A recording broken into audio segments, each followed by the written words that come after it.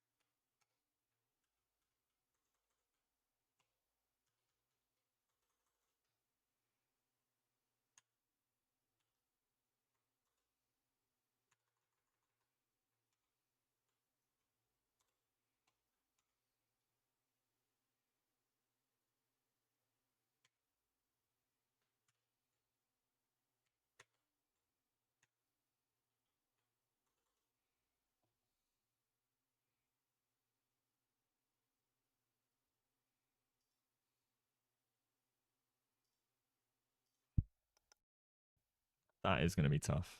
Um, young GM, 2,500 as well. Just brutal. Okay, I'm going to make some tea and then we should be into it.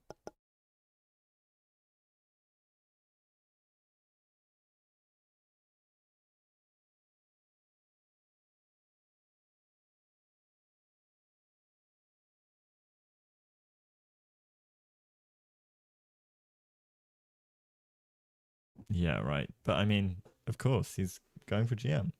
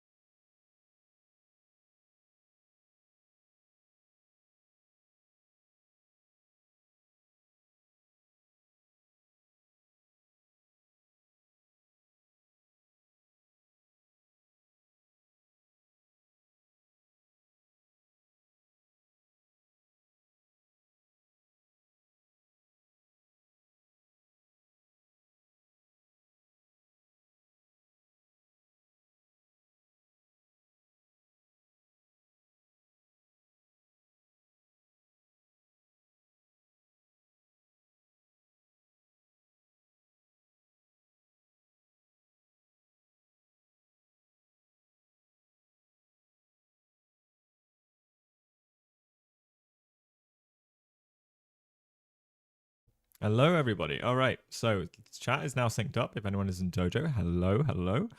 We have had the first move, and we have had c4 and knight f6. So knight f6 hasn't appeared on the DGT for us yet, so our opponent is taking a little think.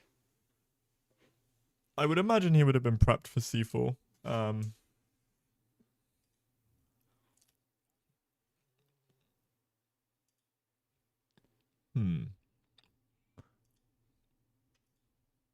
Oh, he did take a bit of a think. Okay.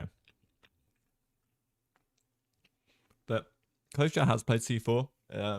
I've seen him play a bunch of c4, so probably not entirely unexpected, but we'll see. We'll see.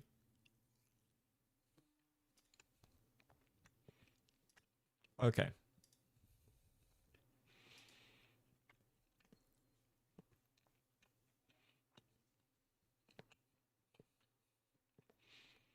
But so far so good. You love it when your opponent takes a good think.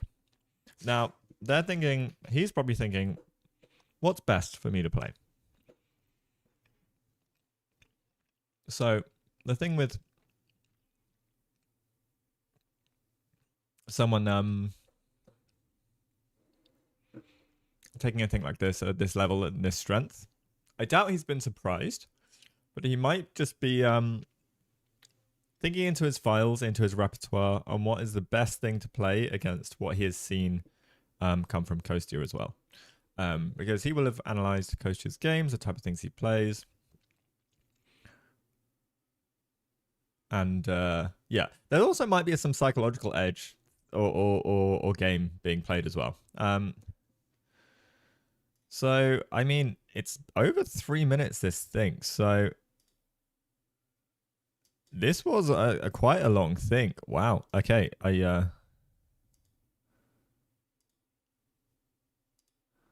Wow. Yeah.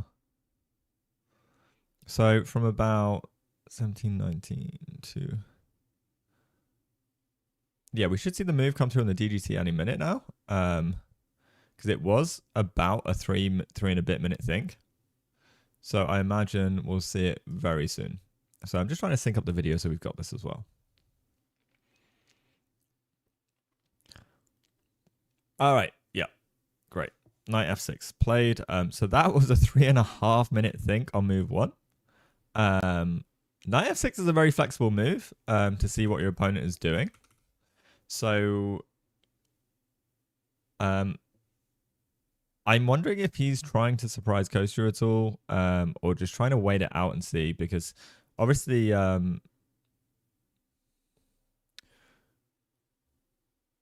Suyarov, I'm going to say. I apologize for any mispronunciation of names. But yeah, he will be ambitious. He wants to win this. He might be trying to just wait it out and see the type of thing that Kosha is going to go into. Because he could try and be a bit more forcing in a certain line he takes, I guess, but he's leaving the decision to Kostya to decide what to do. So Kostya could play d4, where we can transpose into lots of things, like a Nimzo or a Queen's Gambit declined. Kostya can also just jump in and play knight c3, for example, which is kind of an English... standard kind of English move. Knight c3 would be the main move. Then there's g3. So it's like Ango. It's still kind of English, but there's potential for like Catalan or Neo-Catalan kind of stuff. But there's so many responses. I think knight c3, g3, knight f3 is probably a move as well. Obviously d4 will get a lot of transpositions into a lot of other. Would you rather have 4 arms and no legs, or 2 legs and no bacon? Oh. But when you say 2 legs, that's just normal. I have 2 legs. So game over, Jesse. I know this is crazy, but bacon. Bacon is not... I could do without bacon in my life. I think bacon's a bit overrated, in honesty. The hard-hitting questions already being asked by chat. We love to see it. Oh, and hello, YouTube. Hello YouTube. I forget that the YouTube chat is also up and running. Okay. So we see c4, knight f6, and then d4. So d4, straight out the gate, like I said, we can transpose into a lot of different things. I think most common would be e6, going for knight c3, bishop b4, and then some kind of Nimzo setup. So Nimzos, you can play queen c2, e3, knight f3, you can play a3. Oh, that's h3. So yeah, the opening is just we'll start transposing into stuff, and we do see a Nimzo, so this is interesting. I'm actually, you must be Spider-Man. I was worried you were only looking at yesterday old Twitch. Yes.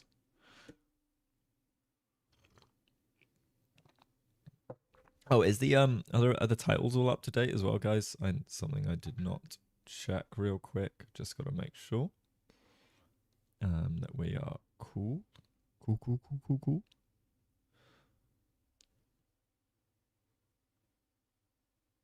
Yep, it's round to it.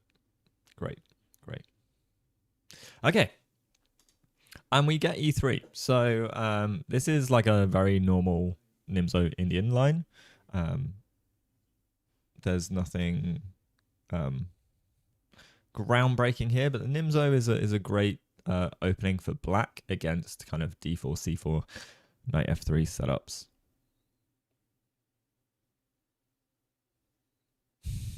Thank you, Game Over Jesse.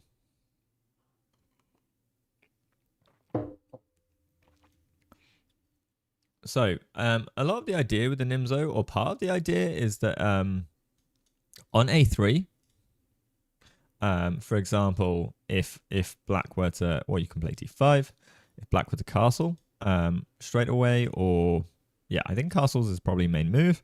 And after a3, we will actually take on c3, and we play against these doubled pawns as a long-term weakness. Straight away, you'd go do something like c5, because if white were to take, that would be not so great for white. You have the triple stack, and it's really hard to get around these pawns with your pieces, right? Sometimes you can have doubled pawns, or on the rare occasion a triple stack, and it's about the control that they have over the board is immense. But the problem is like they're quite limiting for your pieces, because they're very stuck in the way.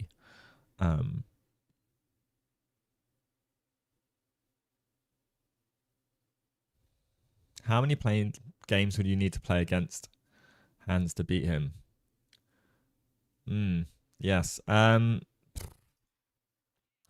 too many. Although a friend of mine, you might know him on YouTube. He's Tushar, or Goofy Chess on YouTube. He beat Hans playing the one and only Alien Gambit as well. OTB, 3-minute blitz, equal time. Hans wasn't really taking it seriously, and then when Tuchar was winning, it was suddenly Hans took it seriously and played blindfold game against him. But Hans also moved the pieces blindfold. Hans has the board awareness to know where the pieces are, and he would reach and play a piece completely blindfolded. It's crazy. All right. So e3 castles, and then we get bishop d2. So white has decided to undo this pin. And say, you know what, I don't want to deal with the double pawns. Bishop d2 is, looking at the master game database, is the third most played move as well. So, okay, although maybe not a sideline, although maybe not a main line, practically speaking, it means that if we were to take, we can play bishop c3, and we have the bishop pair, which long term is a great advantage to have for people at this level. So especially without the damaged pawns and things, the thing that we would want to do is start opening up the board. Now, knight e4, you can probably get the bishop pair back, in fairness, but we gain that with development, and we'll see how things go from there. You wouldn't necessarily want to trade, and these guys will be better than, you know, the beginners who pick a piece, move it 10 times until it gets lost, and then pick another piece. We will probably see some more dynamic development because we don't want to give our opponents development with capturing, etc. Okay, so bishop d2, again, stopping this doubling of pawns, which is fine. Striking the center with d5 is probably an option. White is uncastled. So the more action we can generate, the better in general. If we can take advantage of the king being in the center, now we don't really have the pieces to attack.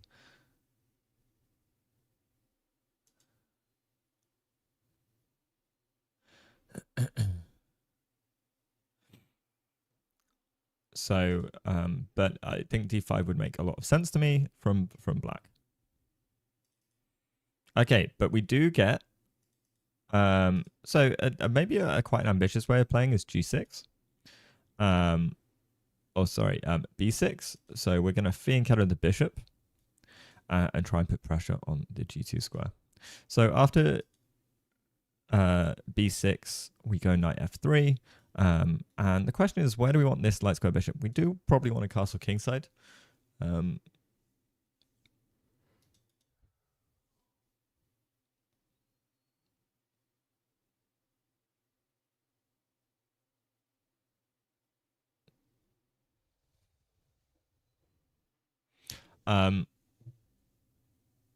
Game over, Jesse. I will correct you on that. It was 20. Because Magnus said he would sober up throughout the game.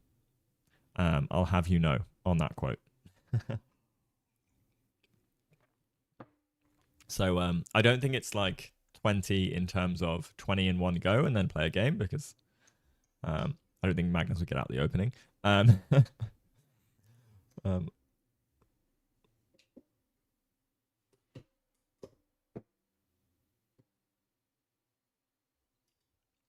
Thanks, Game Over, Jesse. Well, I don't know if you're talking about me or Chess Dojo, but either way, Chess Dojo are definitely worth subscribing to if you haven't already.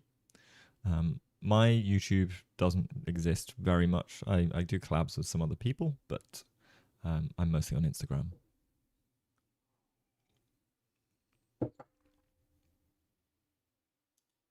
Okay, so we get bishop g7 and bishop d3. So bishop d3 is essentially saying we want to attack the king side. So a good like rule of thumb that someone once taught me is that same for black. Where you put your bishop is about whether you're playing on the king side or the queen side.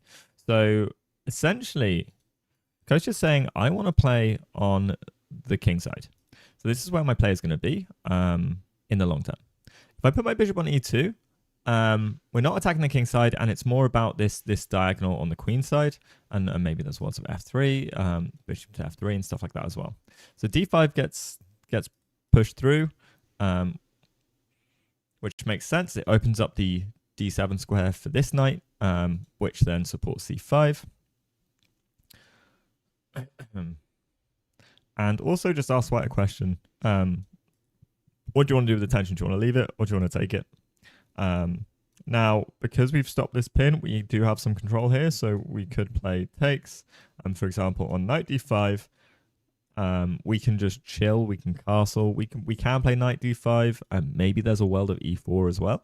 But because the pin's not there, we don't have any annoying like knight takes, pawn takes, and bishop check, which could like pick up a rook and things like that. So yeah, all very normal play, all kind of makes sense. I'm wondering if on knight takes d4, you probably want bishop d2 first, queen d2, and then I like bishop takes, but then e4 is actually annoying. So maybe we just play pawn takes. I never know when we think out of the bishops when you should block them and when you should try and make them free. c5 is an important push for us to try and free the pawn at some point as well. So black will always be trying for c5, especially now there's no e-pawn. Okay.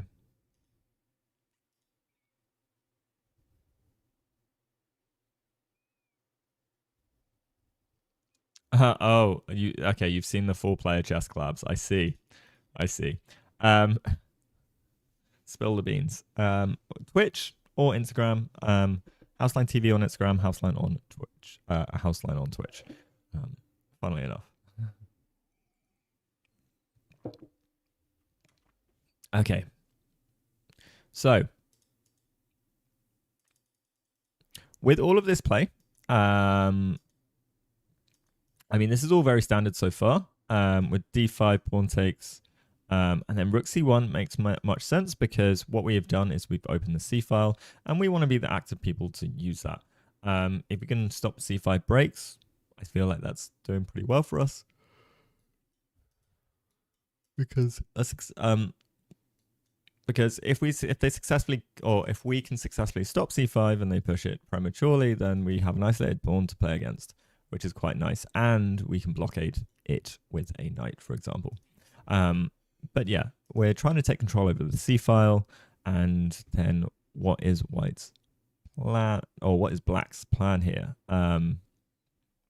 So what pieces are not great? Essentially, is a general gist.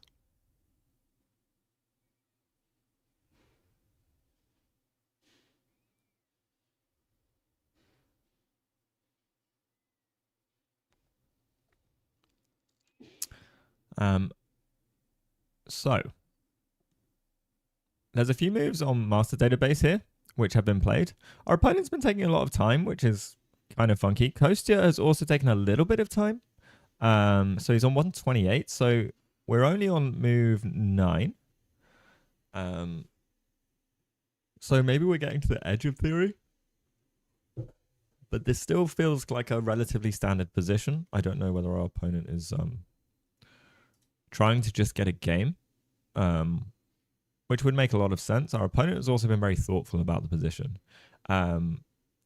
which is kind of nice to see. You do see this with the top level players, and with Dojo, there's a rating graph that we have for your time usage, and it's really valuable to see. And you can see actually a lot how and when a lot of the mistakes are made due to time usage or the lack of time you have later on in the game because you haven't used your time effectively or efficiently. So after rook c8, like, what are the plans for each side? So I think it's probably good for us to break down the position. And what have we got going for us, and what have they got going for them? Sam. Oh, yes, of course I can, Sam. Let's do it. Okay, so. Okay, my keyboard, I literally just updated the firmware and it keeps disconnecting. It's killing me. Now I want to roll back the firmware because I have to unplug the dongle and replug it in, and then the keyboard will connect for like 5 minutes. Very frustrating. Okay. Oh, come on. Okay, we're connected. You better stay connected, buddy. So c4, knight f6, and then d4. So transposed into a Nimzo with some move order stuff. Okay, this keyboard thing is actually killing me. What? Why on earth? Why on earth?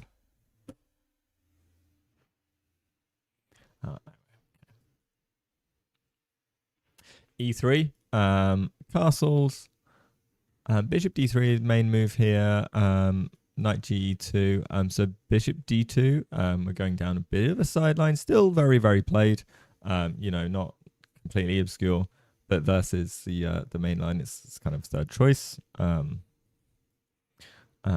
then we get g6, knight f3. Our opponent spent 3 minutes on knight f6 as well, Sam. 3.5 minutes on knight f6. So he was really deciding what kind of game he wanted, I assume. Because I don't think we surprised him with c4. I think Kostya has played enough c4. So yeah, the only thing that I was thinking is that he's just thinking about what's what. So bishop b7, bishop d3, d5, cd5, ed5, and castles. Sorry, and rook c8 castles. Rook c1. Rook c1. Which is a good, I think, a really good shout. Because I've got the master games up or on the sidebar, and castles is the move that's most played, but actually black has had really good results, whereas the rook c1 seems to be a critical choice. Good morning. How did Kostya won yesterday? Fairly smoothly. So that was good. He said he felt on form. He felt good about his chess. So hopefully we'll have some good games today. Yeah, he had a good game. He enjoyed it and stuff. We also dipped in on Zach's game real quick. You quite like the lines here with knight e5 and f4. So the question is what I was trying to get at is what's the plan for white here? Or the black here even. Oh my goodness, this keyboard thing is. Why? I'm gonna roll back the firmware. You make one little update and then boom. Keyboard doesn't work. I'd love to see it.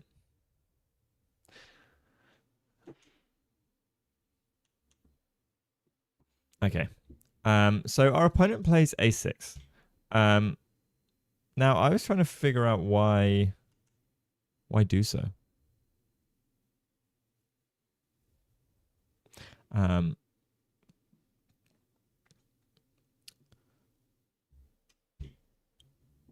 The question is it to stop knight b5 and hitting c7? Is that the plan? But after a6, Kostya plays knight e5. He wants to play bishop d6.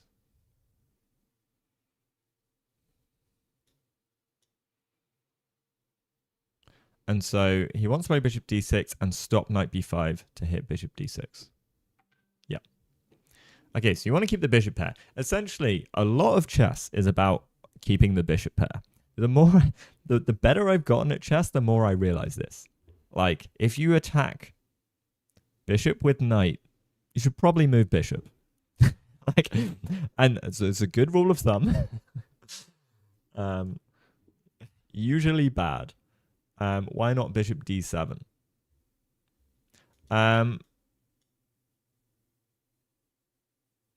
Not possible. The bishop pair is quite significant. In top levels, it's just the meta, right?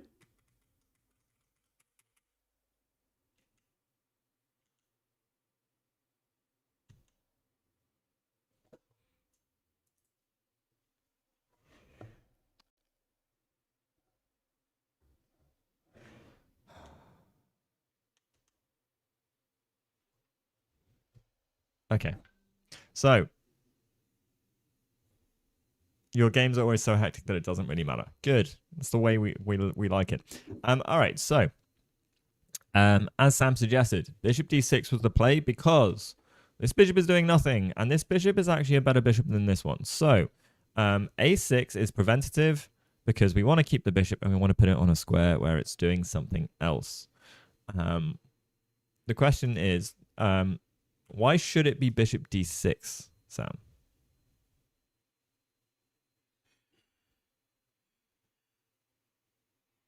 Meet and lock the bishop out. So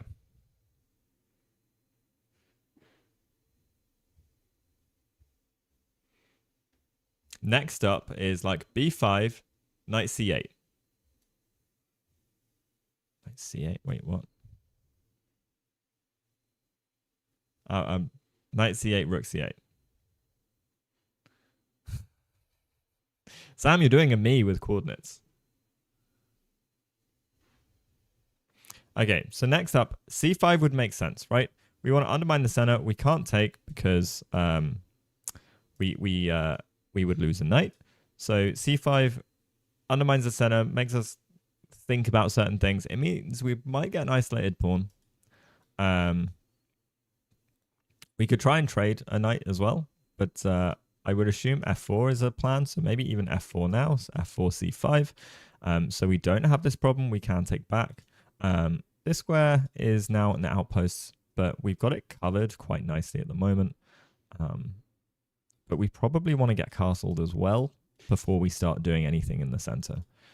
Then we can think about how I want to trade. So I don't know if knight bd7 or knight c6 is probably a plan. They're pieces that need to be developed. Quite simple, quite chill. Castles and knight c6. Yeah, knight bd7 probably isn't so good. Why not? Is it because it just doesn't force the issue? We can do what we want.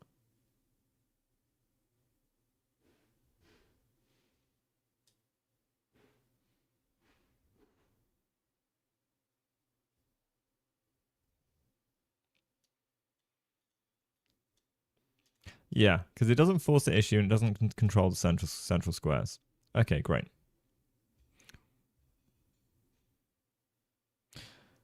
Now, I've been reading Silman recently. Oh, let's see if moves have come through. Okay, so we do have had bishop d6. So a likelihood is f4. Also, castles. Why not? Why not? c5, we can go f4 afterwards, I guess.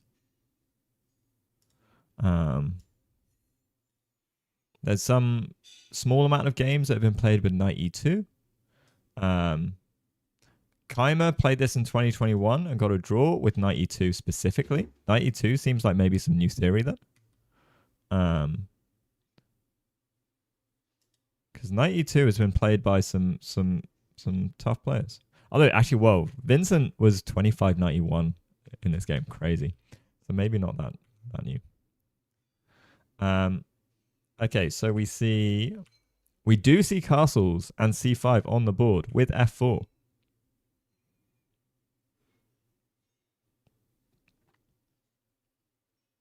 I think Kostya is fairly comfortable with this. And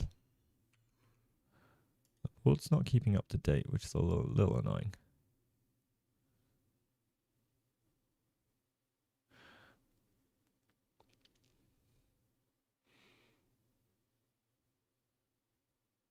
Also, is the video syncing? Or okay?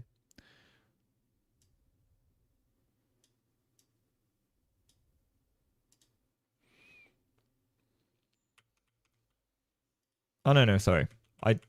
No, so we saw f4. We did see f4. We didn't see any castles. We went through the other line. Okay, so we saw f4, c5.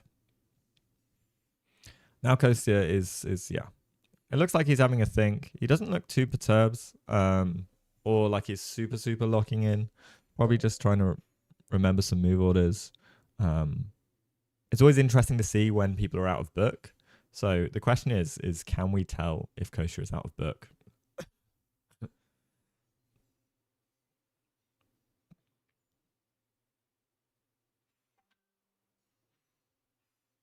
So castles, knight c6, knight e2, rook c8, bishop e1.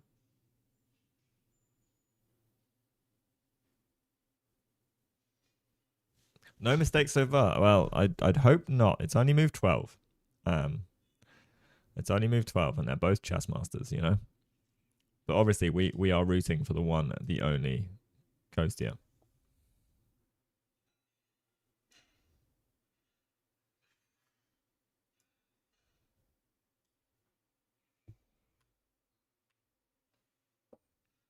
The point of bishop e1 is to reroute the bad bishop to h4 and trade it off. Yeah, that makes sense. It's like, what piece is bad? Let's get rid of it.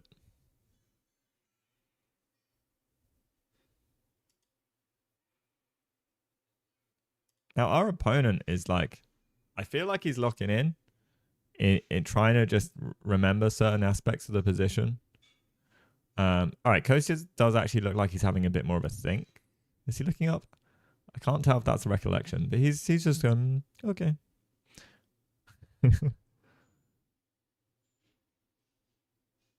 But the opponent looks like he's really trying to go into deep recall mode. You and me both. Game over, Jesse. In fairness, I do usually make mistakes. You know, move one or two. You're only 1300. That's good. 1300 is better than you're in a top percentile.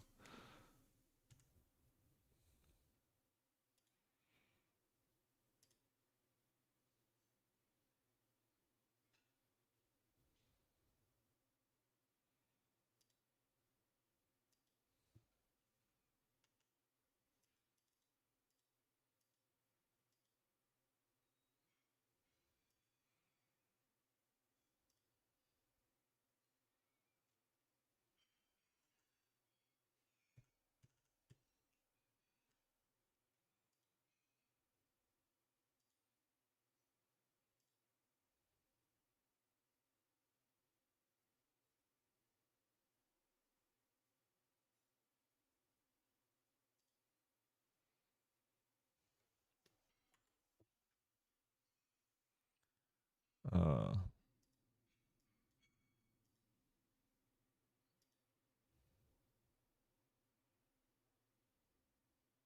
okay. We get castles.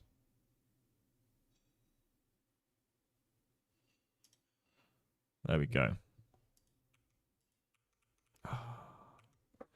Okay, why? Sorry, guys. I've got some keyboard issues, which is really throwing us through a little bit of a loop here. Annoyingly.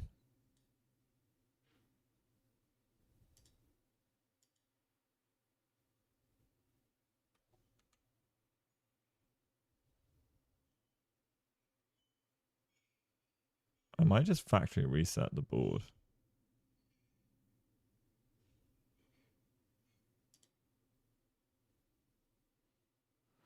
But we can do that afterwards. Maybe.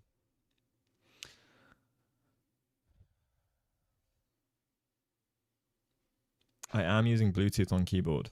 I literally updated the firmware today, like just before this, and then yeah, and it started.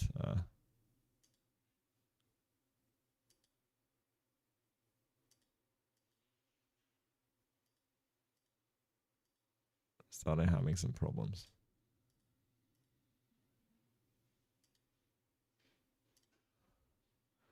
But yeah, it's okay.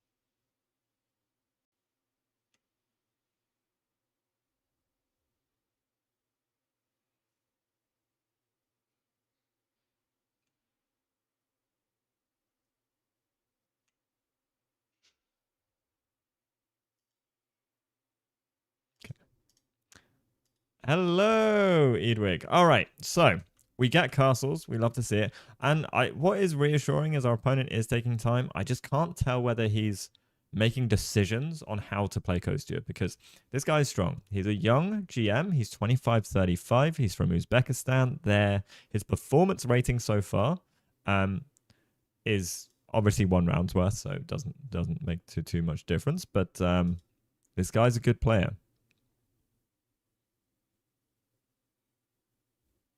Oh, sorry. He is an IM. My bad. He's in 25-35 IM. So he's pretty much a GM.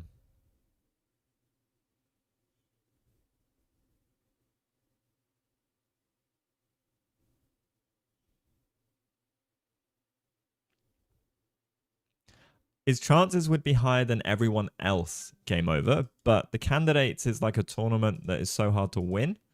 And it could go any way. It's just one tournament, right? But Magnus was won more tournaments than anyone else who is currently in the standings and consistently manages to do so even from behind. So if there's one person that I would put my money on in a candidates, it would be Magnus still.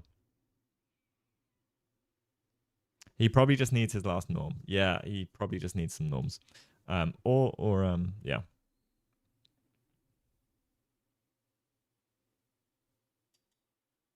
whose opponent's opening has already gone wrong? Are you saying coach's opening's gone wrong? Because I would love to know your insights. So castles has just happened, which I think is hey move. And like you say, knight c6 is probably on its way. Oh, Zach's. Oh, we haven't checked in on Zach's game. Can someone share me the link to Zach's game on Chess.com, and then I can pop it up and I'll pin it as well. If that, sorry to ask, guys, but it saves me doing some tech. So yeah, again, opponent is having a good think, and we do get knight c6. So what are the pros and cons of our position? Thank you so much, Edwig. Oh, sorry if that, yeah, I'm assuming you can put links in chat. I didn't actually think about this, but it's a chess.com link. I think we're cool. And we'll go.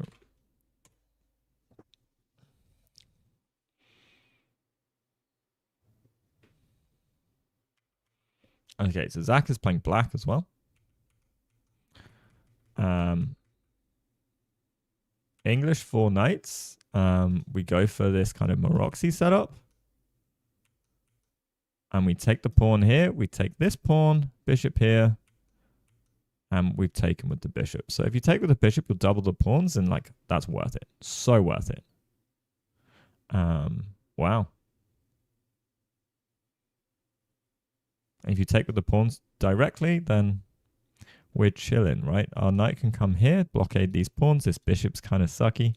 Maybe you want to come and attack the knight like so. I'm wondering if there's other ways we can try and do this. Maybe knight back here, knight here. But yeah. Okay. This is bad for black.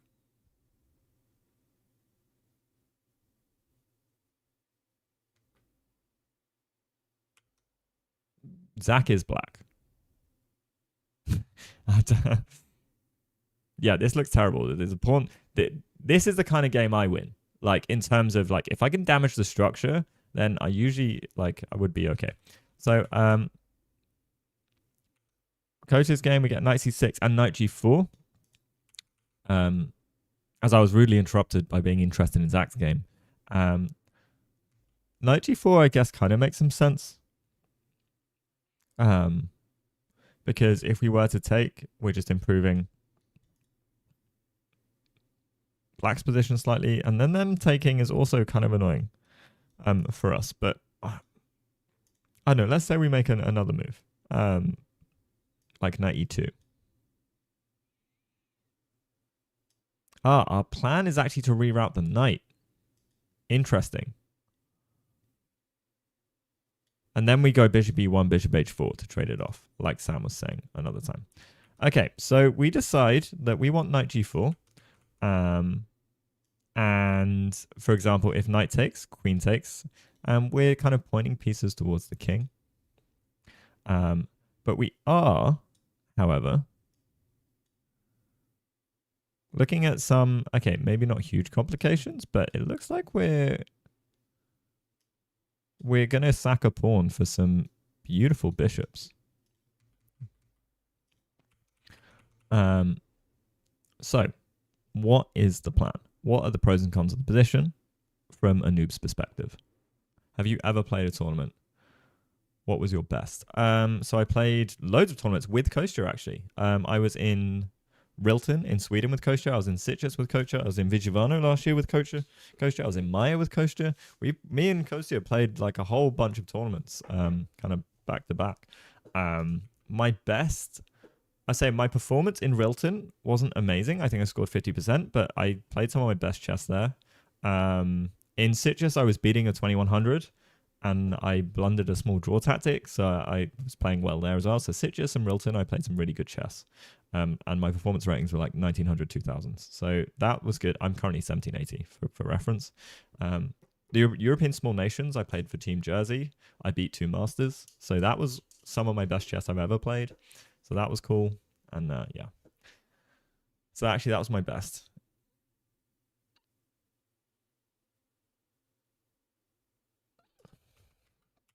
Okay.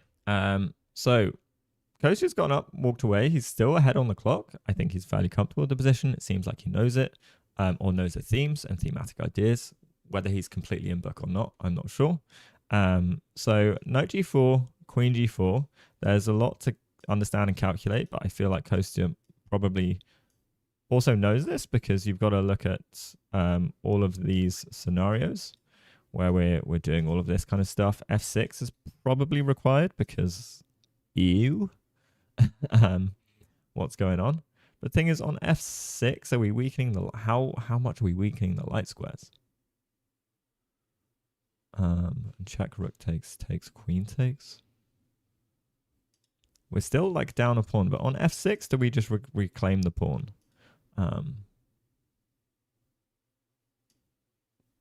Or do we just keep attacking?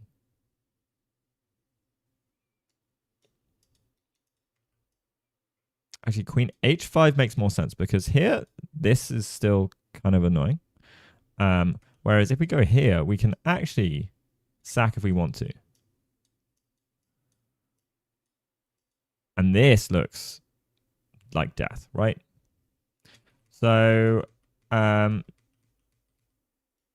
probably doesn't want to go down this. Now, there's probably other ways we can go about this. You're tripping today.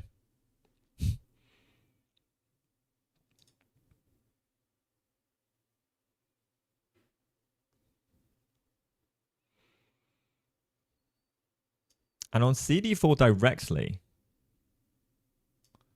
we can play knight f6, queen f6, knight d5. We gain some tempi. And then the queen can go back, all the way back. And then we can either recapture or we solidify the knight on e4.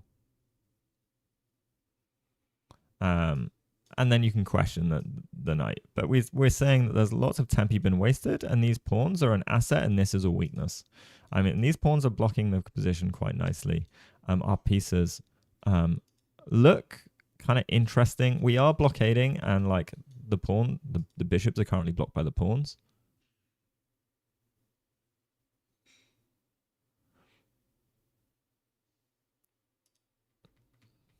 Yeah, but I also have the benefit I'm playing through it, right? Like when you're sat at a board calculating this stuff, it's so hard to see. And also, like, I looked at one line, right? There are other options. After queen takes g4, maybe there's a world you can move the knight and attack the bishop. I would quite like to do this, though. We're supporting the knight and the bishop are supporting this pawn, so it's no longer hanging. And then the bishop's covering here. If c4, then, like, I think I'm chilling. Kick the knight back somewhere. I mean, the knight can even pop in here. And then we're just playing against like the pawn structures rather than anything else. So yeah, that's a whole other way to play, right? I just looked at one thing. Hello. Fendi Furry. Welcome in.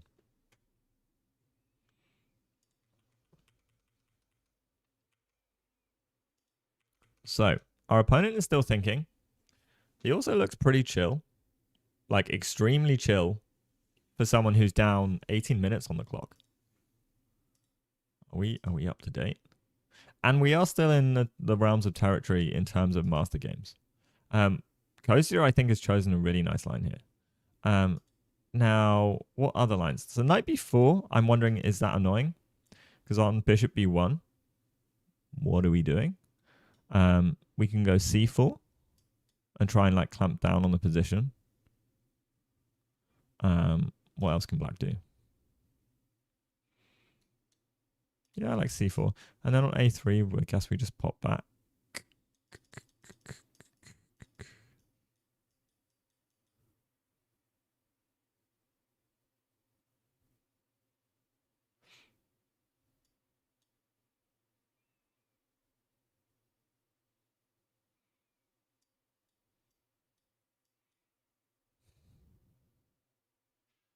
Everything hangs, so this can't be. Maybe we don't pop back. But we still have the problems. Maybe we take on b4 first. And we could try and dismantle one of these bishops, but and just say, all right, we'll probably lose this pawn, but you actually getting a pawn through is going to be extremely kind of hard. I mean, there are worlds we can pop back, but I'm wondering how fast all the attacks come, which does worry me a tiny bit. Unless there's some f5, which I just don't believe in at all. Like something like this looks crazy weakening. Yeah.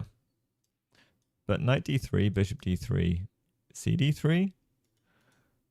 I mean, getting to this pawn is going to be kind of hard. And I don't see an immediate way to get this pawn, but maybe there's like bishop e1 plans again. It's like rook d1, bishop e1, but yeah. We're not in a rush to get this pawn.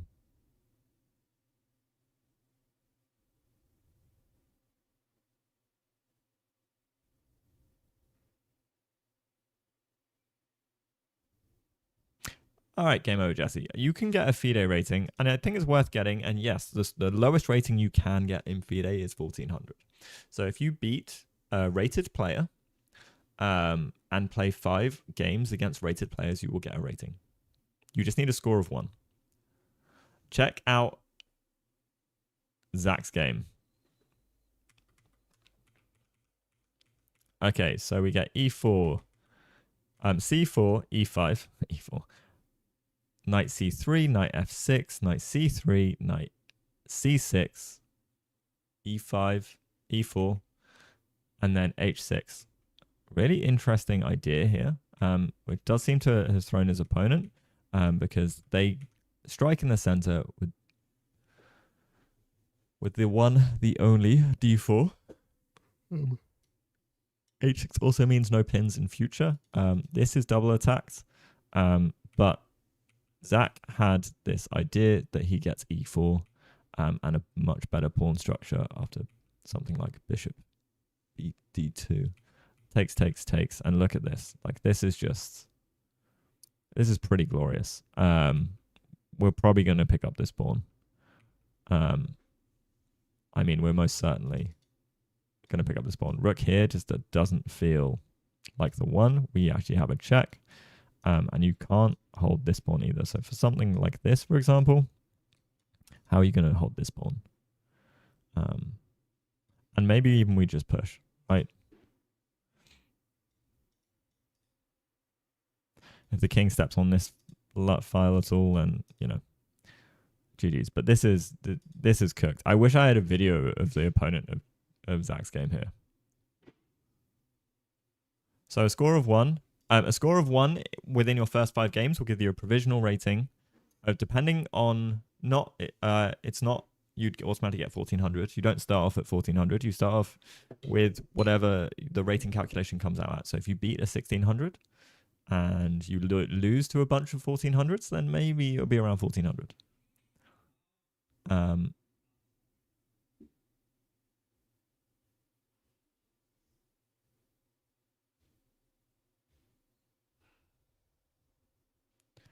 That's definitely true. Game over, Jesse, for sure.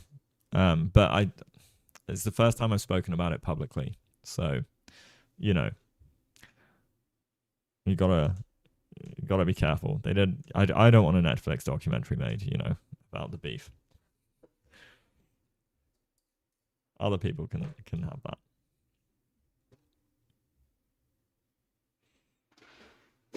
Okay. So, knight g4. Still, opponent's still having a big think here. So I think this is a good sign. I think Kostya's has good prep. I really wonder if the opponent was expecting a different opening from c4 even. Like, yeah, maybe this is Kostya's secret weapon.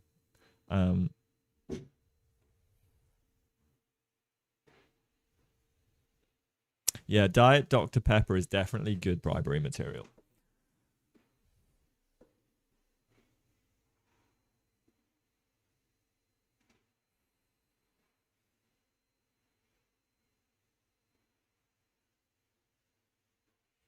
About Coach's game, both capturing knight g4 and cd4 are not good, right? So what should black play? So I am no expert, right? I will front this right now. I know. I think knight g4 is a way of playing. I just quite like the general trend of the position. If you go down something like this, but it is critical. But I imagine Coaster is prepped for it because we're intentionally going down a pawn for this amazing activity. I mean, look at these pieces, right? Now, do we have to go down something like this? No, not at all. Not at all. And something like c4 could just be annoying. But I still like the scope of our pieces. This bishop is still bad, and we have this big hole on e4, which essentially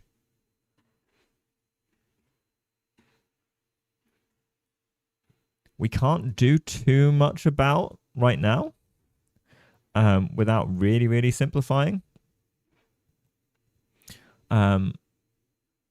It would be great to be able to get a knight on like e5, right? But it's not an outpost yet. So do we have any outposts in the position? No. But we definitely need to keep control over e4. Now, I don't think you're getting there anytime soon because you need knight f6.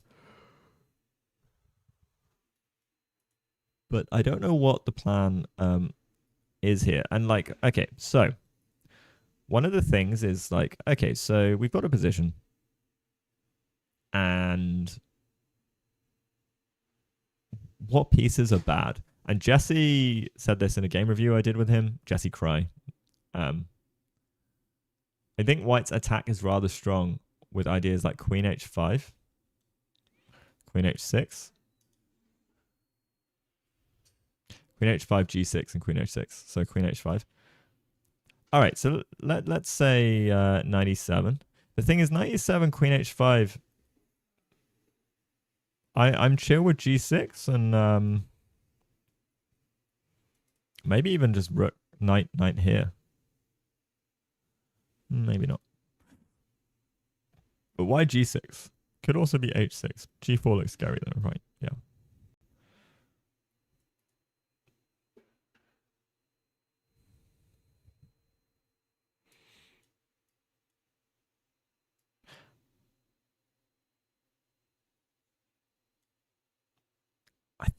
I feel like we can challenge this.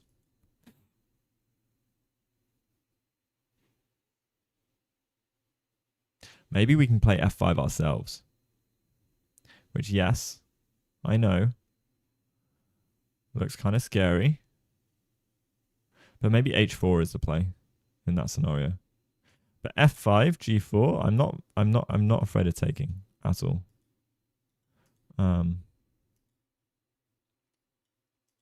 Maybe I am a little bit. Maybe I am a little bit. Maybe this is a bit much.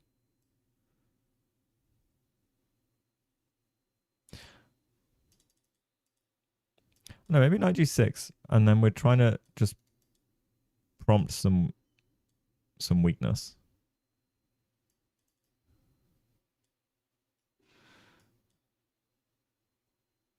Nah. Yeah, you're right. This does feel scary.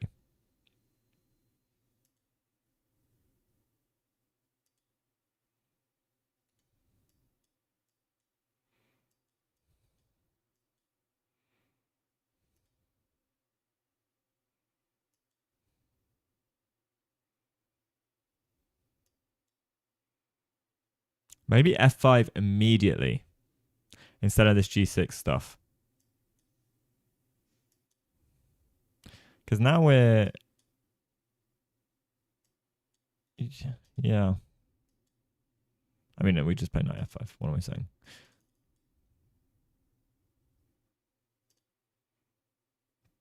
I don't know. I think it looks scarier than it is. We do have pieces that can come and defend. Oh.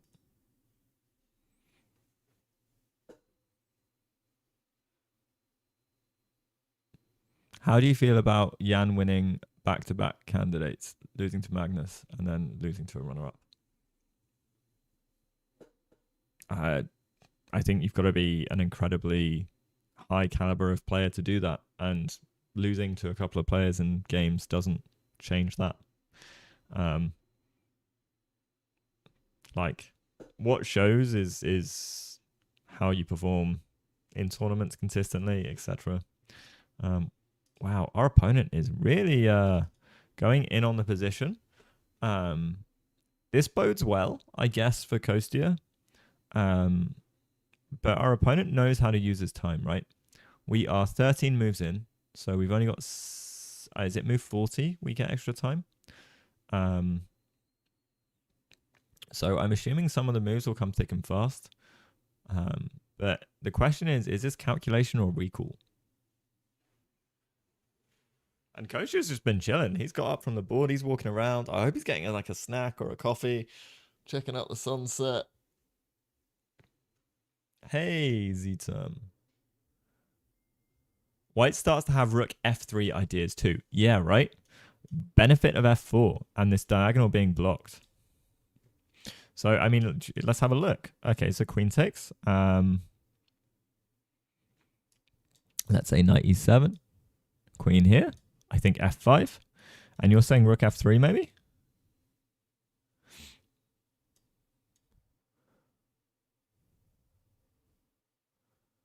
Okay, rook f3, rook f3. Because g4 feels a little loose, but we could... No, g4, yeah. Let's just say rook f3, I guess. Oh my goodness.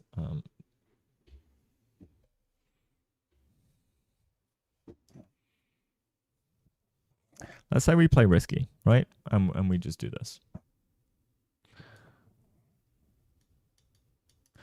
We've got rook f7 as well. g4 takes knight here. We can maybe push c4 in the meantime. The thing is, this knight is kind of blocking our position a little bit, so maybe we don't want g3. Just maybe. No, because we lose this pawn as well. Ah, you know what? We offer a queen trade and say, where's your attack? Like, if we really want to kill the queen trade, I think, kill the attack, I think we just can.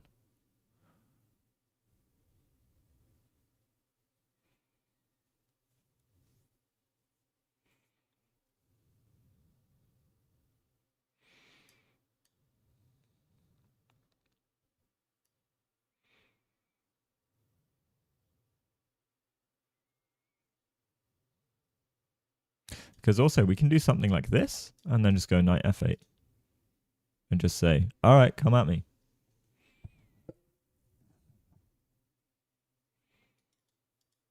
And then maybe we go g6 or rook here or rook here. I actually think we hold quite nicely. And then our bishops are actually stronger in the attack, I think, because this bishop is so bad. I actually think black is doing really well here. I don't know what you think, player. And Z-term. Okay, sure. There's a lot to calculate. You can play a lot of different ways. I probably insufficiently defended, but oh, the camera's moved. We got a jaunty angle now, guys. Let's go. It's also I like that it's an incline on the way up to Kostia, right? It's like the guys fighting the battle uphill. I think we should put more cameras at angles to give some like perspective and storytelling narrative. You know, Kostia's on top.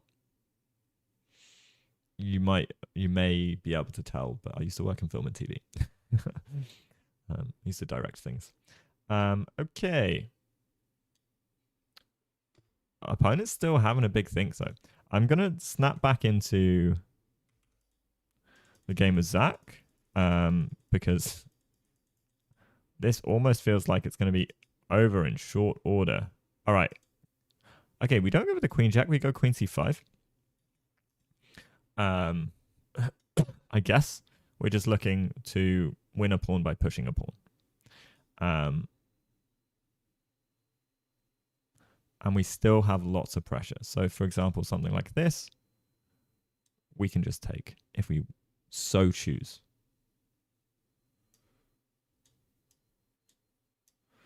And like this would be great.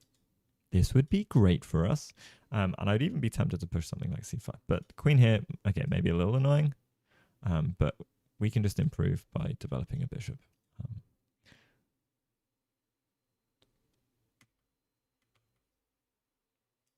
Okay. Still no move.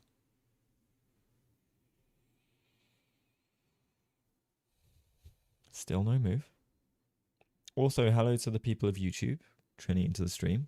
Welcome in. Appreciate you joining. For those of you that don't know, I am a dojoer, by the way. So I am not a titled player. I am a tournament player. By no means a great player. I work and help out with the dojo on marketing things.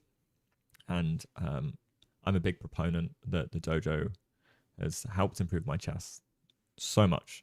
After 3 months of really locking in and doing some dojo work, I went to a tournament and gained 100 FIDE ELO in one tournament.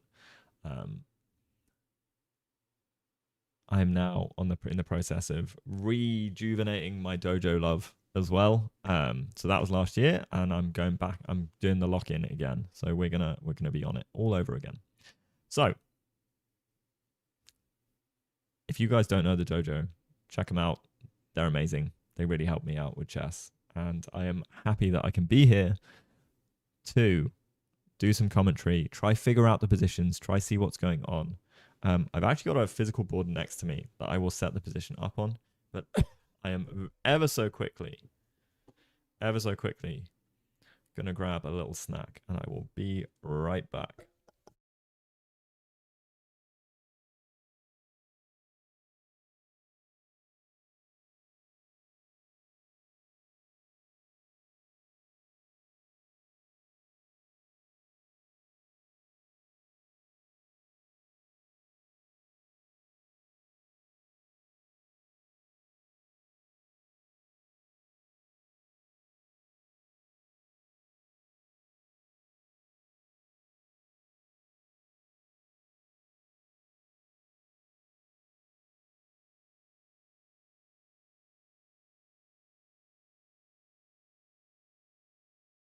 Okay, so he still hasn't made a move, which is putting him in a deficit of like almost half an hour now.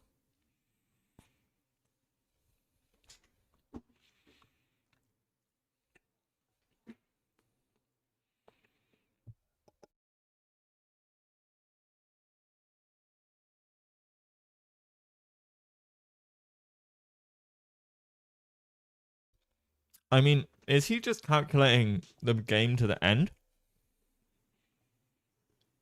Like, or is it me and he's just not really paying attention? Maybe he's like me and needs some stress in his life to perform well. So he's like, right, I'm going to get low on the clock.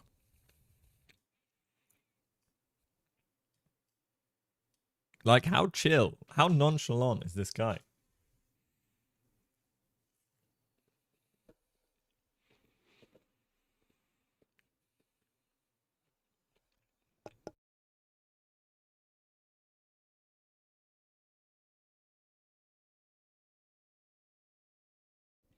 There must be something here. The kid is thinking, right?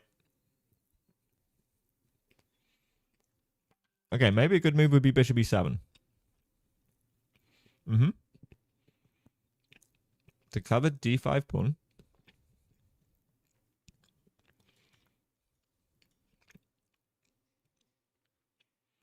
And capture with the bishop on f6.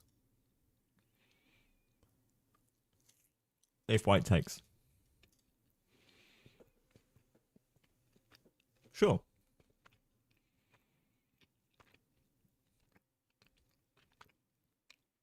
Because the d5 pawn is a small problem for us.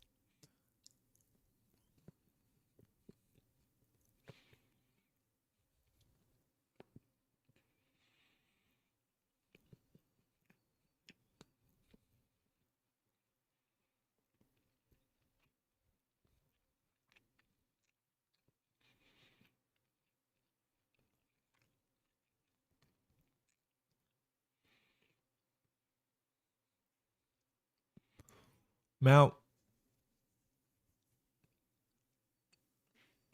there is also a small concern that we're hanging a pawn. And the question is why are we not hanging a pawn cleanly.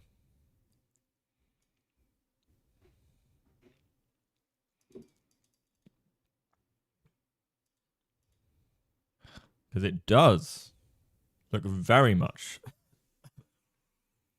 like there is a pawn to go.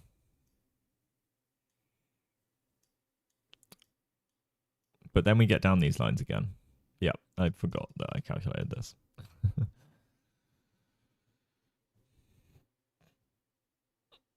Okay, but in this scenario,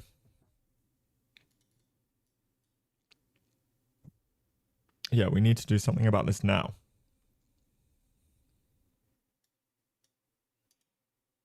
Because this will come. So maybe we have to go knight e2.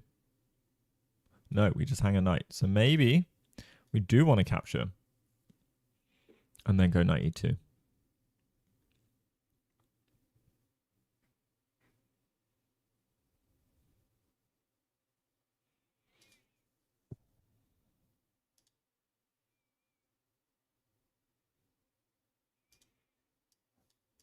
Okay, let's do it.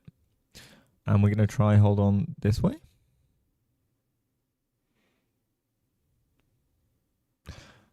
Do we still have... but we might still have this. But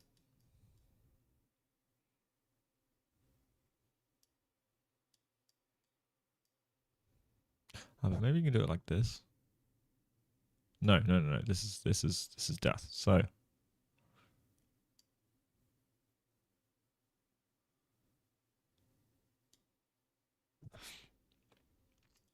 I think knight e2.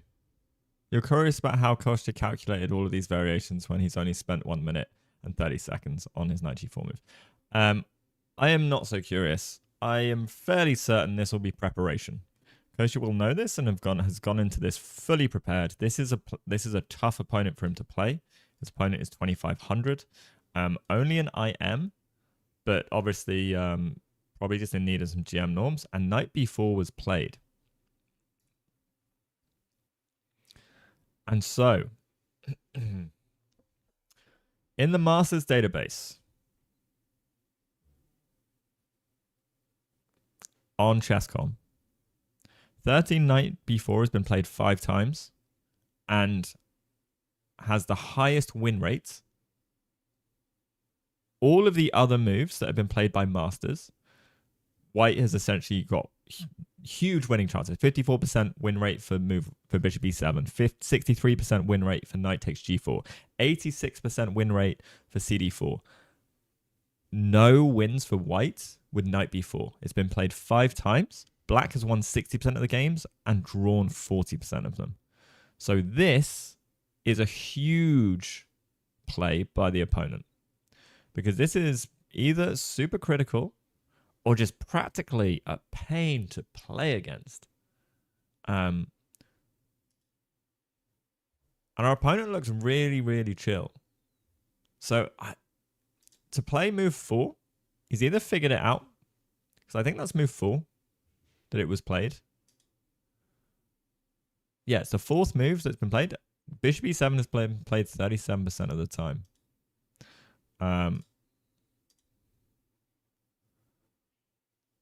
But there must be something with knight b4 that makes it practically hard to play, because we're probably going to have to give up a pawn to get rid of this light squared bishop, I am assuming. Because when the lines I was looking at before, let's say c4. a3, knight d3, bishop takes. But maybe there's a world of, firstly, we take... go here.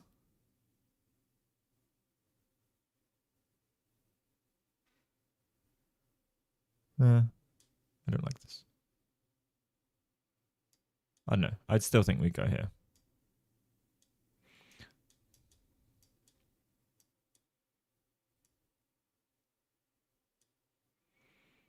But what this has done is meant that Black's coordination still isn't so good because this pawn's in the way. We've got no intention to really get rid of this right now because the bishop would open up. And this bishop's eating granite. Sure, our pieces aren't necessarily great either. Like, they're no great shakes. But maybe there's worlds we can generate an attack as white. I'm trying to see the pros of this, but I don't know.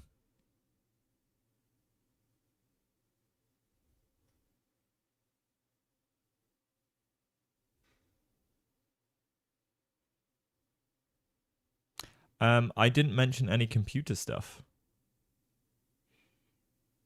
I mentioned moves that chess masters have played. I'm not using an engine for this. Because Dojo is a no engine channel. So bishop b1 played. Now I, as black, would look at c4 to try and shut things down and get my knight to d3. Because this bishop is super powerful. Maybe it's worth giving up a pawn for. As black.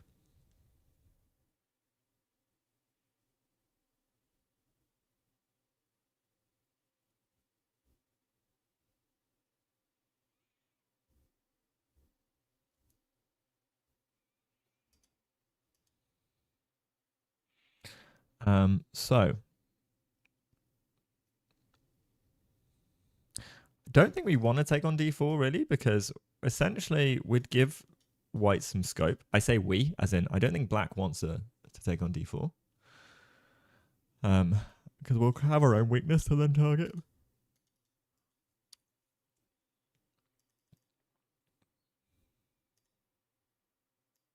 Okay, bishop b1. What other moves? What's going on in the position? So let's look at this piece by piece.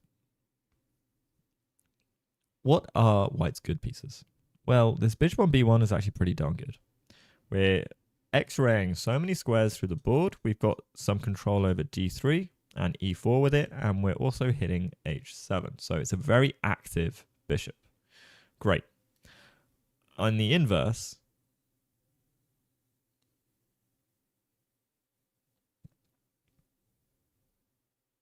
our dark squared bishop, terrible, horrendous. Our knights, okay. Our knight on g4 is pretty good. We've got some control over e5. We're obviously close to the king, but it can be traded off at a moment's notice. With development, though. Knight e5 feels like it should be a good square, but it's not an outpost. So I actually think, because this knight is okay, and sure, we could, like black has an outpost and we don't. Essentially, if this knight moves, we can always kick any knight that's come to e5. So I think knight e5 is a bit hasty. I think the threat is stronger than the execution.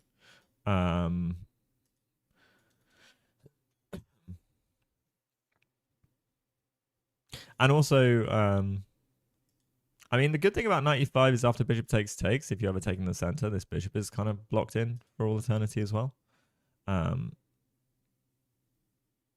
This knight is doing a job putting pressure on d5, and our rooks, we're trying to own some of the c file, which is probably good for us. Maybe there's ideas conjunction with knight a4 takes, knight takes, pawn takes, rook takes kind of things. Don't think that would be in just yet, but knight a4 might be an idea to try and target. This is also why black might want to play c4 as well, just like lock down the position and the scope for pieces, and then also maybe try and get rid of a piece with knight d3, because this knight was such a beast on d3. It's hitting a pawn, which is kind of annoying, that we might even want to give up a pawn to just dull some of the scope, because takes, queen g4, rook f3, like someone in chat was saying earlier. That might be the one, but it is black to move currently.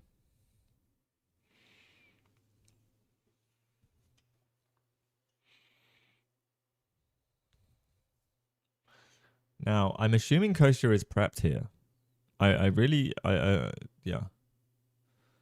Because this is the one line where it seems very critical.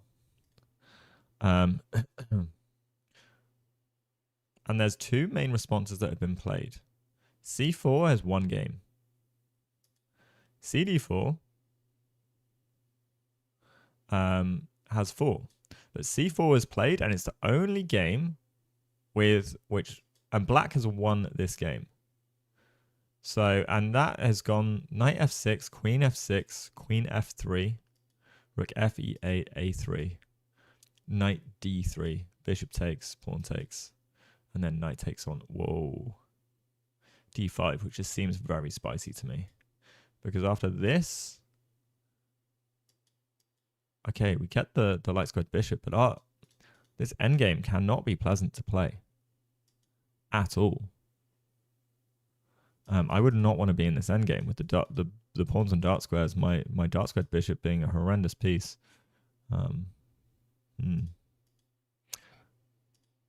Okay. So we're getting c4 and closing it all down.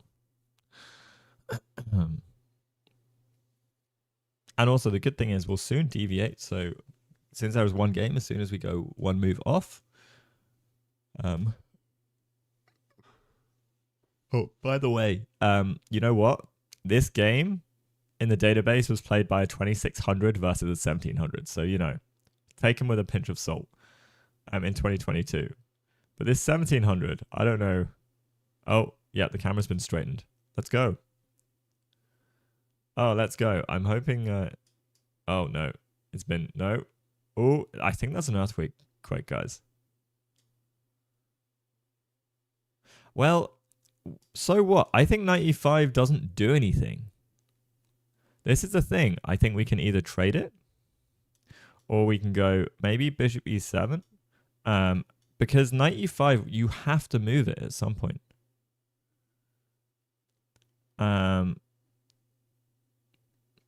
Or we trade it for this knight. Okay, we're guarding d3, but if I go a3 here,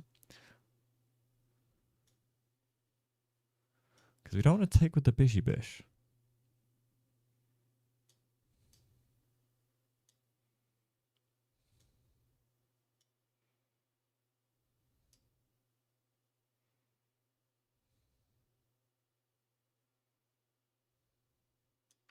We don't want to take the knight either. But maybe we just drop back and trade like this. But maybe that's the best thing to do in any case. We drop and trade like this. No, we don't, because we get forked.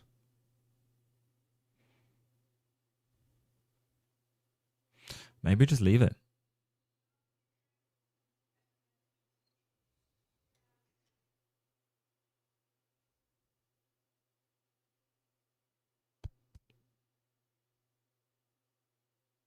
Yeah, you can't play knight d3.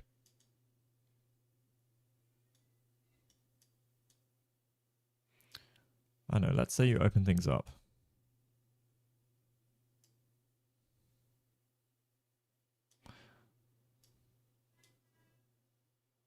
This hangs.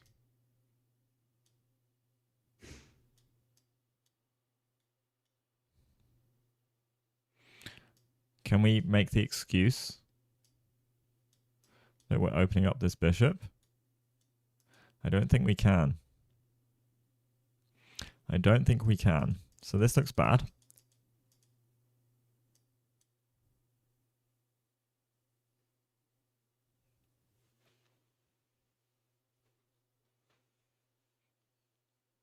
Knight on b4 was hanging to the bishop. Yeah.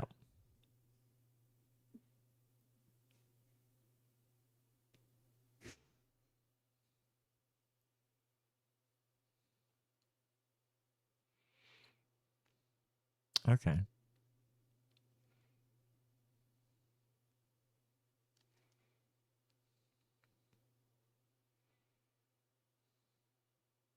Well, we're going to wait for a3 anyway.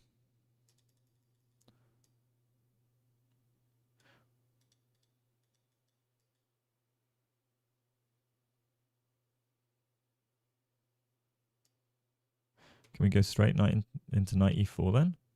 We do hang the c4 pawn again.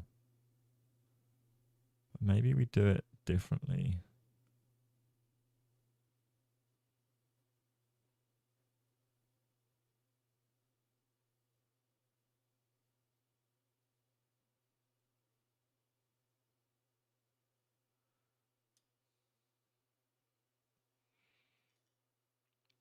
You know what? We probably just chill and go c3.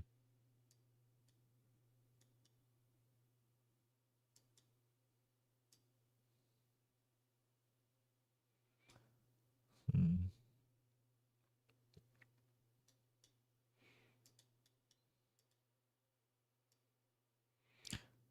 Well, now we don't go c3, go f3, f6. Knight e4 loses c4. Yes. That is what I said. That loses c4 in a different way. Because the knight takes. I understand. Listen.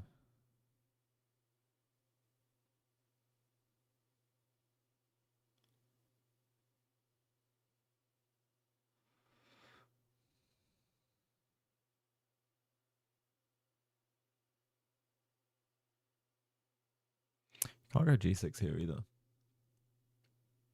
Okay, maybe we have to come back, which is really annoying.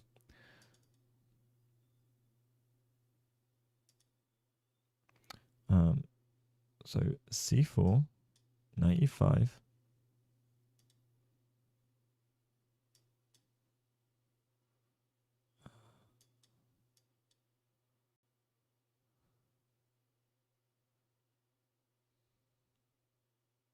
I mean, our bishop isn't getting through anywhere, and you know what? I think it's worth it. I think it's worth it to take the knight. Which way are you taking? This way, most likely.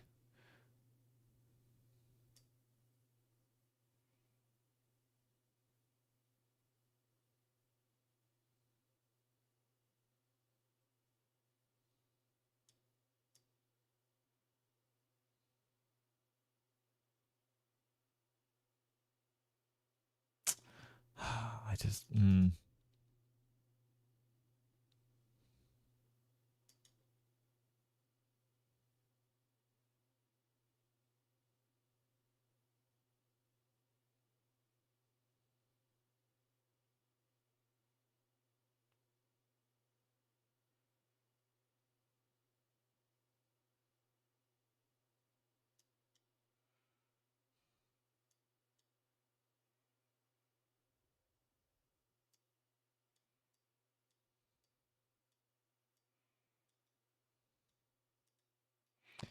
And we're just going to try and hold as black. We're down the pawn, but how are you going to break through and make this guy a good guy?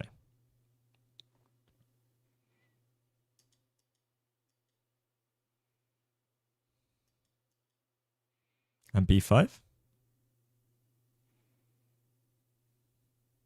Or b5 when? When do you want b5? Straight away? Ah, b5 straight away. Knight e5 played by Kostya. Okay. So we'll see. So b5 looks like an interesting shot. No c4 hanging. We can go knight d3 afterwards.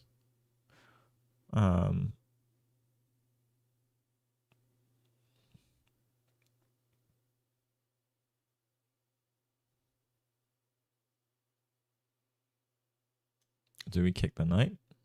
This knight can't really go anywhere either. I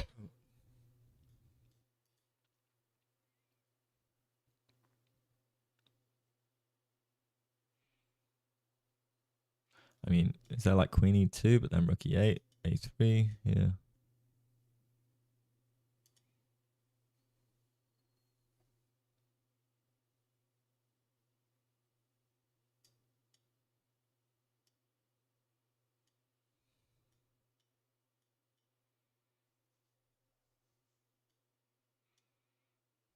It doesn't feel great.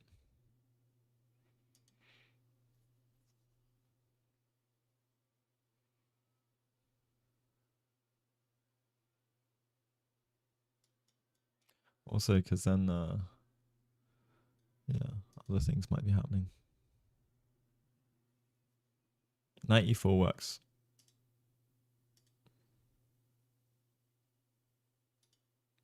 Yeah.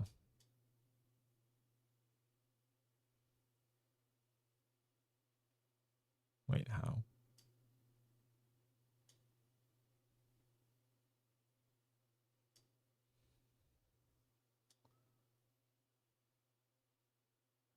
Yeah, the knight feels loose, but all right, this guy spent a long time thinking about this.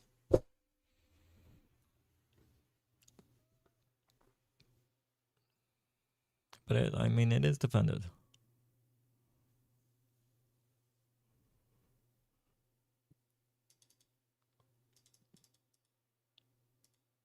Okay, 95, yeah. Okay, well, what if we sack the pawn?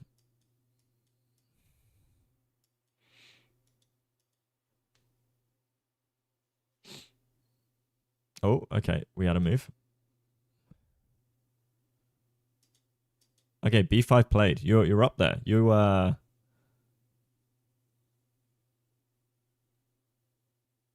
Who said b5?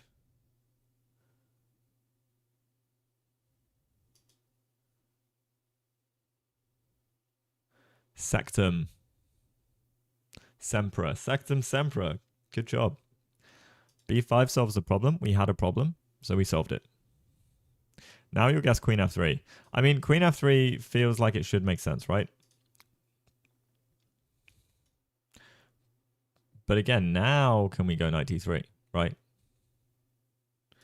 Yes, we hang a pawn.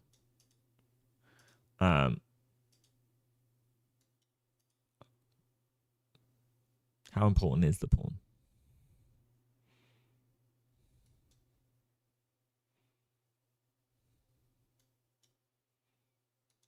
Hmm.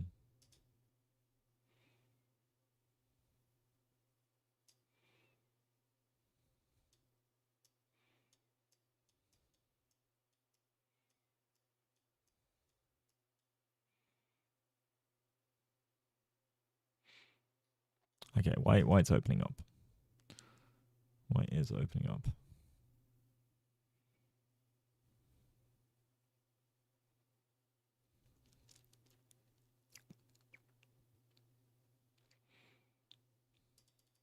I think after bishop takes, rook e8.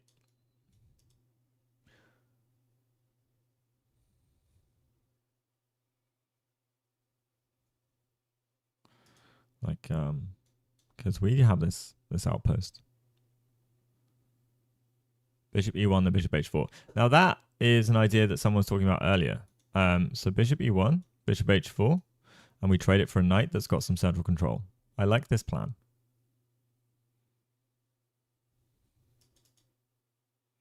But why don't we trade a bad piece for a good one? Or a piece that's kind of a little loose for a good one? Okay, yeah, we're doing it for a pawn as well.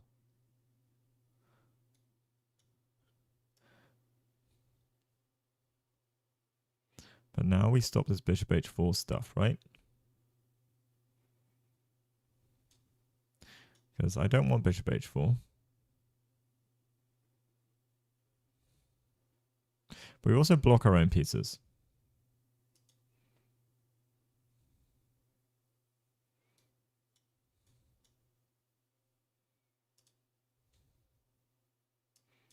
Okay.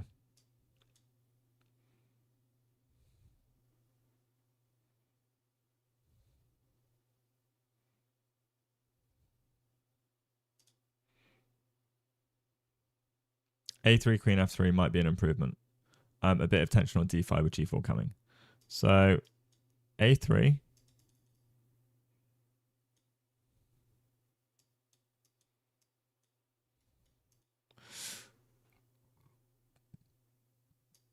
Maybe we go queen d7 first so we can utilize the files and stop the queen coming through. Maybe offer a trade at some point. Maybe get our knight through. Although this maybe allows this. Maybe we need rook e8 first. Like, we don't want e4 to come successfully.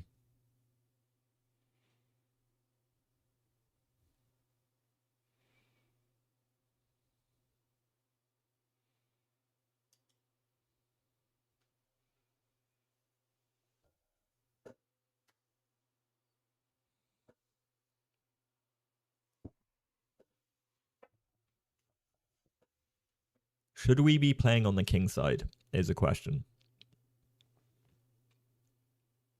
So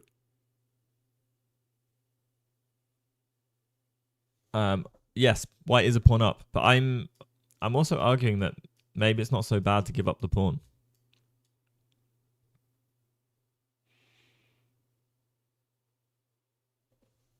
Oh, sorry. Sorry. After knight. Oh my god, why is the keyboard killing me? I'm wondering, is it so bad?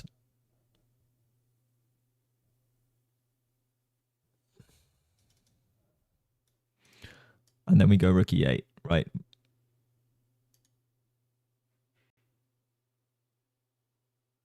Maybe it is. The attack looks good.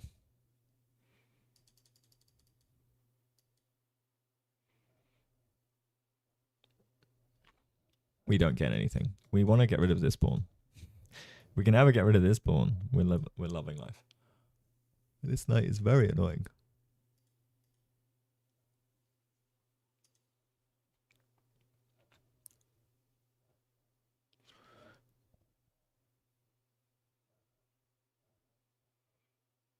Rook e8, g4, g5, send it. Let's go. Yeah, sure. Sure.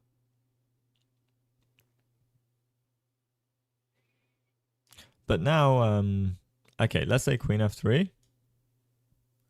I'm not sure which way we take. Let's say this way. We can't do this. Yeah, queen f3 essentially. So the plan would have been nice. But it is not nice. So white can, yeah, if you don't play well as black, white can free themselves of the doom and gloom.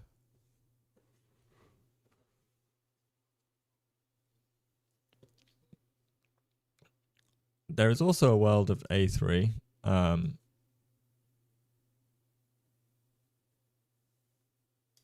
Knight back.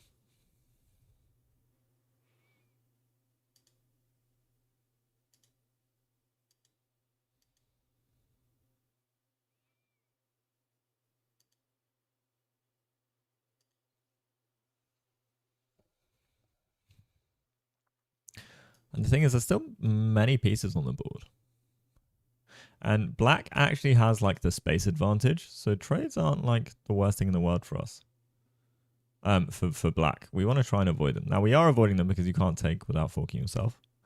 Or you can't take without, I think, just severely improving the position actually. Because we can get queen in. And then suddenly it's going to be problematic. I don't know. Okay, I think Coach's position might be easier to play, but again, our opponent spent 29 minutes on knight b4. So there is reasons. There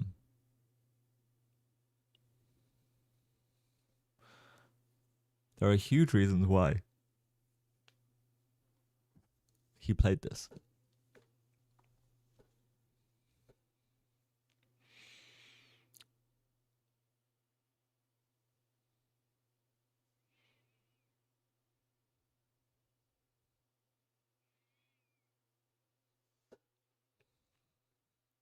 Let's look at it from Black's perspective real quick. Also, all right, human eval time, guys. We haven't done a human eval update in a little while. We are now 15 moves in, so we want to have a comfortable position by move 15. Generally good practice. So let's have a look. I would say it's probably fairly equal. I don't think Kosie's done anything wrong whatsoever, though. So I'm going to put like a slight edge for white. Nothing major. But like, 0.2 kind of vibe.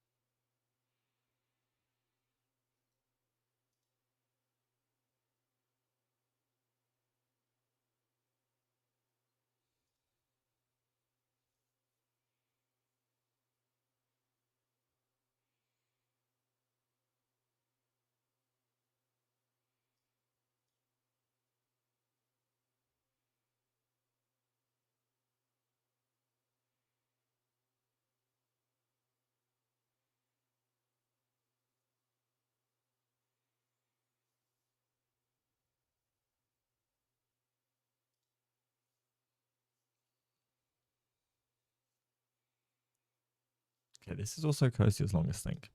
So what is he thinking about? So, okay, Queen F3 makes sense, trying to stop knight E4. A3 also makes some sense because knight D3 doesn't feel like it makes sense. And after A3, knight C6, you still kind of don't really want to trade just yet, or it doesn't feel beneficial. We can still look at Queen F3, trying to win pawns. This could be risky for us, though, as well. But not super risky. Maybe there's Queen C7. Or Rook E8, because after Rook E8, knight takes. Bishop takes. Knight takes here. Or after knight takes, knight takes. Knight takes check. We've got to be careful that this doesn't hang. So Queen C7 essentially is my attempt to solutionize for that. So after Queen C7, let's say knight takes, knight takes. We do something like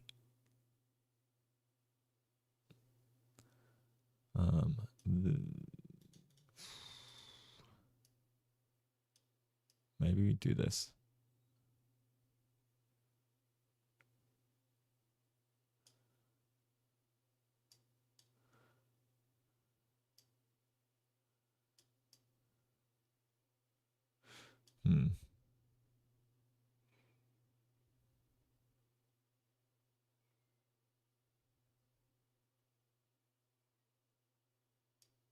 Maybe black can get away with something crazy as well.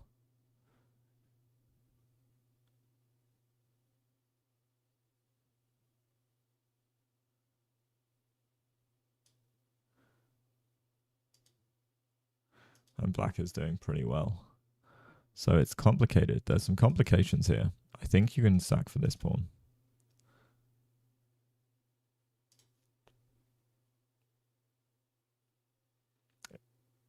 You think this is a critical moment for Kostya. My trainer always says that just when someone gets better, and I think Kostya has, the real game starts, and we'll see who can calculate better and who has stronger nerves and who can evaluate better as well, right? The evaluation of this stuff, like the calculation, sometimes people are really good at, but then evaluating the position afterwards and realizing you've missed something.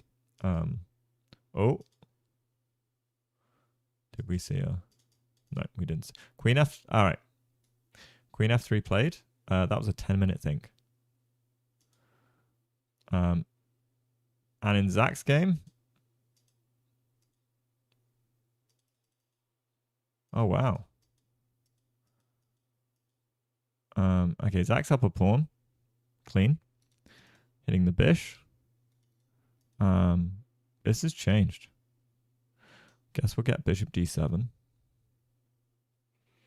If bishop moves, or we'll get knight takes, rook takes. Interesting. I kind of like this queen check. He went for queen c5 instead. Zakin's a much stronger player than I, so I'm interested to see what was up with the queen check. I guess we just go queen b2. And there's nothing. We want to hit this pawn.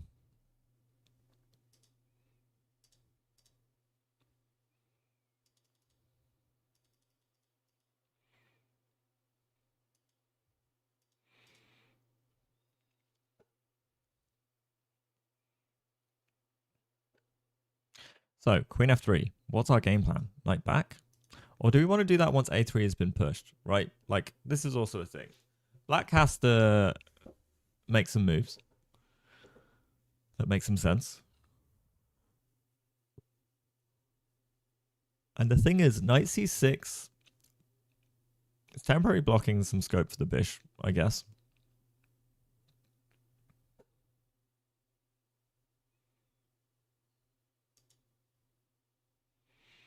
And what does it do for us?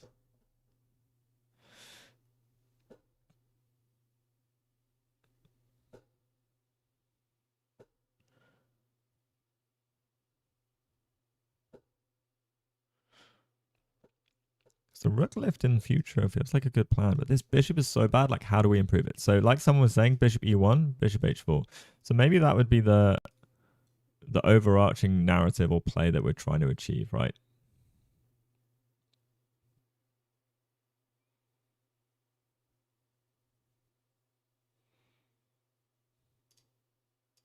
Okay, a move was played.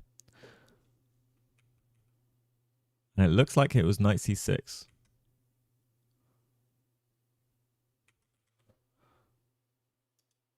And knight c6, yeah. All right.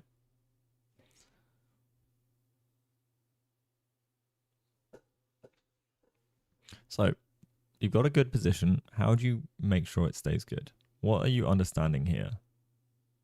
What is each piece doing?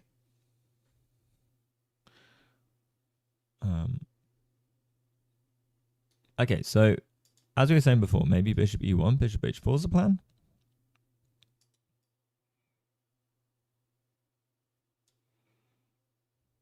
And now bishop h4 is not a plan.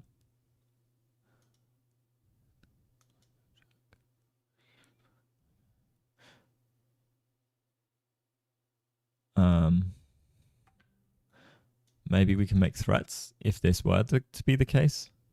Because I'm wondering, well, firstly, I looked at if the sack works. Check, king back, rook lift, queen here, rook here, right? That would be the dream.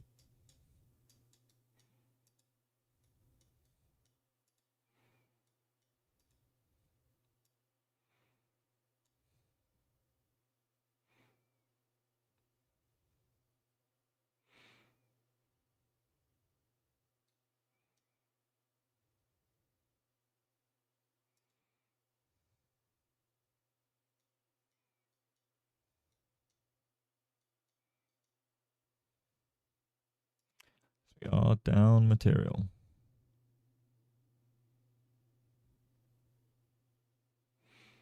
I don't know. We just knight f6. Yeah, knight f6 and we're chilling.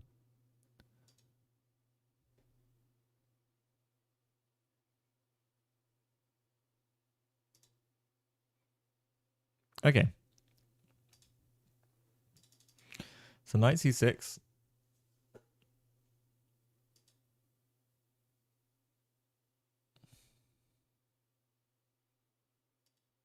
Bishop e1, probably the play.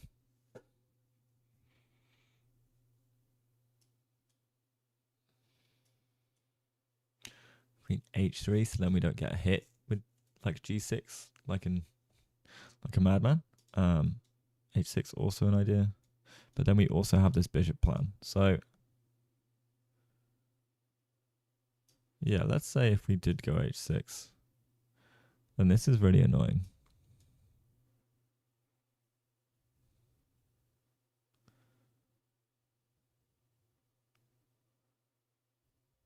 Oh no, this hangs. This hangs. What am I saying?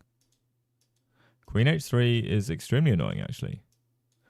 You'll have to do something about this.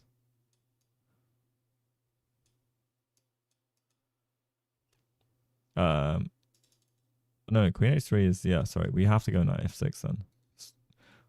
Defend against everything. And then we have bishop h4. Ouch. Okay. Okay.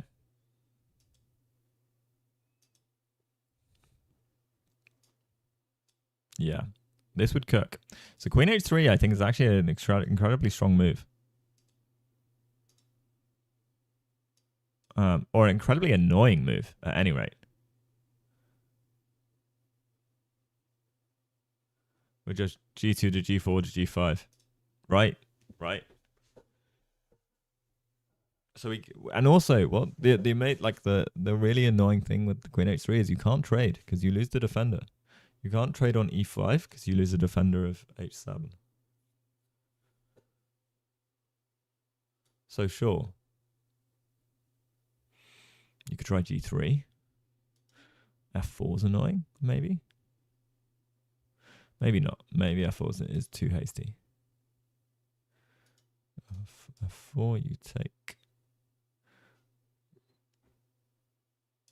But yeah, okay. Wow.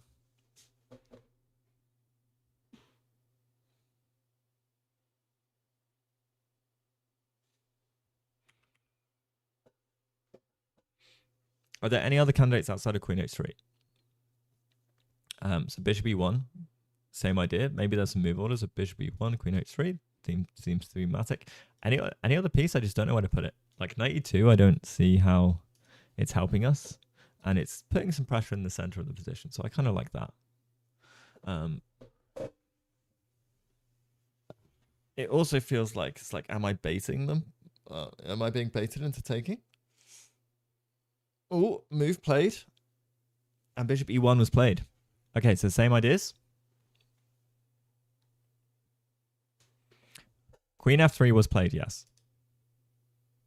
But queen h3 wasn't. But bishop e1, thematic. And now we're looking for bishop h4. Queen h3 might also be a contender.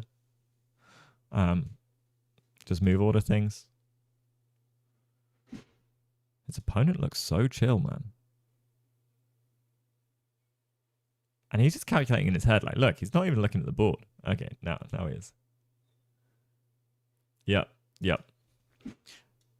Queen h2 is an interesting play as well. Multifaceted. I imagine bishop e1 is probably stronger because you can go queen h3 at a later point in time, I guess. But that begs the question is, do we want bishop e7 at any point? But either way, actually, yes, because we can, as long as we trade our bishop for a good piece, we're good, right? g4, you think now? Damn.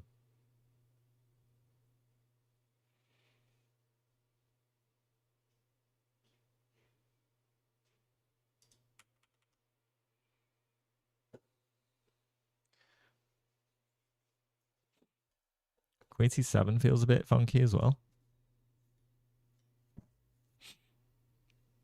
Maybe there's a world we try to shore up.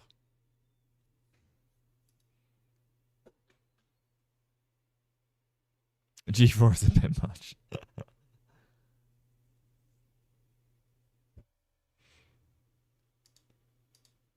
But right, we're 17 moves in. Our opponent has 34 minutes left. So time is super valuable here. And so we've still got to make 23 moves till time control. But play is speeding up. He obviously had a plan. And now he's going knight e7. So he wants to come knight g6, I guess, to trade a piece, but also to just defend against many, many things. So maybe our queen h3 isn't so good now. Just purely on the basis that we're not actually threatening anything anymore. Although queen h3 we're not threatening just yet. But then we go bishop. Well, let's say the same plan occurs.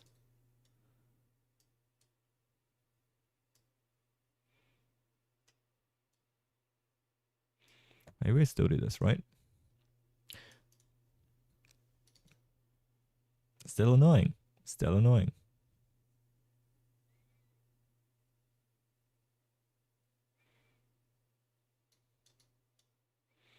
And we just swing our rook in. And then we swing the other rook in. This knight is immobile. It cannot move. Until you play something like g6.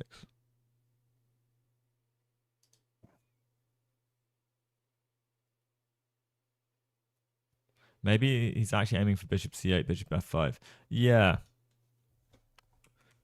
So maybe that was also a thing with queen h3, bishop c8.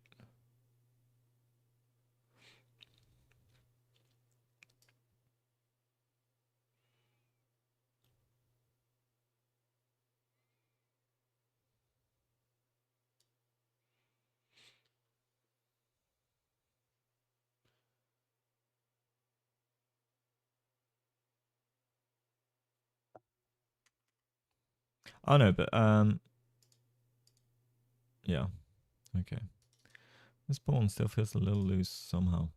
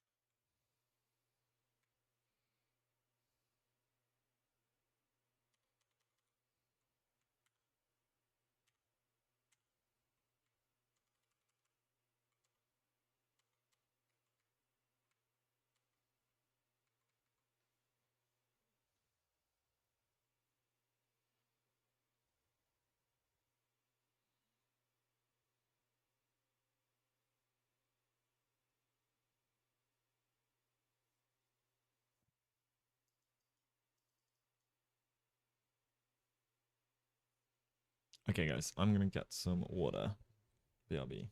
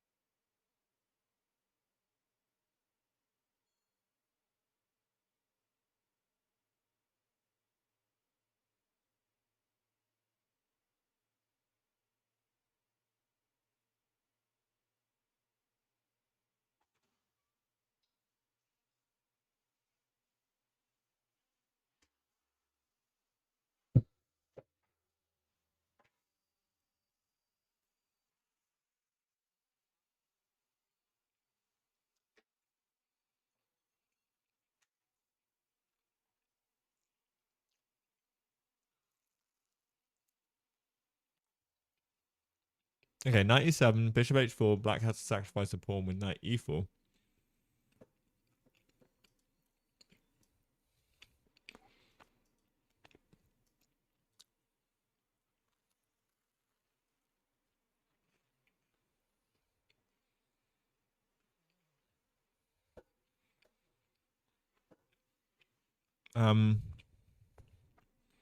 Interesting. Can we do it like this? Do we want to keep the knight on c3?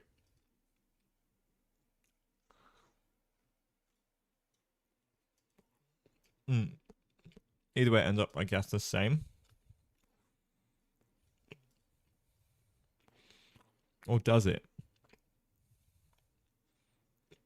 Yeah, it does.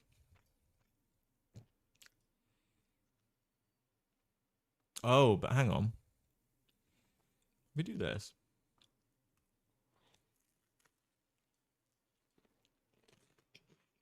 We're looking for this.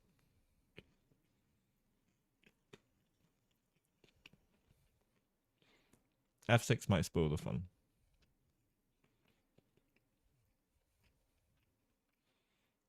Not really, though. We've got this coming up. So if F6, actually, we have this. No, we don't. What am I saying? The pin. That's why I played F6.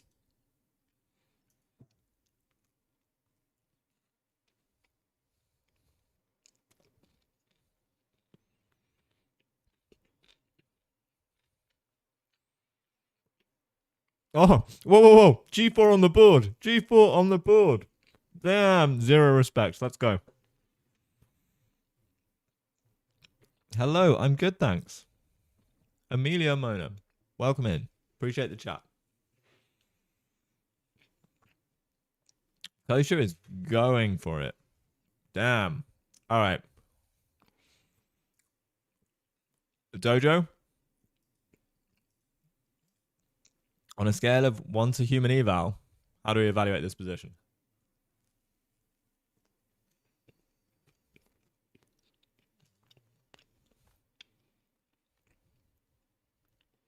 Now, what's the reaction of the opponent as well?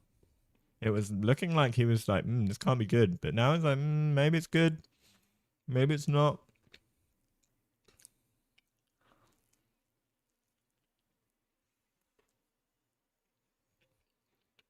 Toaster's here taking all the space. King h1, rook g1.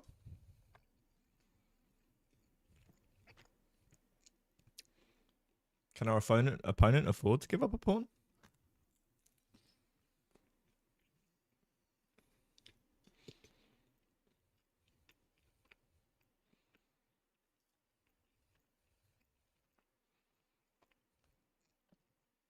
This does look scary.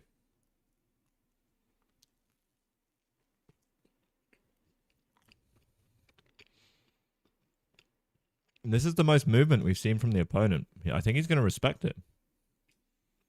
I think we're going to see some... Also, with the time situation, I think this is a smart play. We're 15 minutes ahead on the clock. So our opponent needs to tank a little bit to make sure, in case he wasn't already on his mind. But Coach is playing quickly, he's playing confidently.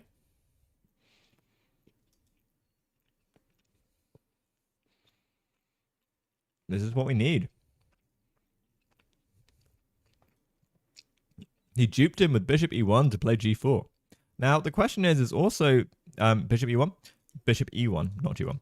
Now, bishop e1 has some defensive properties potentially in the future as well, if we do need to guard our king, which is kind of nice. The opponent does seem a bit stunned.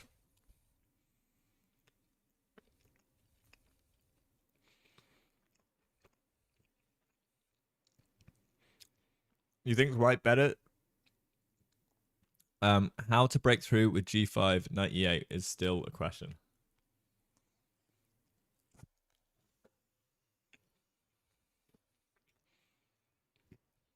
True.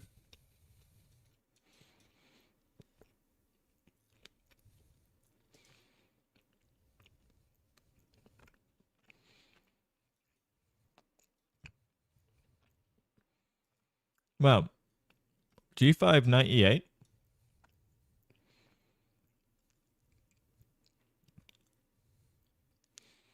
Queen h5, g6. Let's put it. Well, okay, we got to move to play as black, right? So g3 to any pawn moves in front of the king feel hasty. A question is like, do we want to reroute the bishop? Do we want to get rid of this knight? The g5's coming anyway.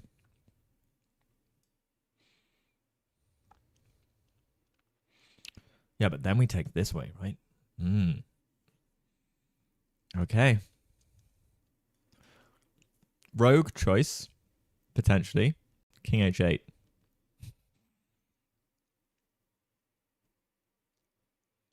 What does white do after b4? So b4 is yeah, okay. Counterattack. I think we go nuts. So b4, g5 takes.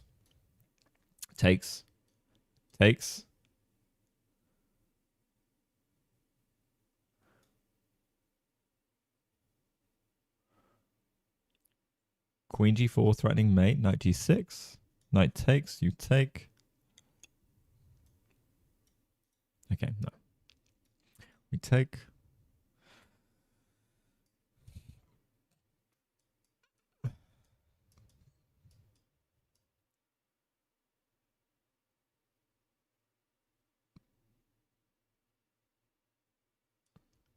Okay.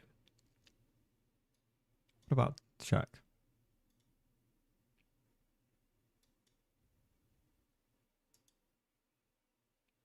Or what about... Oh, this is my f5. Okay. Here. Threatening mate. Got to do something.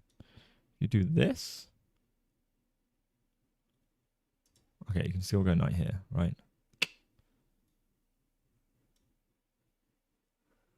Okay, no, that doesn't work. We're too hasty. All right, we can respect it. We can move the rook. Because I was wondering if like takes. So we threaten mate, but knight here does defend. No, it doesn't. Ah, but it kind of does. So annoying. I know we can get away with takes, and then move the rook. Very complicated stuff. So on b4, I think we go for it. I think we go for it. And if king here, well, we cooking. I think this works. I think after b5 we go g5, and then knight e8 we go knight e2. Yeah. So okay, we don't go down the exchanges, but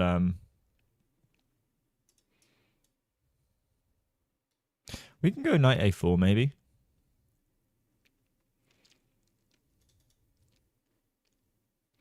Be extra annoying.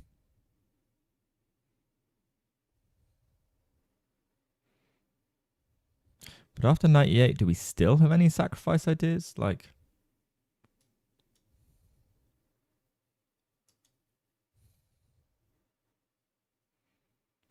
king takes, check, king here. No.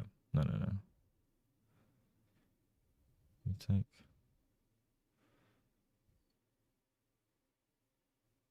It would be cool, but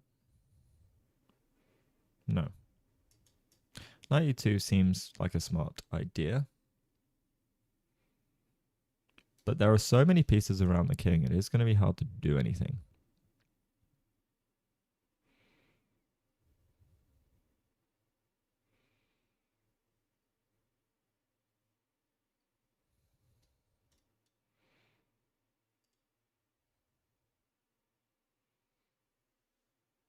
Oh, Kosher's doing the little like head bob as well. He's in the zone. I feel like Kosher's feeling this position, man. Also, his opponent is has been really taking his time, which I was respecting up until now. Kosher must have surprised him because we're on move 18. He's got 26 minutes left. I mean, Kosher's still got 45 minutes, which is still in terms of they've got 22 moves. So, Kosher's 20 minutes ahead on the clock, which could come back nicely. Oh, yeah. Do you see that, guys? Oof. Let's get the reaction again.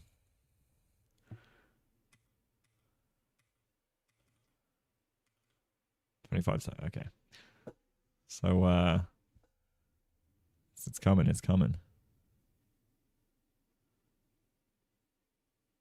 Yeah, there. Right there. He doesn't look happy.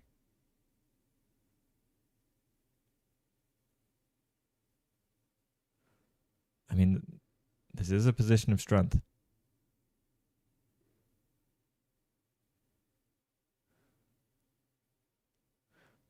I love it when players you can see their emotions. Like his chess is so tough. So tough. Because also like you see some of the story that's going through.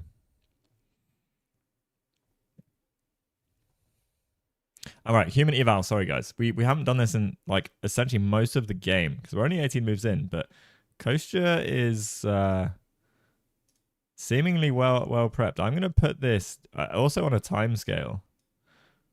I'm gonna put this at not +1, I guess. Maybe just under. How do you guys feel? Chat. I need a sense check. Oh, have I been ignoring YouTube chat? Probably.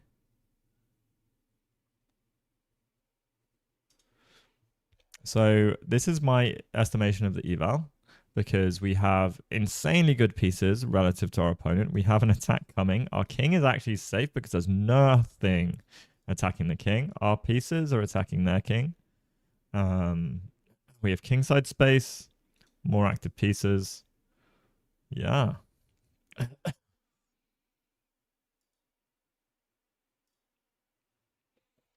I think practically it looks hard to play. I don't really know what I would play here as black.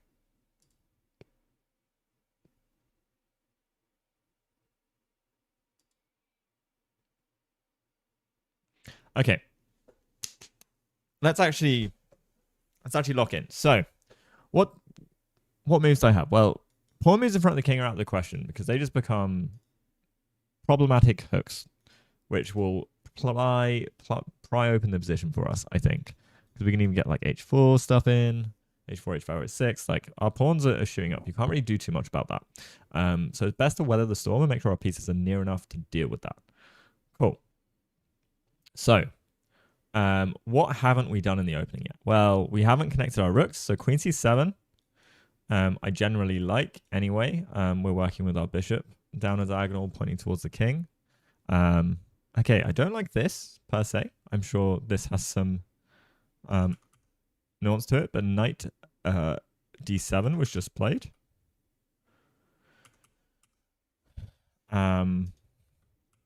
Probably try in an attempt to trade off some pieces because black is cramped.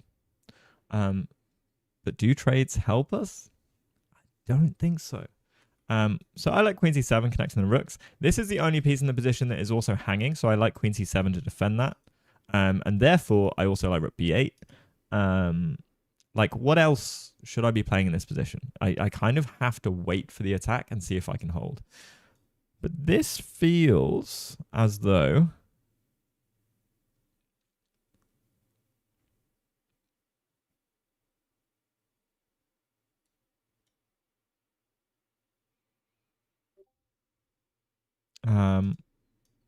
I can maybe continue attacking. But maybe f6 is the idea as well, right? But the thing is, if we can get queen h3, f6 is not possible just yet because queen takes h7 would be mate. And then we can look for like bishop h5 ideas. Okay, a move was played. Oh no, it wasn't. Koshi was just writing down the move. Okay. So candidates for us, queen h3 obviously implies an imminent attack. Queen h3, knight g6, though. Then I'm less excited about the position, maybe. So let's have a look. Queen h3, knight g6. Threatening to trade off, blocking one of our attackers in general. We can't go bishop h4 then.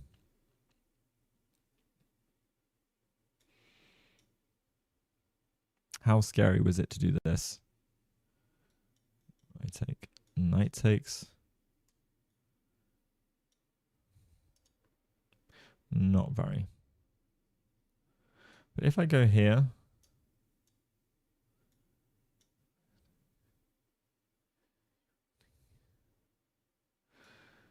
we're kind of damaging our pawn structures and our king is kind of airy. So I don't know if there is a world where we want to go king g1, king h1 to use the g file, but that seems a bit premature. I don't know what file I want to use just yet.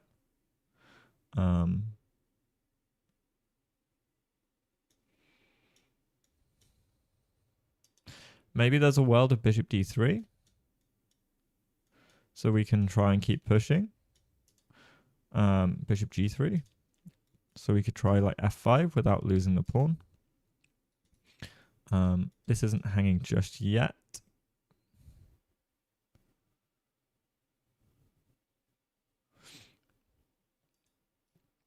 And trading, I don't know if that helps us really. I still quite like queen h3. It's just a way to potentially improve. We are taking some pressure off the center for an attack.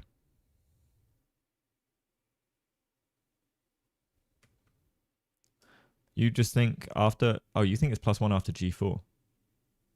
You would say plus 1.5 human eval. Everything you said sounds good. Oh. Yeah, but... yeah. I mean, I guess this is a question of can black weather the storm? Oh, move played. I see G5 on the board. Just continuing, being like, yep, come at me. And then if we take, I assume we just take with the central pawn, and these pawns are just going to be rolling. Because this bishop is not defended. So actually, like, right? At least with queen c7, you could get bishop here or something. I mean, you still can, but feels like there might be some small problems. Oh. Did we get a new move? No. G5. G5 on the board. All right. Okay, you and Email, we're going to go opposite touch. Match chat's energy. +1.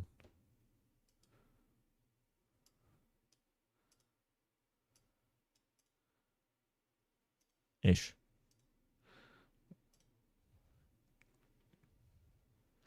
And again, 22 minutes for our opponent. We're keeping the 20-minute advantage.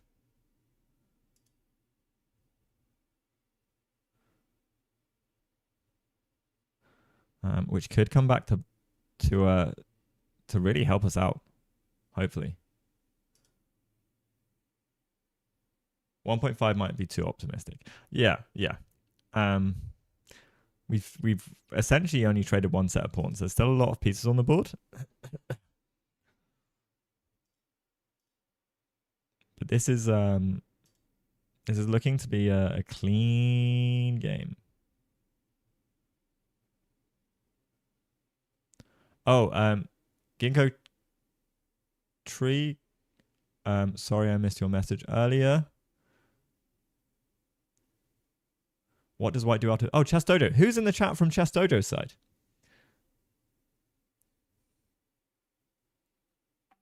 Is it David?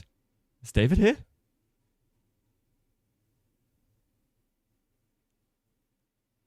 Or have we got a mod? Dojo mod. Why not take the 9 and hit the queen with the pawn? All right. So if anyone is in YouTube chat, sorry, I've got you up now, so I should be able to see it.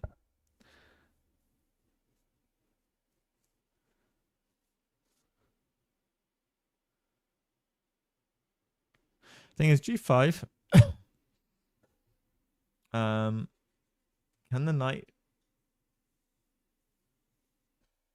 Well, there's no bishop c8. Like, yeah. G6 is out the question. We just power through.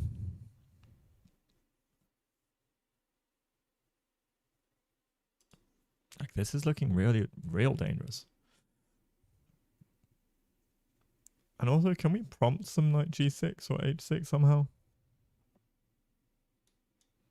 F3 takes, knight takes. Or F6 even.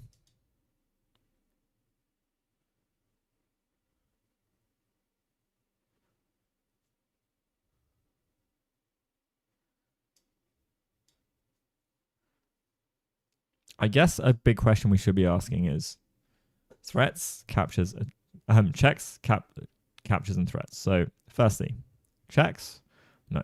Black has no checks. Captures. I think any capture helps us just with our attack in general. Yeah. It looks kind of rough. Okay, maybe we've got to be careful with some of this, but and this check looks devastating as well. Or this takes this with check. Looks kind of devastating, so let's be careful.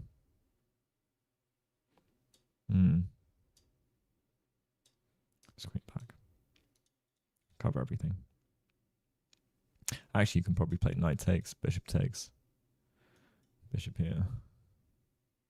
No, we get 2 pieces of the rook. And takes here as well.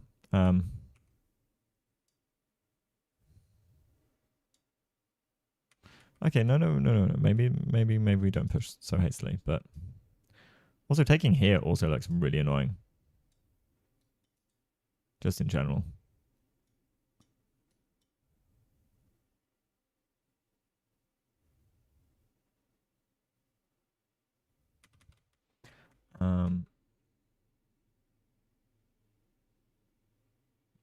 Now it gets really messy. Something like f7, f5. Yeah, I was wondering about f5. Come on, up to date. I clicked the up to date button. All right, g5. Yeah, so f5 is an idea. I don't think we should take. I think we just go f4. H4. G6 played? Nah.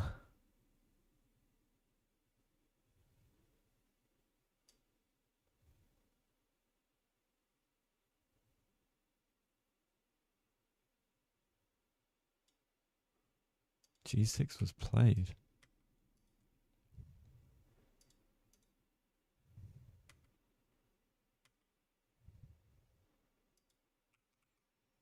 Okay. Well, G6 doesn't feel right to me. Stopping this diagonal, but can we go H4? Or like, maybe we just chill.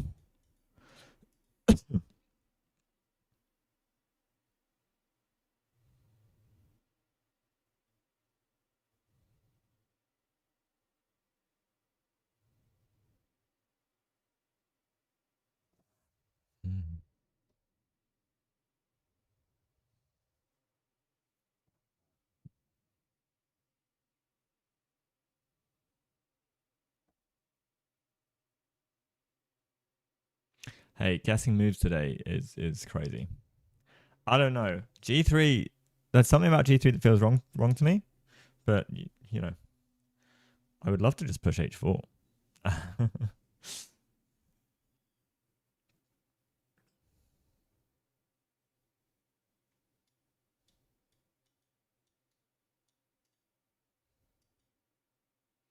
about Queen G2, Rook F3, Rook H3, Rook H6? Give him Nepo already. Imagine if he gets paired against Nepo. So Black decided to weather the storm. I think you've got to, but I don't know. I don't know if Knight back get back here is it. F5 means like I don't get a hook. I like your F5. All right, Sam. What's your eval? Human eval, we had it like +1. But I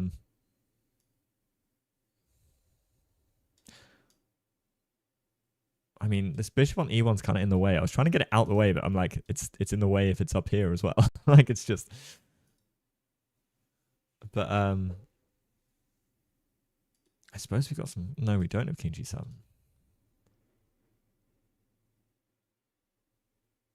Plus 0.7, yeah? Okay. The advantages of the position being our huge kingside space advantage. Our light squared bishop is, okay, a very active bishop. It can come to good use on this diagonal. This knight is great. This knight's a bit lame, and this bishop is just bad. So how do we play with our ugly pieces? Right? The bishop on E1, not so helpful. Oh, but I don't know where I can put it that is helpful, right? Unless there's a world of bishop h4, f5, like, It doesn't feel like it, you know? I was wondering queen here, but then maybe we run into f5. So queen h3, again, probably running into f5. I don't really want to allow f5. I quite like trying to get my rook to h3. So I like just keeping some pressure here. But b4 is still a thing.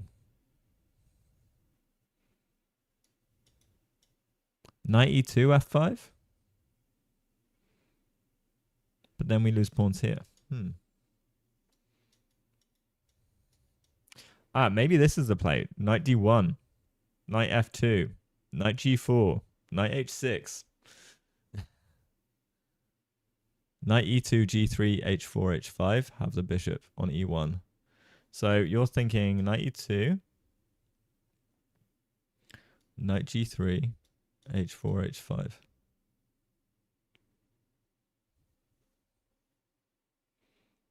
Oh.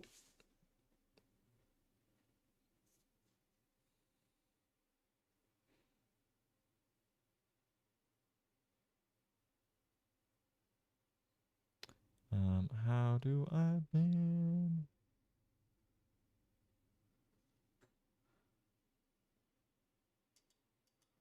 I can't ban you here, but I will ban you here. Overriding. Boom.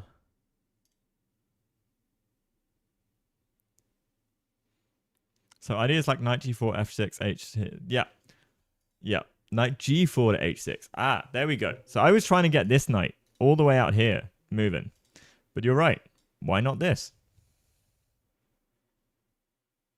And this. But in premise, yeah. Is f5 still annoying? Maybe.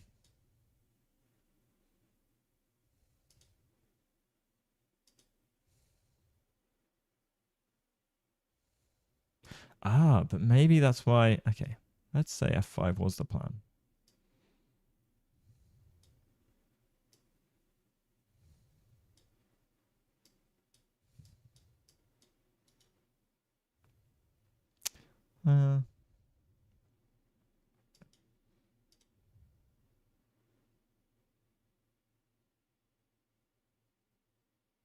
You're changing human evals +1. Great. That's where we're at. It looks like it's slightly above, but I can't do it exactly on the number.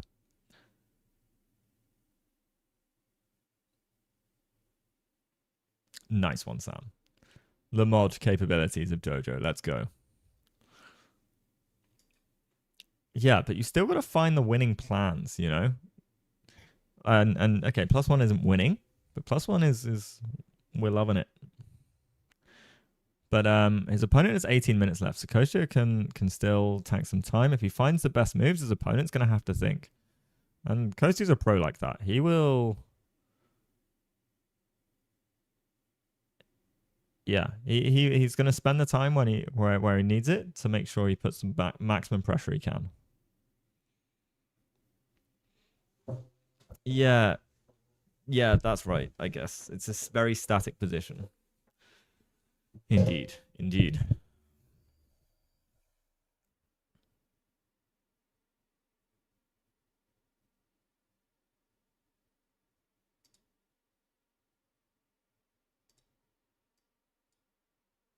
I mean, I like h4. Well, yep. Just as you said it. Just as you said it. Okay, this is maybe a little risky because, I mean, this pawn isn't going anywhere, but you want to make sure.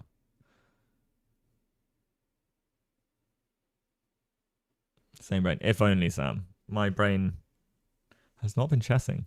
Someone suggested I should get on creatine. No more brain fog. After 20, knight g5, and black has to play f5. So 19, they play g6, and you're saying knight g4, I guess you mean.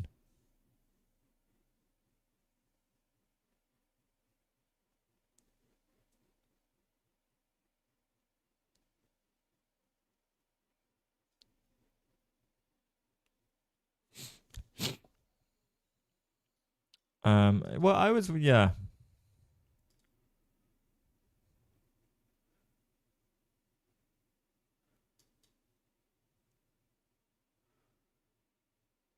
B4 is always a move we need to be wary of, though.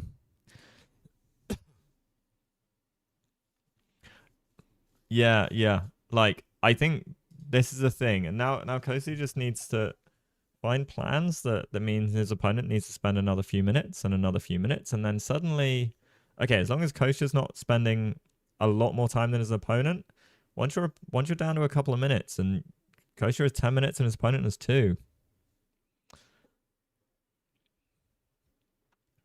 Super important. So I like h4. I like queen h3. Thing is, queen h3 is a move that you will need to react maybe relatively quickly to.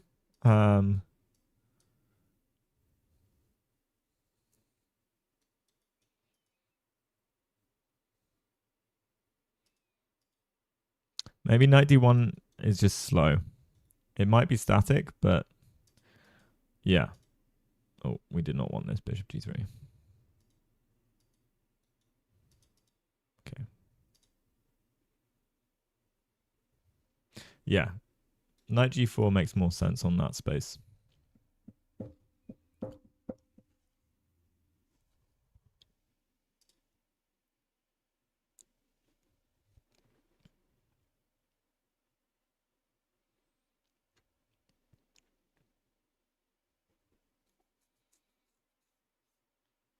I got to give it to his opponent, though. He just looked really chill throughout. Now, if the opponent played b4, knight d1, or knight e2, would be interesting. So if you give us the tempi to play knight d1, yeah. Oh, go away. I don't want this. But h4, b4, knight b1. What next?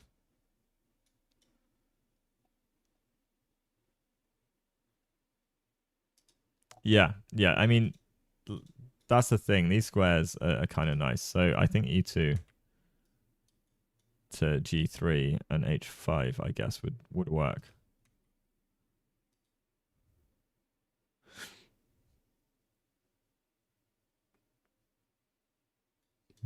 Better with our h4 idea anyway.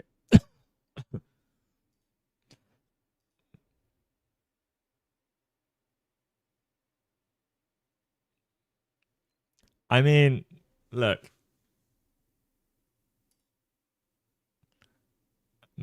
I'd,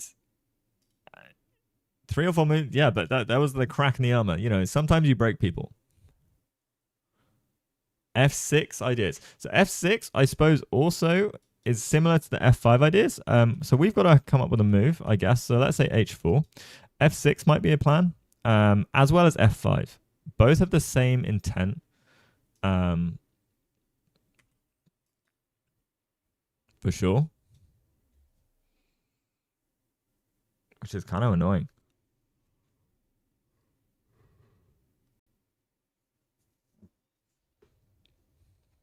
And then we might lock things down. It's actually going to be hard for us to do stuff.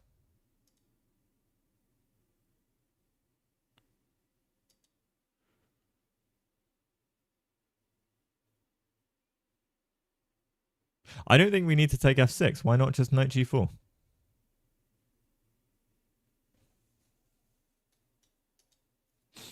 Because we're going to get knight check and H5.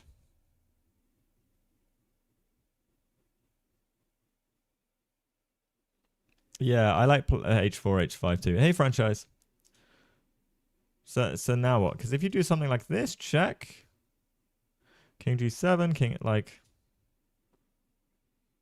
King H check, King G7, I guess.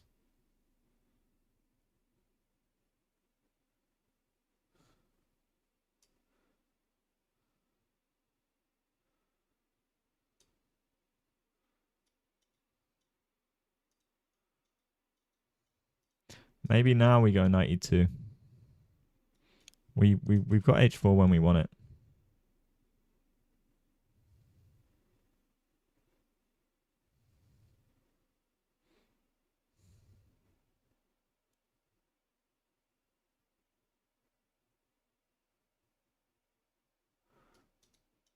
He wants to get a knight here. That would be the dream. But it's just going to be too long and too slow.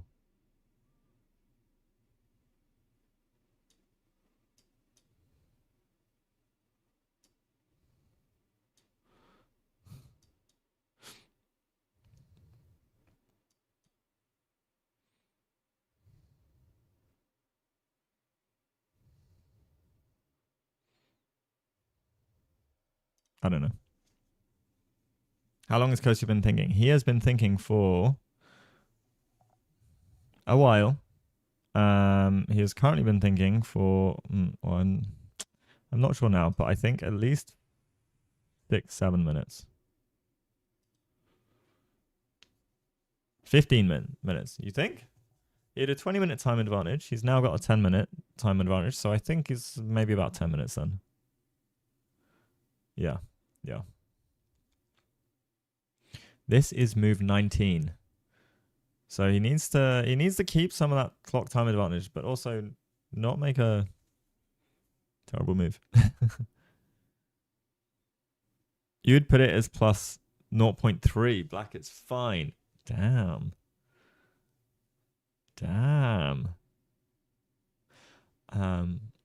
Yeah, I'm not saying I know how to take advantage of the +1. So, also, a positional advantage can very easily dwindle. Like, it's not a material advantage, right? Yeah. Yeah, I think now's the time to make a move.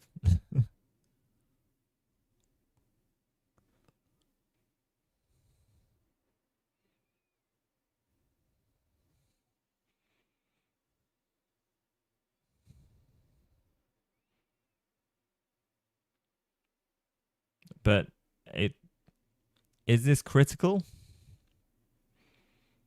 Hard to say. With a position that's so locked up like this, that's so positional, and maybe his opponent went for something positional intentionally because look, there's so many pieces on the board. Still, only one pawn on the board. They're only 20 moves in.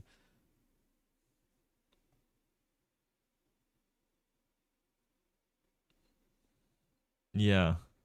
Whereas, as Sam said before, this is a static advantage. So we're playing with space. We want to try and retain pieces. H4 on the board. Let's go. Let's go. Okay, so Coaster is 26. He spent 16 minutes on that move. Okay.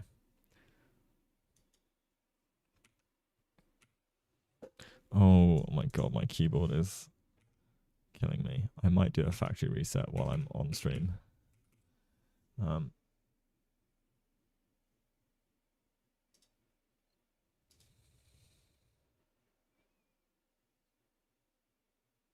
Yeah, I mean, G4, G5, it's paired nicely, like a fine wine with, with a meal. Like G4, H4, H5, G5.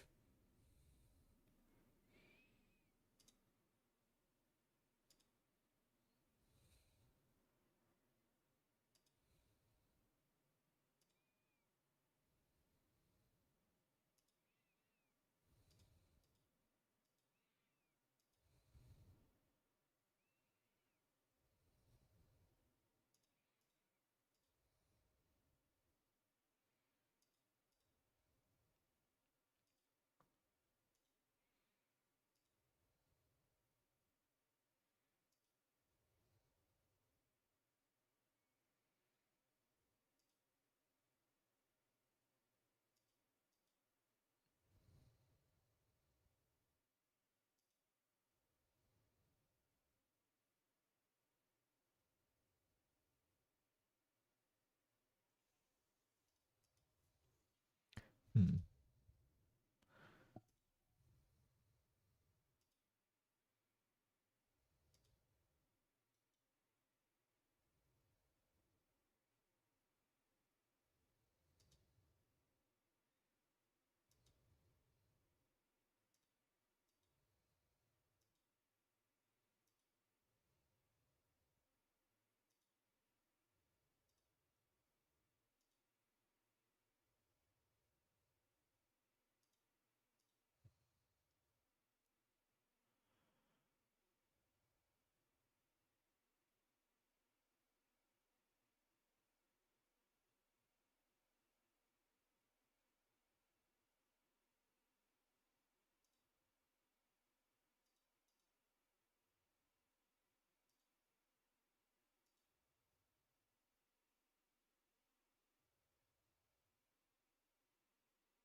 Okay. So H4, like his opponent's got to think. And yeah, okay, 10-minute time advantage. Let's keep this. What's black's plan? Right. I have no idea. I mean, f5? Like, because trading this piece doesn't feel like it does anything useful. And he goes f6. Okay, similar plan to f5. But now I think maybe knight g4. Because we don't want to take. That gives a lot back. Okay, Kosher has seen it. Instantly plays knight g4. And then what we're going to see, because this knight check is probably going to be annoying if f5 knight check. I'm wondering if you just play something like chill, like king h8. Because then if the knight comes, we can take. You have to take this way. And at least we get like some resemblance of this square back. So maybe we need some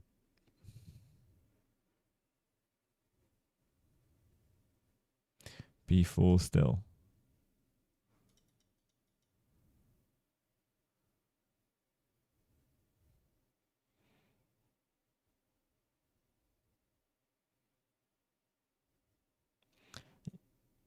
Kosty just has to keep cool, and we mustn't jinx it. Knight g4, nice, because after f5, he just goes back to knight e5. Yeah, after f5, that would make sense. So he goes f6, which is the more forcing one. And we get a move from our opponent, which I didn't see. Which was queen e8. So that came quite quickly.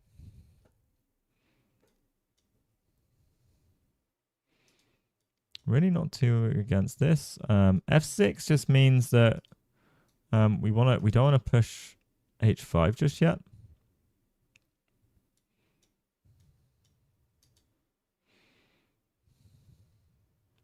How are we getting our pieces in, right? We're still a bit congested with this guy.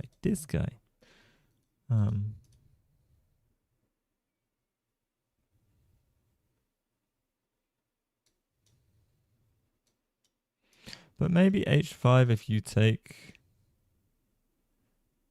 We take knight takes. Maybe not. No.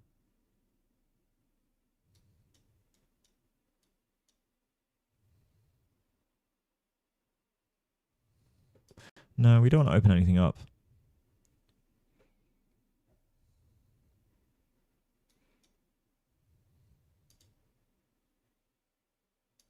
Maybe try king g7 instead with knight g8 to just challenge the white knight. King g7, interesting idea. But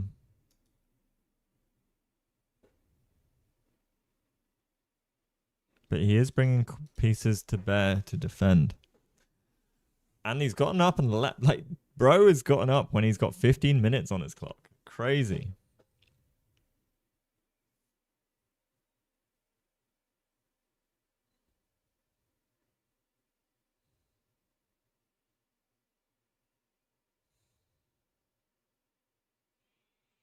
I think the knight check just feels good to me.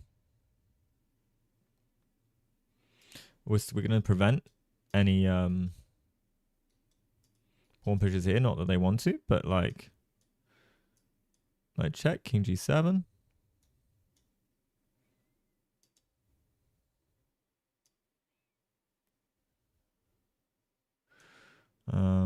Maybe we just get out of the way.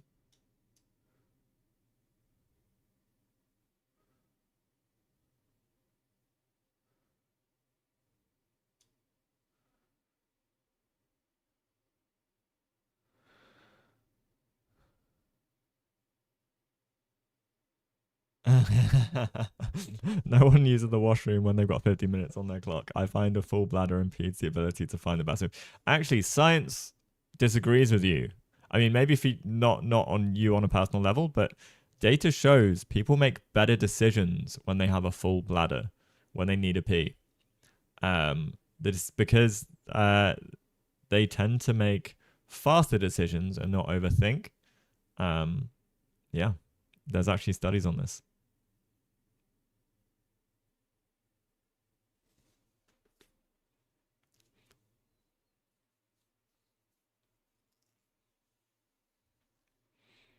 The knight could get stuck after back hits h5, but my general consensus is that h5 is unstoppable. Yeah. Queen e8, and you think h5 imminently? But what about this? This is problematic for us, isn't it?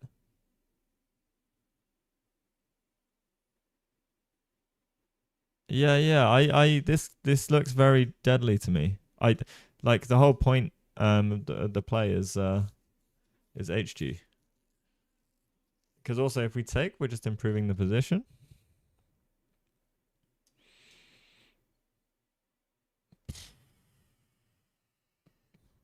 Well. Yeah, we're just severely improving the position.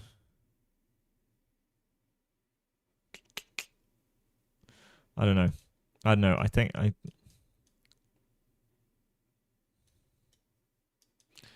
Here you take.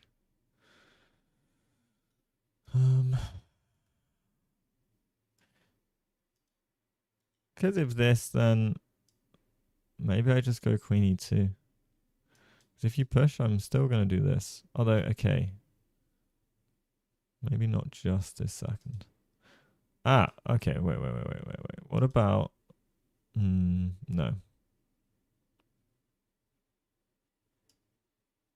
No. Yeah, I'm struggling to find a move after knight h6.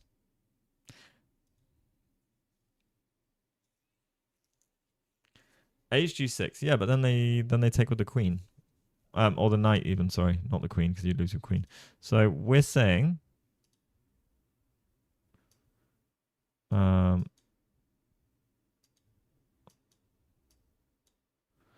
takes HG, knight g6. This scares me. King h8.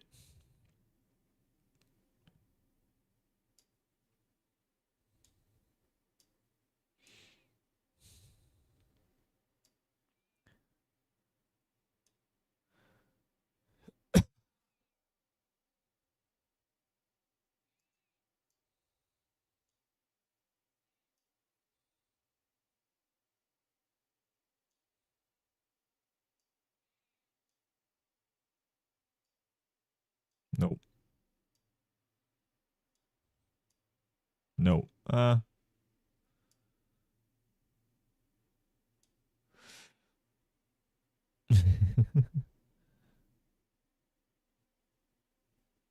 Queen h3. Where from?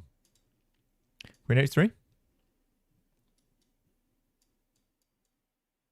Yeah.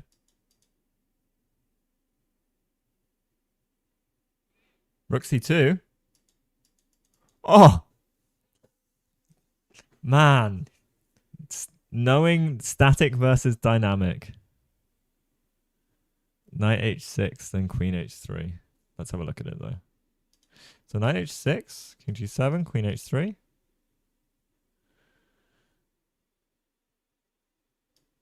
Also, I also like. Because we're never threatening to take here, I guess.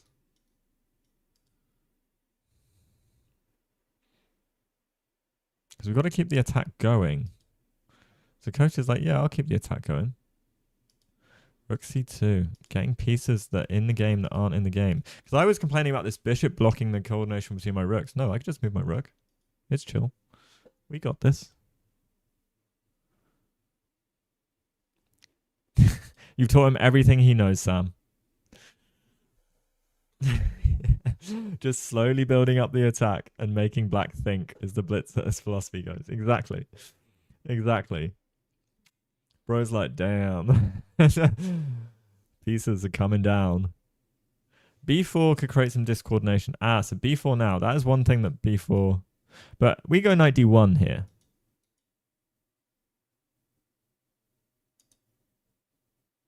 I think.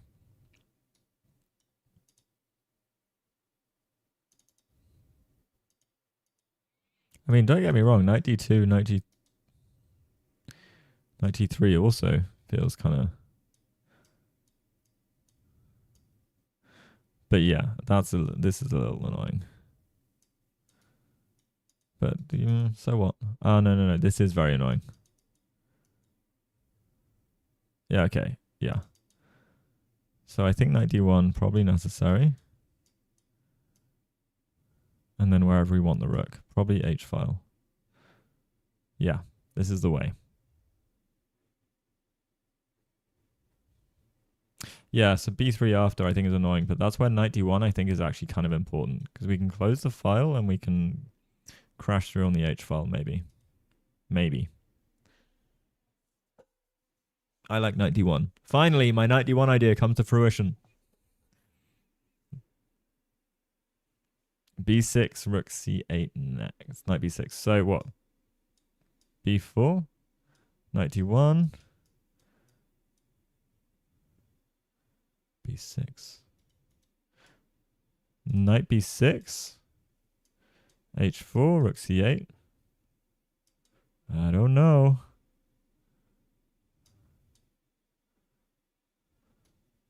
Oh, but now we can take it. I don't know. If knight b6, we take on f6, right?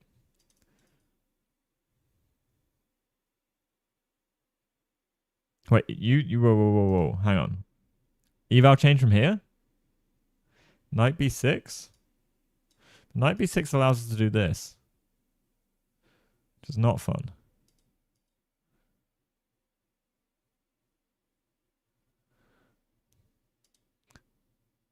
So all right, b4 comes. Now we're going to see knight d1. Oh, your eval after b4? I don't know. I like knight d1.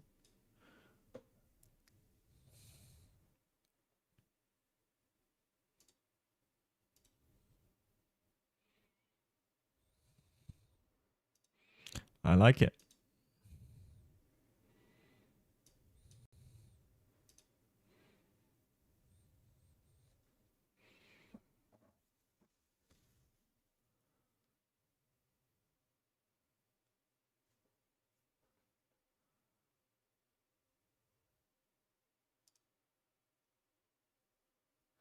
Oh, okay.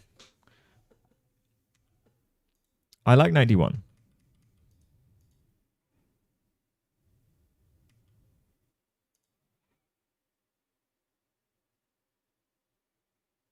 You have to argue him back and paste it.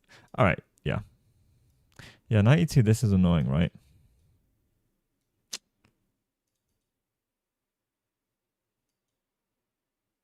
Oh, hang on. What if... All right, hear me out, guys. Rook takes c4.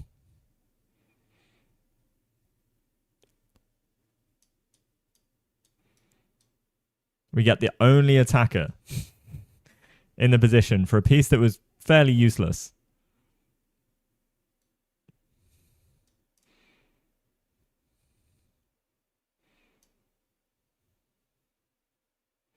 Okay, rook b8 I'm a little scared of.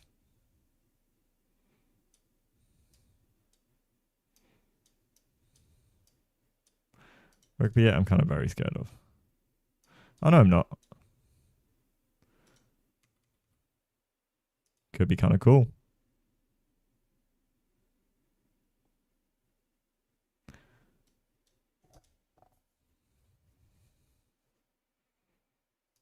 I think I still prefer being chill with knight d1.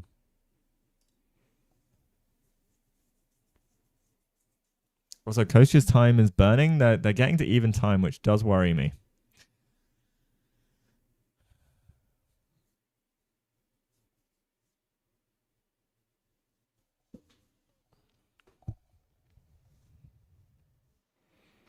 Black is going to get a beat down. All right, endgame magician. He plays knight d1. Let's go. I'm an IM today, guys. I'm an IM today.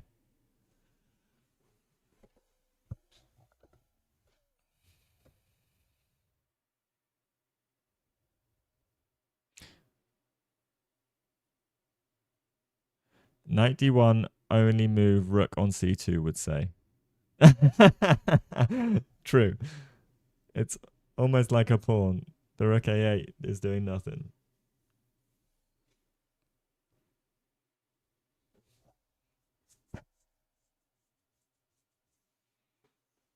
Queen on a8 is doing almost the same. But I like this. I like this a lot.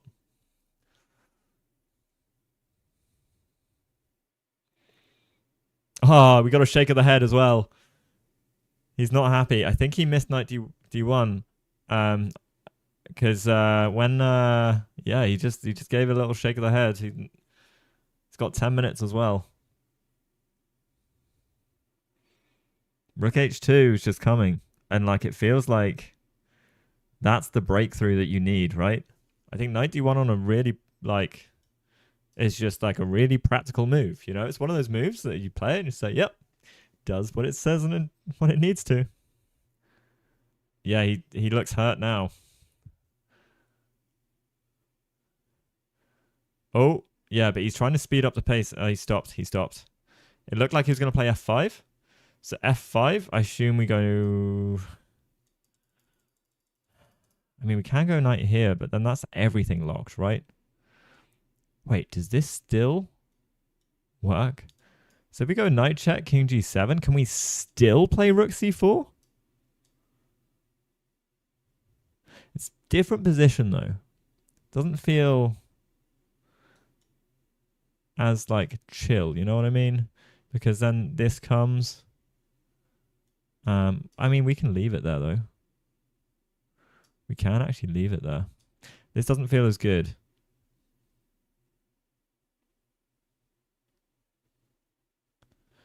You think knight e5 is better? Can we like? So what's the reasoning? Is because we've still got the break, and this central control is important. The thing is, it depends if we want to keep the bishies or not. Now our bishop might have a task. We can still play rook c4. But I just don't know how like strong that really is. You know what I mean? Like it's like a fun tactic and it feels like I'm playing it on that basis. You can go rook here maybe. Rather than anything else.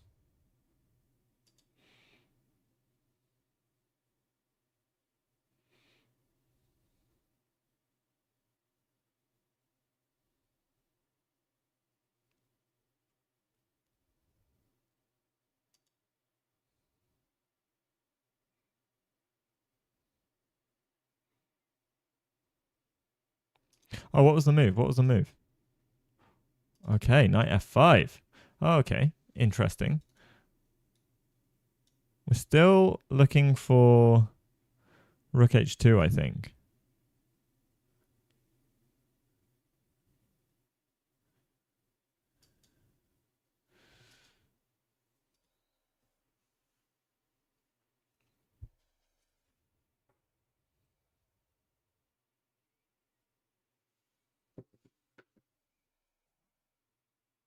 Five moves and black resigns, you think?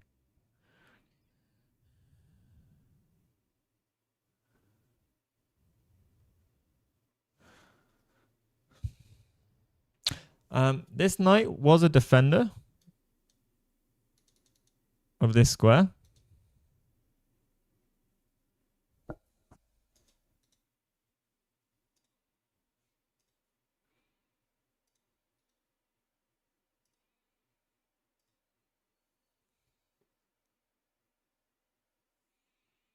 So is that just not like a better way to start getting our pieces in the game?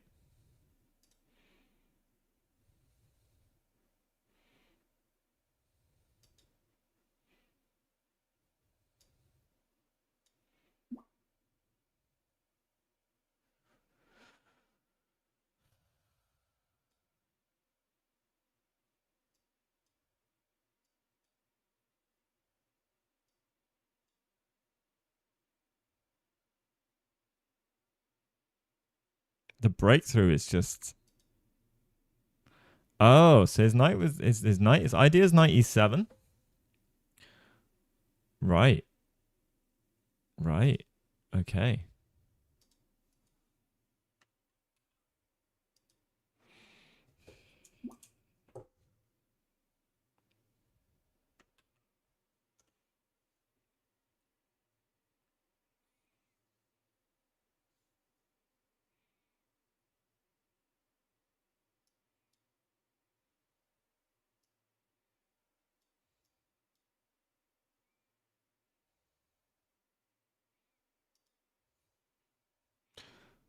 I mean, the thing is, do we not have like full control over the f5 square?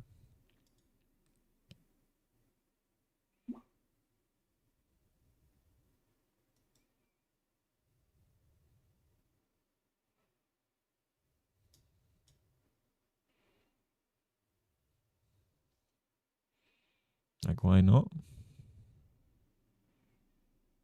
Oh, we don't. Bishop takes h2, yeah? Ouch. Ouch. Okay.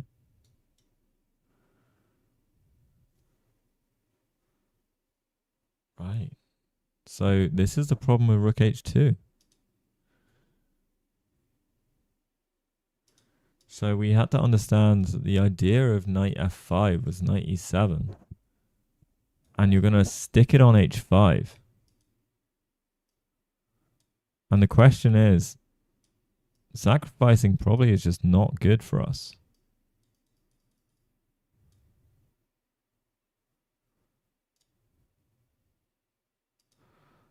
Wow.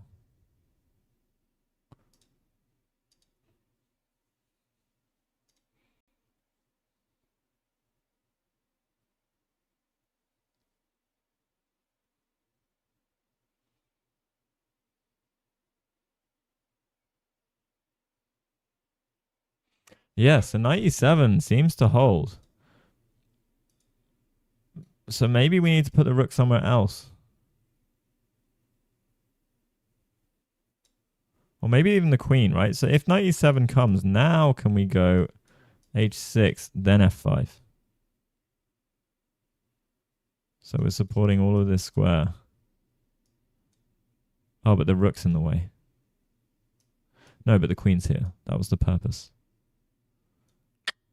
Oh, not so handy. So maybe do this.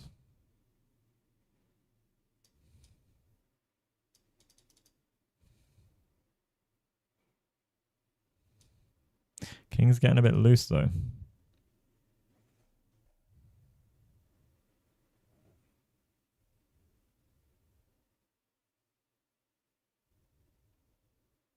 Can we look at go knight f5 after bishop takes knight? Sure. So knight f5. Wait, what?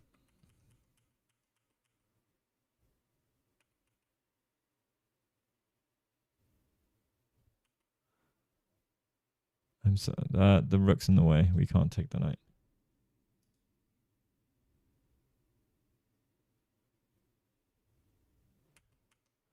Rook h2. You think black is better here? And all the pieces are weird. Maybe if we go rook g2 instead, then we can get this in.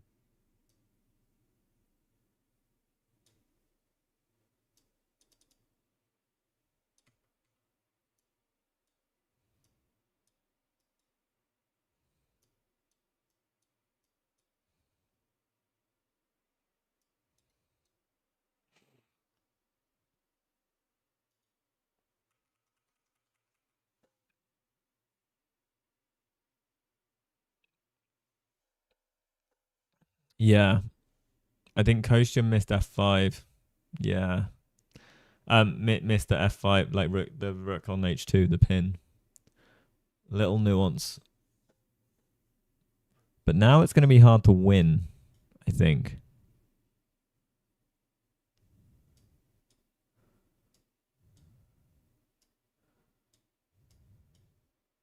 But we can still have the control.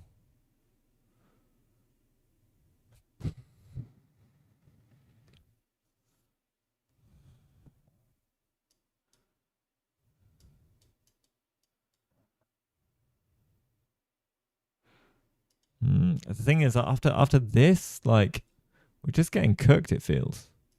So that doesn't bode well.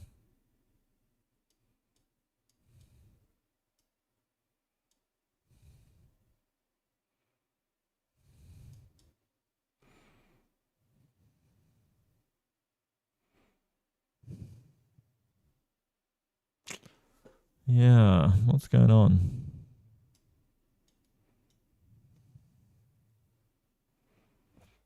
Maybe this is okay. Because this bishop is trash.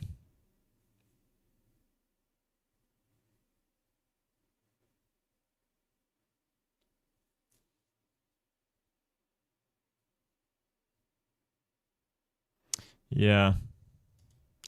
But maybe we can get away with this f5 then.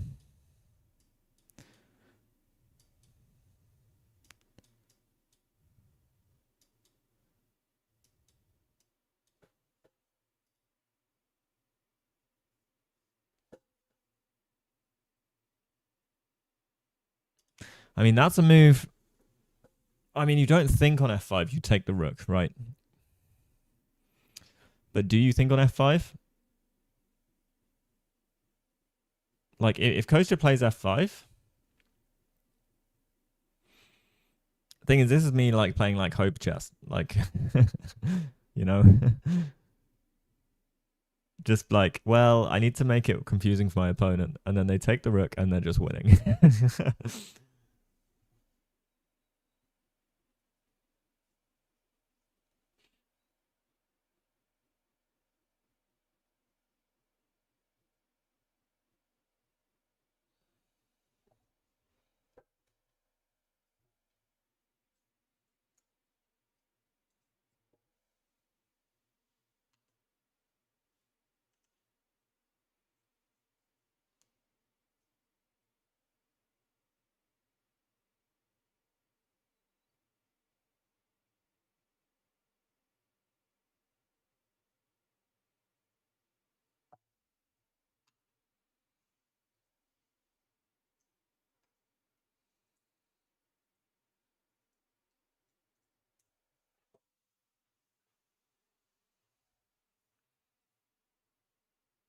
Minus 1.2 new estimate. Wow.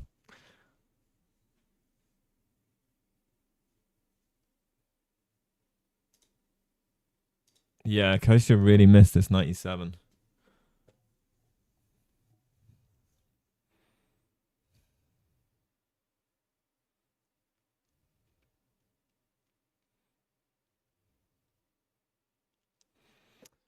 Or Mr. F5 hangs the rook.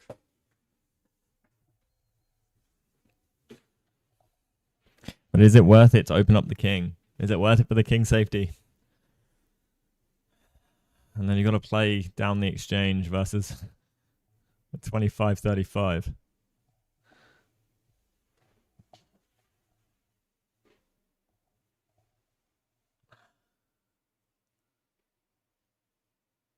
But that's the beauty of human eval. There's disagreement.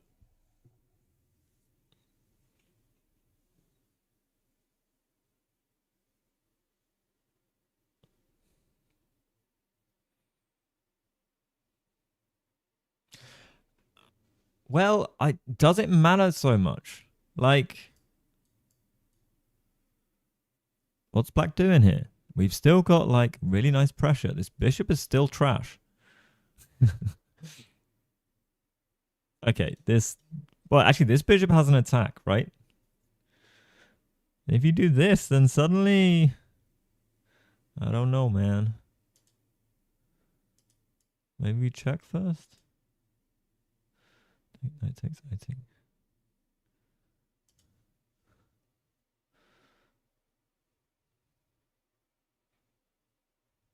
But FG.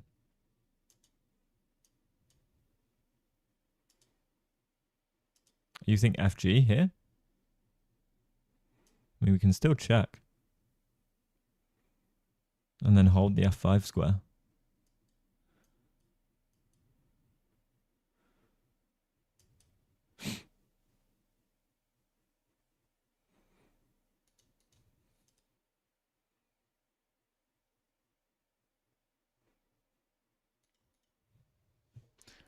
And you're saying knight F5 now? Okay, knight F5, knight F5.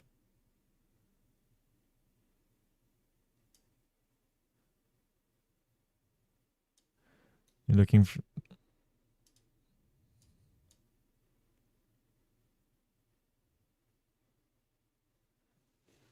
Like...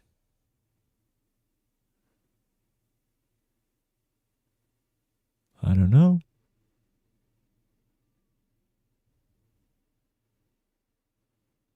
The thing is, so what you missed. Yeah, we're on the eval board, the analysis board even. Hey, Synesia. So yeah, I don't know. I don't think all is lost if you let the exchange go, but it's an exchange. I don't know. It's a mess. My thing is this pawn and this diagonal. At least we get that. Yeah, he missed this. This is a big momentum shift as well because this hurts. When you know you've been in control, you've had a really good game. You miss one little thing.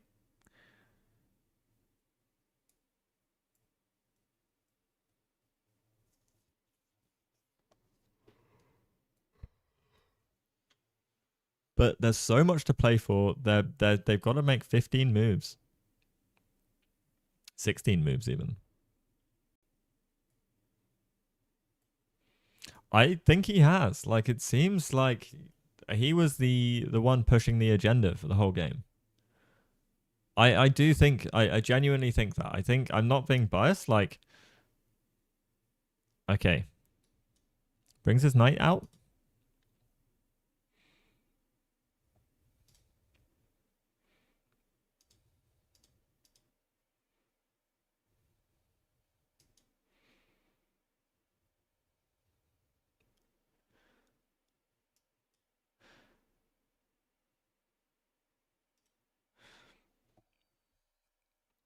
Um, okay, so coach had to think, and he's gone, oh dear, which is fair enough, because knight h5 is the plan, right? That's the whole point. We're stopping this push, but what I assume is Kostya's plan is knight h1,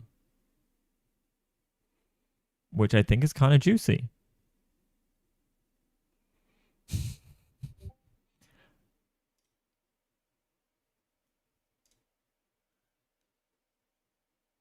Why are you showing only one game? Because I'm doing commentary for the one and only Kostya Kavitsky on Chess Dojo. It should be in the stream title that I'm covering for Chess Dojo.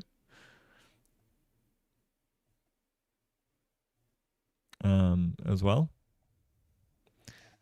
So Kostya is one of the Chess Dojos, one of the Chess Dojo senseis, founders, chess master galore.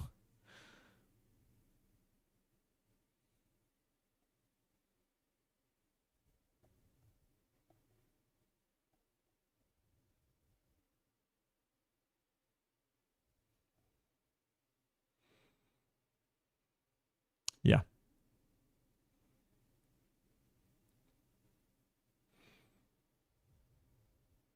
I'm not saying Sam. I'm not saying it's hard for him to find. I'm saying it's a good plan. He spent time because he realized he might have made like allowed some concession. But I like the plan. His opponent also will have to think on this, but we're gonna get to a time scramble. This is gonna be tight.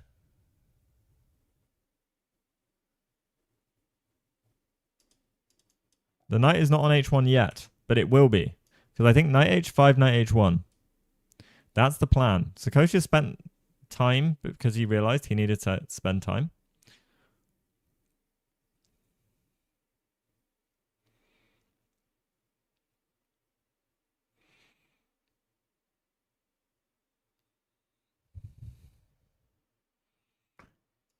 Yeah, he spent time and had a critical and is finding ways to counter his opponent's plan. His opponent will have to spend time with that as well because his opponent realized there was no f5 and he could get his knight to h4. The question is did his opponent calculate through from knight d2, knight h1, knight g3?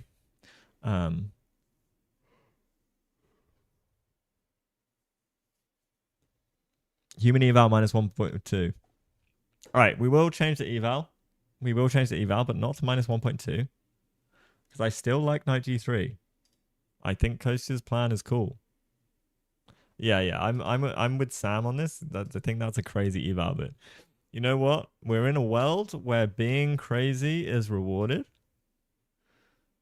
So we're gonna go like plus 0.7, 0.6, something like this.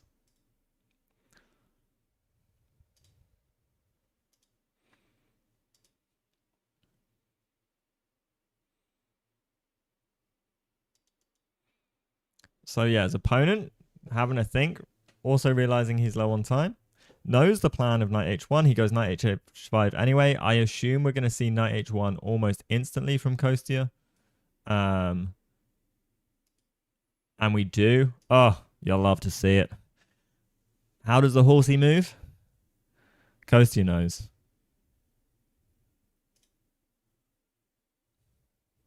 He's a good boy.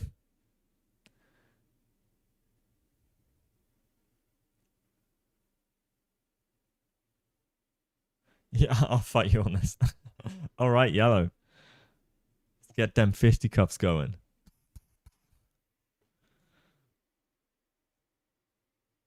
Yeah, opponent, I don't think expected the knight d1 and then saw the knight d2 plan and had to spend a couple of minutes, and then realized and then was like, well, is it still worth playing knight h5? And he's like, yeah, I've still got to play knight h5, and then knight h5 is still going to get crippled by. The thing is, after knight g3 you don't take because the queen is guarding the square, so I think we're okay. The pawn structure might be damaged, but like I think it kind of holds itself together.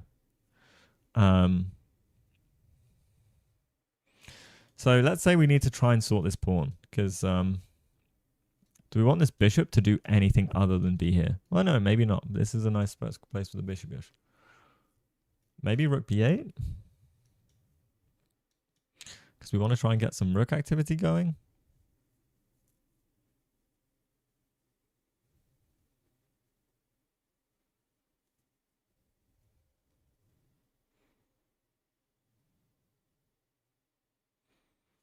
Three minutes.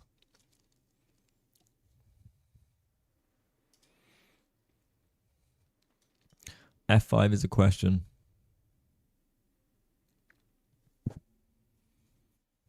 But it isn't, because we're not playing F5. We don't lose the exchange.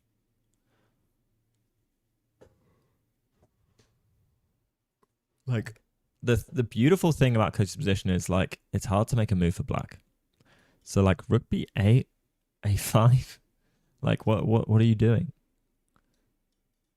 Queen f7? Maybe? No, that just kills us. Let's not blunder the queen. Queen e7?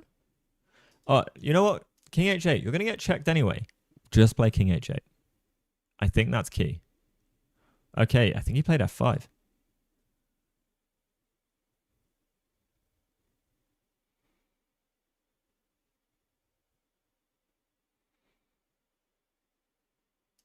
F5 played. All right, so we got f5. I assume we're going to see knight check and then knight g3, something like this.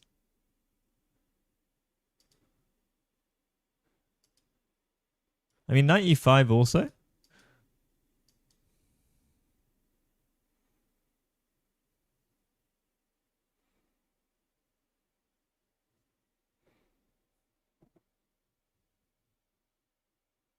So we're not scared of knight h5, Stan. It just stops the attack.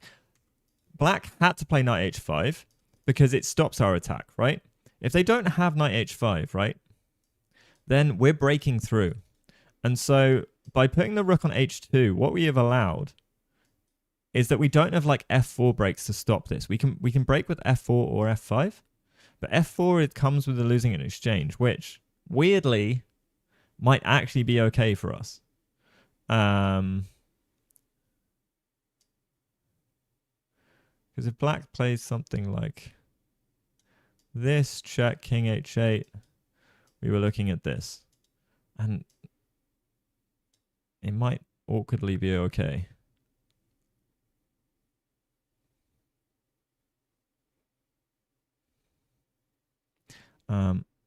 Anyways, all right, we see moves. So f5 came, and knight e5, and then knight back to e7. So we instead of going to h6 check, we chose knight e5. Nice central square. Good attacking prospects. We will have knight g3, h5 as opportunities as well. So knight h6, king g7, knight g3, knight g3, queen g3, and then now what? Let's have a quick look. So f5 check. Oh, queen g. Now what? We're going h4, h5. Sorry, that's our plan. Our whole plan is h5.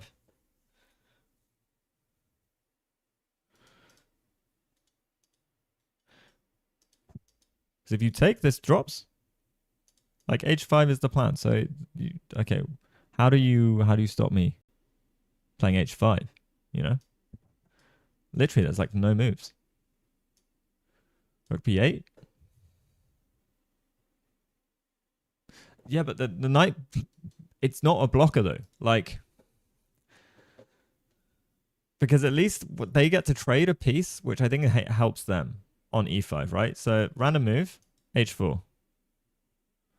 You take, we'll take. Which one will we take? We'll take this one, please. We'll hit the bish.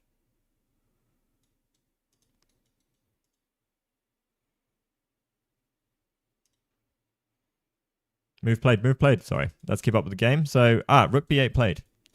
There's me. Random move. But, like, what other move do you have? What other move do you possibly have to play?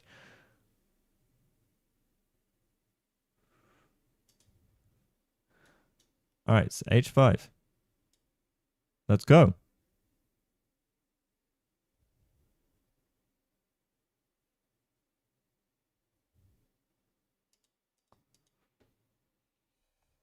That's a great question. b4.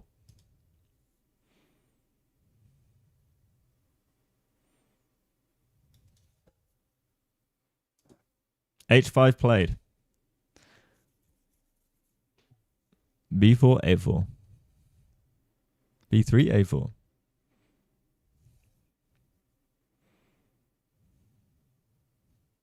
Okay, maybe we take a knight.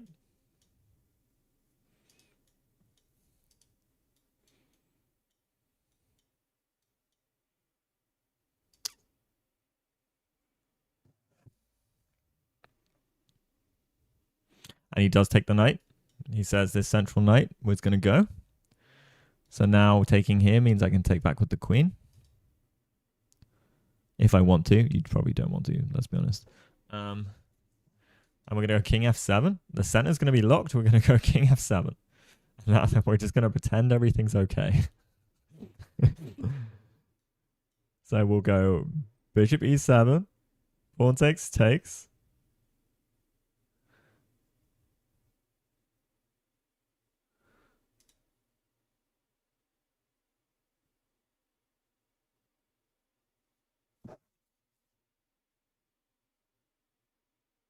Knight e6, king g7, fine. I don't know if knight e6 is helpful to us at all.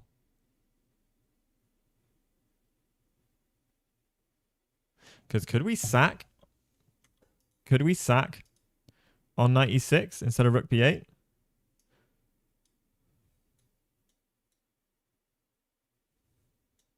Not yet, I guess. Anyway, this move's being played. Sorry, guys. All right. Bishop e7 now played. After it takes... And we take this way. Bishop e7 to target the pawn.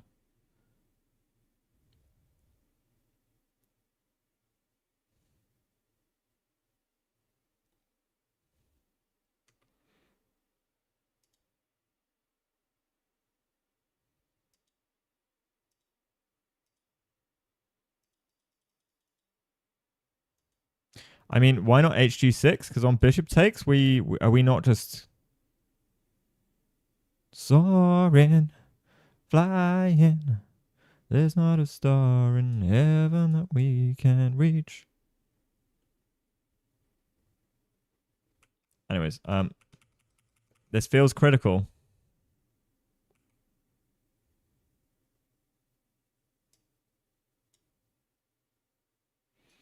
Because on queen takes, rook here, queen takes.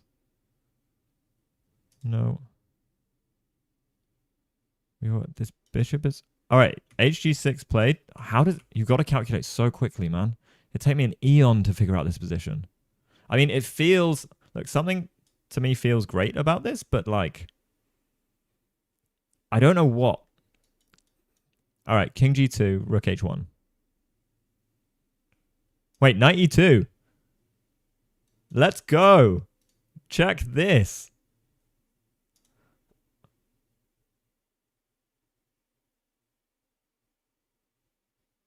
Yeah, he looked at this earlier.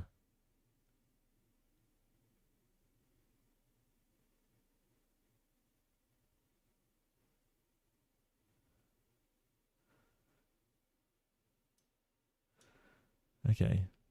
So we're allowing the bishop to take, but we're allowing the knight to just come in. Why we allow the bishop to take?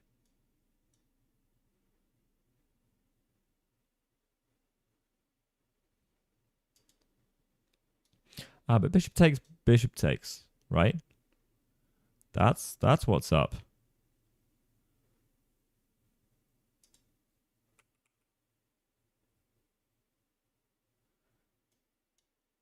Bishop g5, rook g2. Okay, he protects his pawn because he wants the snack. Because he knows that this is a pain point. He knows it. Sorry. I'm just having a quick look at Zach's game. Oh, wow. All right, Zach should be cooking this. Queen h3. Idea.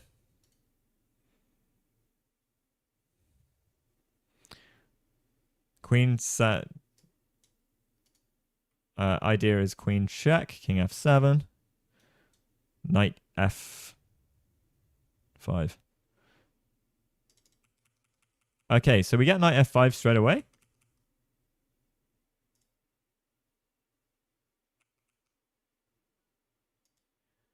And then we'll get bishop g5, I assume. Maybe we can go queen g2. But positionally, we're chilling, right? Like this guy, if bishop comes out. Okay, bishop takes. Hey, Phoebe, let's go. I'm going to put human eval up. Like, I feel like the tide is turning. Where are we at?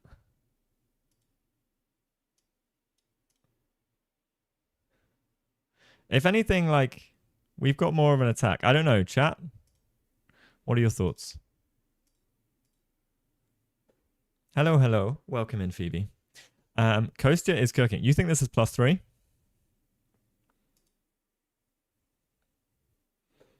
You think this is more? +1.5. Beloved Bookkeeper says 1.5. Black's about to get annihilated. Bishop h4 might be good. Ooh, I like bishop h4. Human eval at least plus... Oh, see, you guys are so much better at chess than me. Like, I'm like, this feels good, but I can't... It'd take me an hour to explain. All right, we'll put plus 2.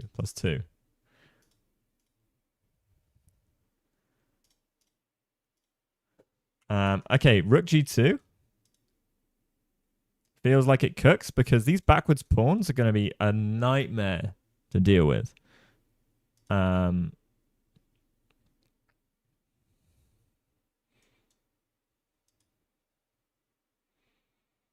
we're going to get like bishop h4, bishop f6. Yeah, okay. Where's the bishy bish going? If you don't take, we'll snack. We'll snack. All right, so bishop takes and queen takes. Let's just come in. And they are 5 moves off time control as well. So there is a lot of stress this guy has to deal with the attack. I think queen up is looking kind of nice. Bishop h4, like you said, it's a beautiful move. Beautiful move. Knight here. Doesn't feel like it cuts the mustard.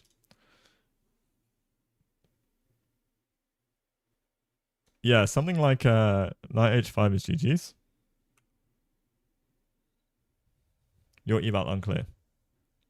There's no time control. I'm actually not sure. I assumed there was, but I just assumed there was. Also,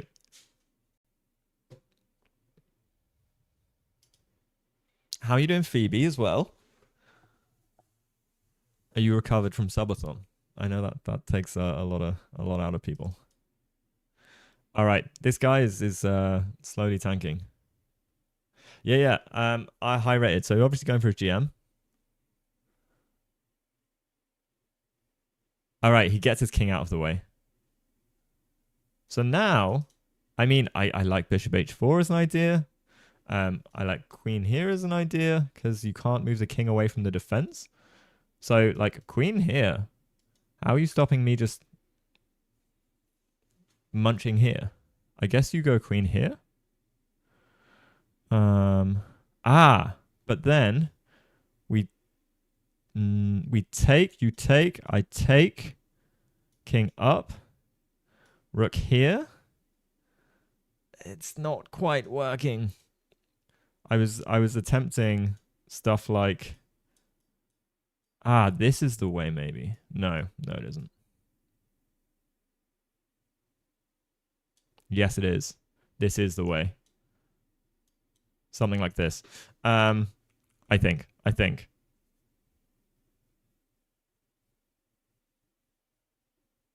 Improve your worst place piece. Yep.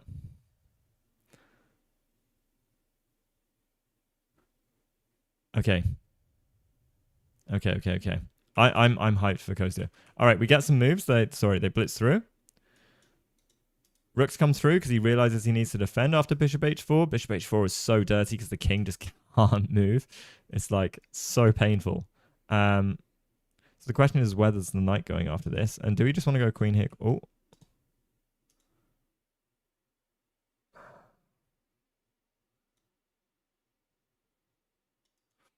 This bishop as well. It's like a subtle sniper. There is a sniper in the position, so they need to be careful. This rook move is a nice little move.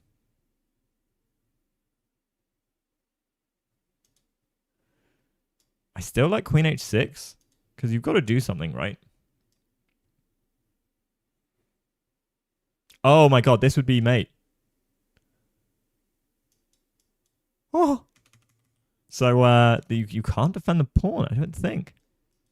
You've got to do this. Man, queen h6 is GG's. Surely queen h6 is GG's. What's the black sniper up to? Yeah. Just come on, Kosher. You've got this. Queen h6 is cooked. Polgar mates in 2. Like patterns. I know it's not mate in 2, but like the pattern is there. The pattern is real. Okay, the king can also go here, but like we're cooking.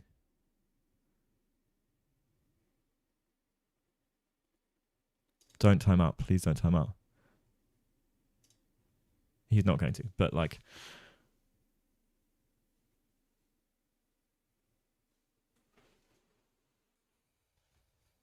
scroll ups down. Wait.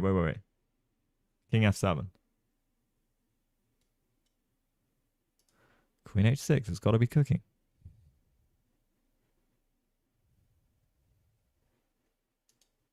It's all good. He saw the clock. He's calculating. He knows there's a knockout. He knows this is brutal. The guy is head in hands. He's seen queen h6.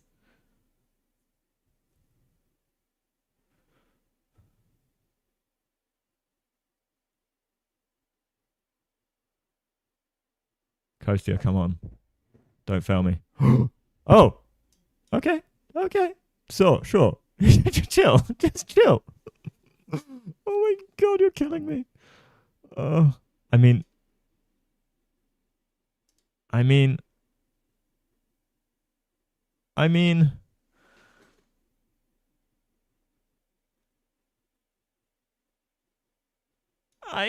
yeah, but what do you do after this then?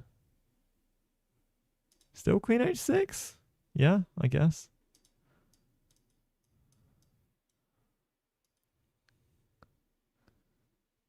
Well, can the king run?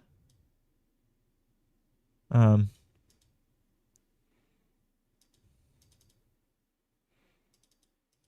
so King E6.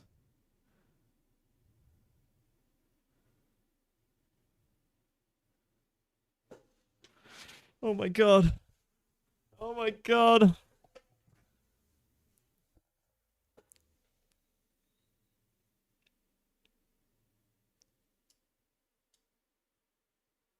Yeah. I mean, why not King E6?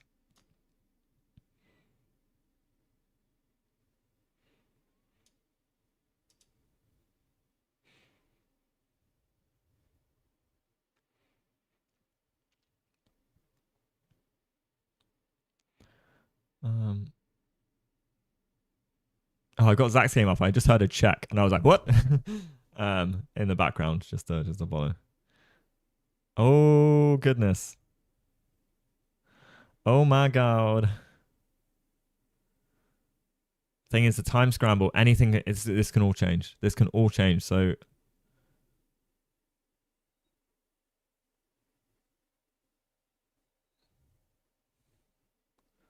whoa. Okay. Defensive measures. No sacks. Makes sense. Rook G1. I'm assuming is coming. Um, I still kind of like Queen H6.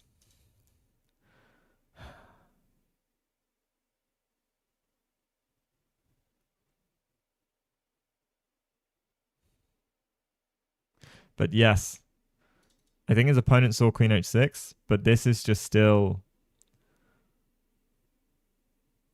okay. But the defensive measures he's finding, he's gotten the bishop out of the way. The bishop defends, the rook defends. Look at this resource management. And now his opponent's like, oh well, good luck. Queen H6 again. Is that possible? Ah, okay. What if we play bishop F6 now? Trying to block a defender.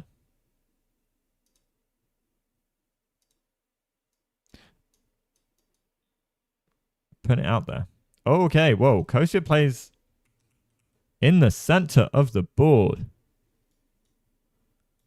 And he's just going to power through with some pawns.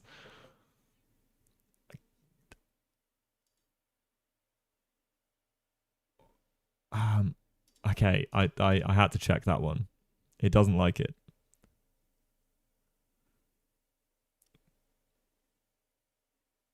This is so nerve-wracking. All right.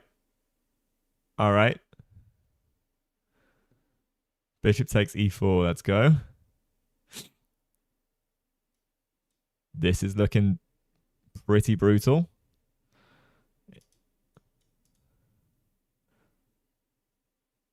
Oh, my God. Never ends. Can we take check? Like, can we?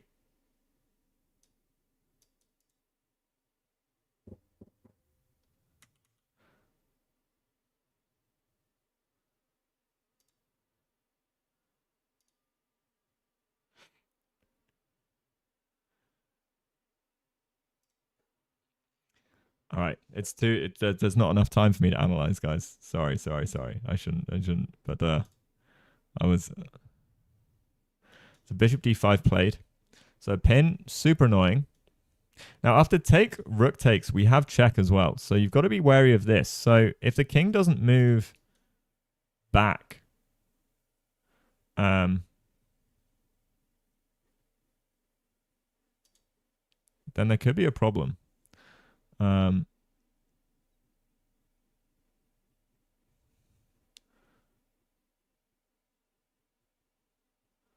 Okay, bishop here. Now, what if we take? Like, can we not take on g5? On g6?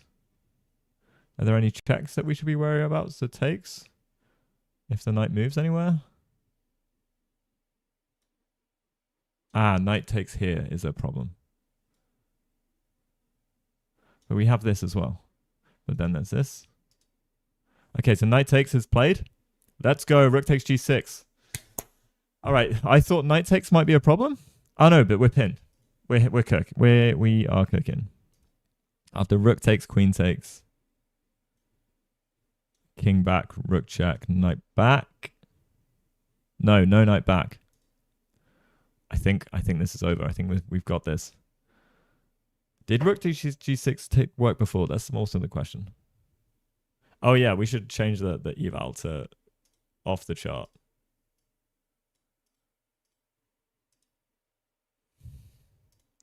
Off the chart. This looks very good.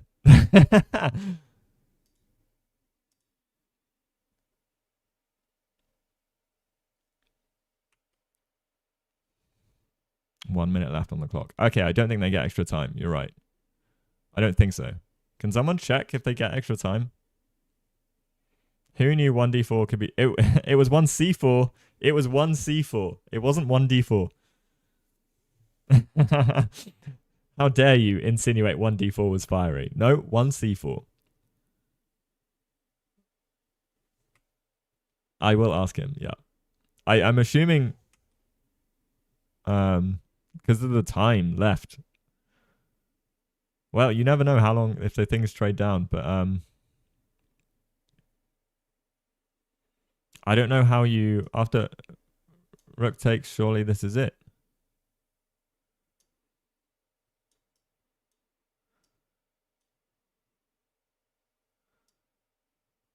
Yeah, I think we might see resignation. Wow.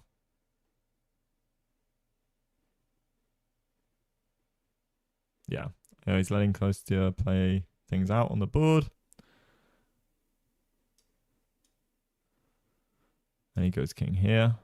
And then I think we can just check with the bish. Yeah. And that'll be GG's.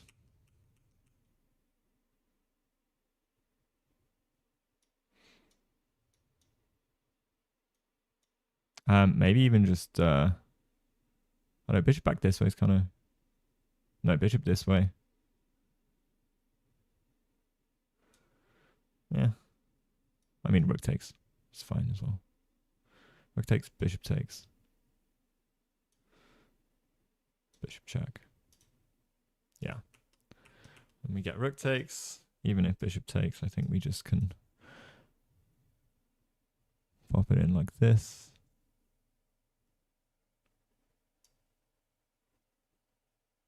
Maybe not. Maybe not. Maybe not. Hang on. Let's calculate properly. After bishop takes.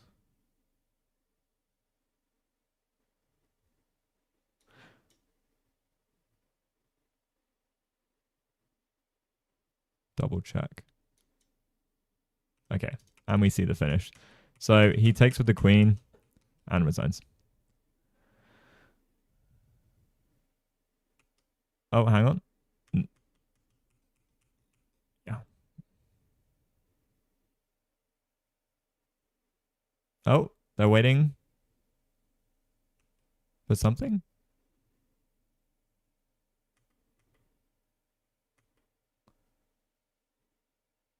What are they waiting for? I'm very confused.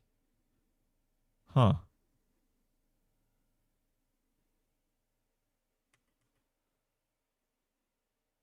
Maybe.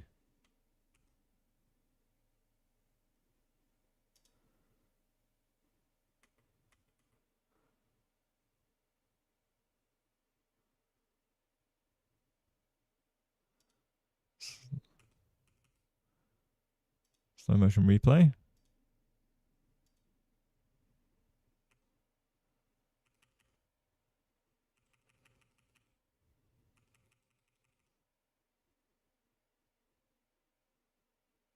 Oh, okay. What? They resumed play by the looks of it.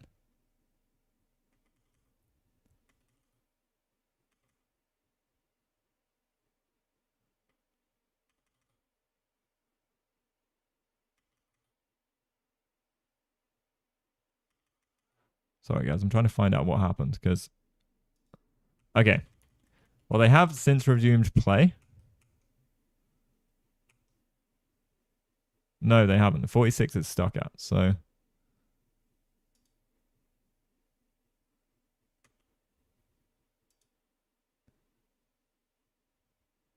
Okay, so he played queen takes, bishop takes, and coach just stopped the clock because. Why?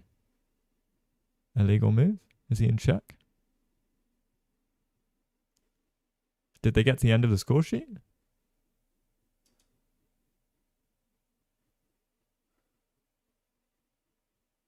I don't see what happened.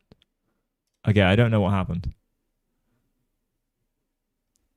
Didn't write his move down.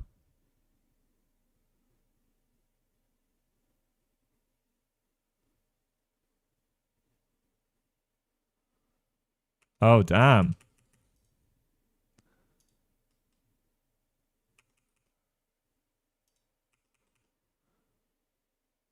All right. Okay. Problem notation. Yeah. Hey, I'm good. No, it's not strange. I think they're professionals. Like, they should be able to do this, you know? Um, let's catch up a little bit. There is a lot of material though. There is imbalance, but Kostia needs every second he can get.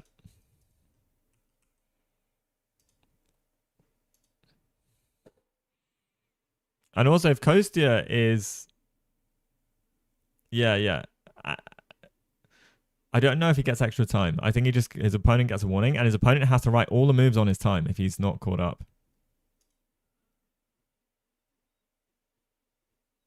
But yeah, this won't be super easy to convert.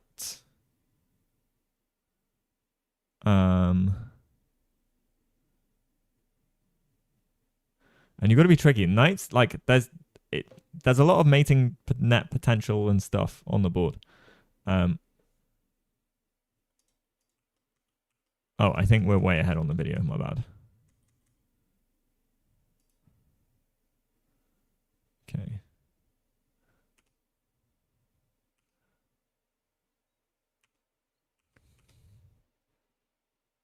Yeah, the knight is doing a good job covering dart squares with the knight bishop setup. But fine. Let's not just allow a pawn to like smash through the ranks. That's the important thing.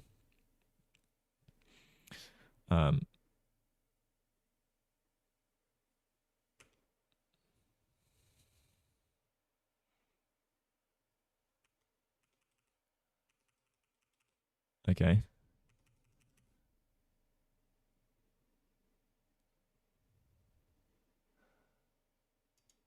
But yeah, there's still time scramble, still opportunity for things to go wrong. It's not that straightforward.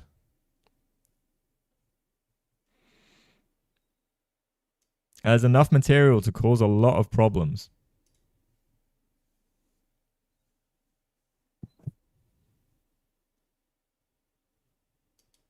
They should be winning, but I think it's harder to win, so I'm going to bring the eval down.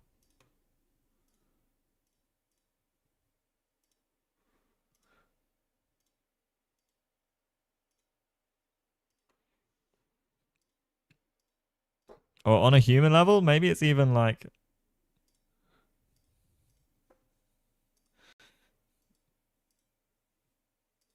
But it like before it felt like there was something. This feels like a technique and conversion.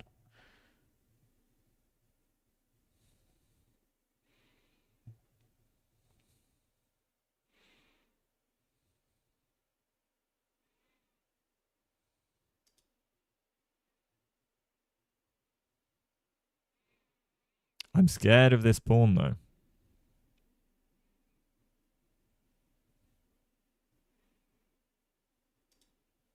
Oh no, just on such low time.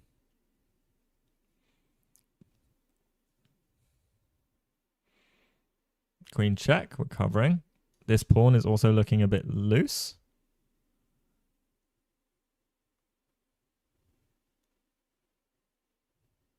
Yeah, yeah. Should be winning. Right, exactly. So never take it for granted.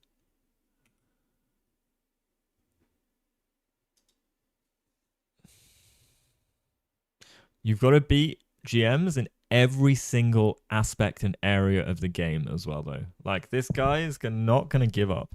And he's getting his king over to do damage. As much as he physically can.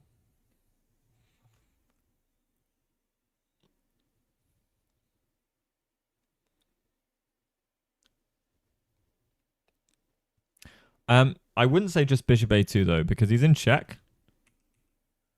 And if bishop a2, I have a feeling. Oh yeah, sorry, he's in check. It's not black to move. Okay. Now things are gonna get tricky. Now things are gonna get real tricky.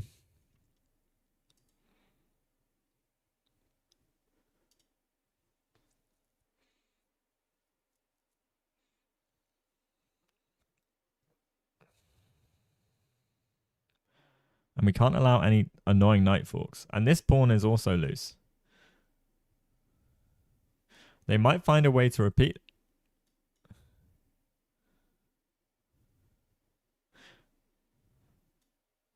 Bishop check, knight takes, queen takes check. Looks pretty juicy. So you can't take with the knight, but then you can probably go like here. And it's like, what have we actually got? Scary.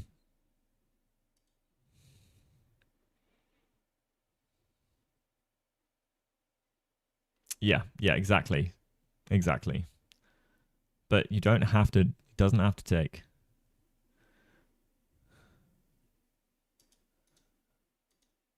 I'm scared at how close this king has come to this pawn. We do have our own pawns, but they're just completely blockaded. The opponent has found a really good defensive setup.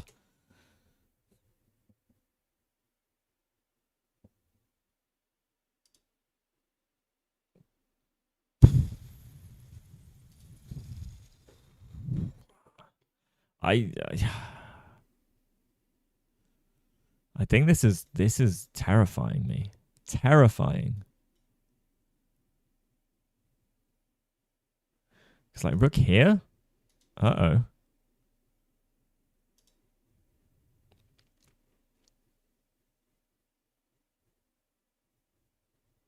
Come on, Costian. I believe. The problem is, if like queen here, rook here, queen here, for example, bishop here work, like is just winning.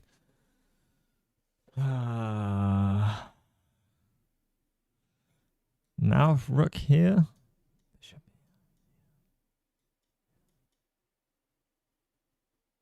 Like, we might have to sack a piece for this pawn. We might have to try sack the bishop for the pawn.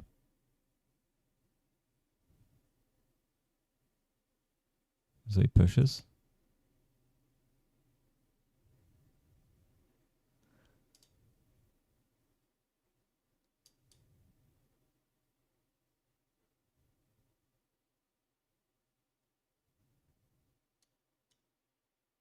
All right, king's coming.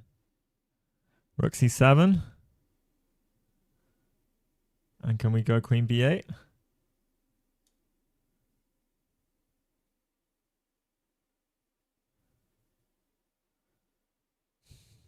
I'm really scared.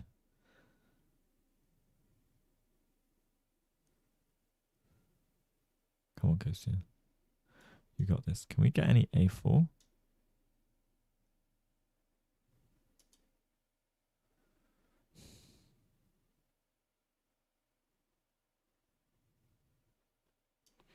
Do we draw this?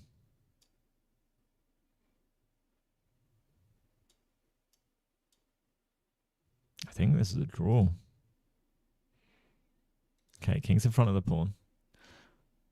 The low time is terrifying me.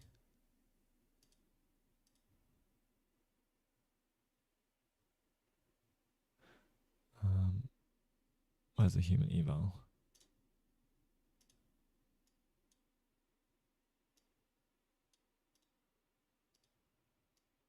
I don't know, because now knight takes f4. Oh my god. Oh my god. Oh my god, oh my god, oh my god. Alright, check.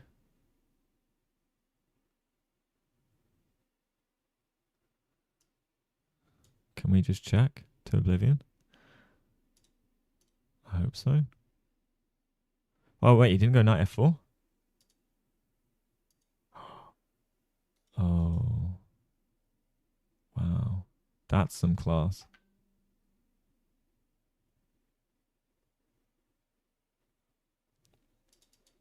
Okay, so he's gone queen check. Oh my god, the bishop.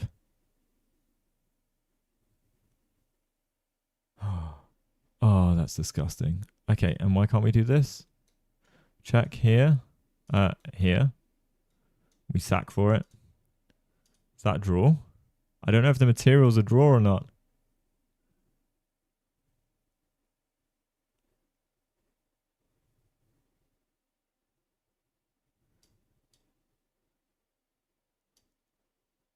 Oh, knight d3. Knight d3 is brutal. What a play.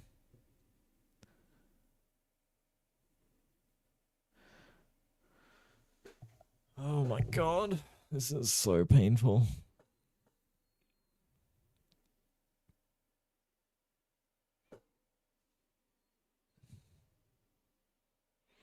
All right, we go after the pawn. We get the pawn. We draw.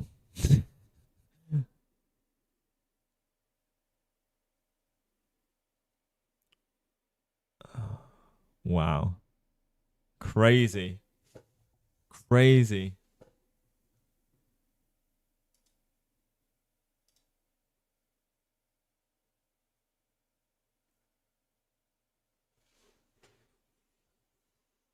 Oh, man.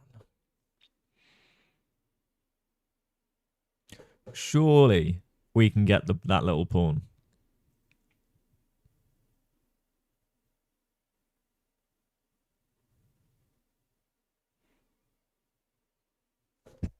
Okay. Well, I'm gonna yeah, eval this.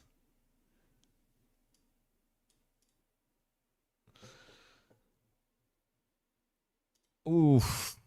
Damn. Bishop g5. Well, then this pawn is loose, right?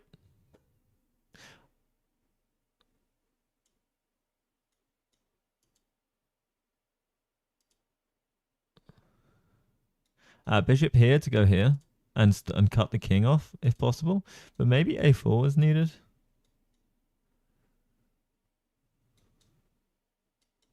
I don't know. I have no idea. I'm clueless.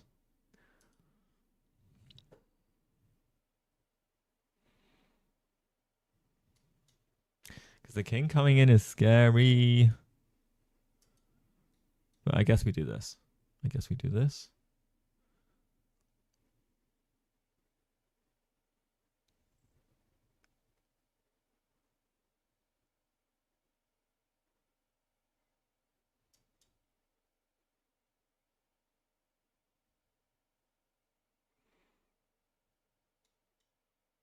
Okay, all the pawns are being held.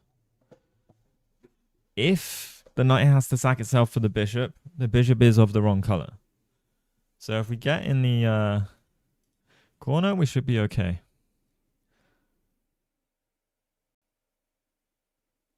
Yeah.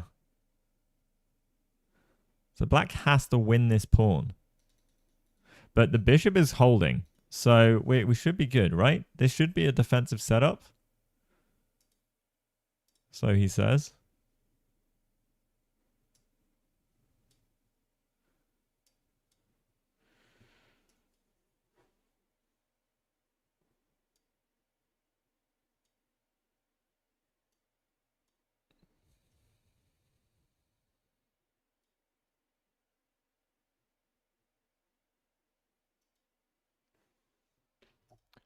As long as we don't allow any forks.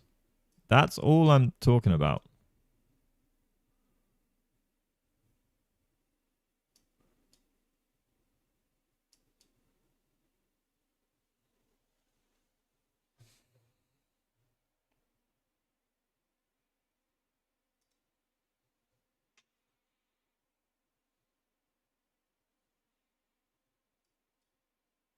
Okay, so he provokes a4. I don't understand the idea.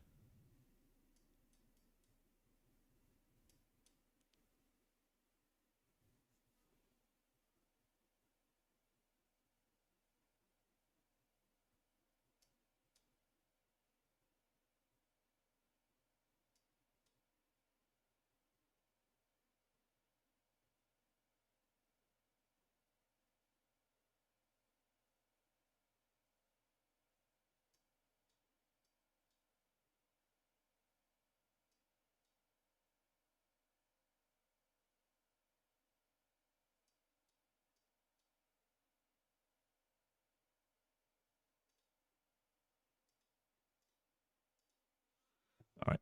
Sorry, guys. Okay. So we get bishop e4 check.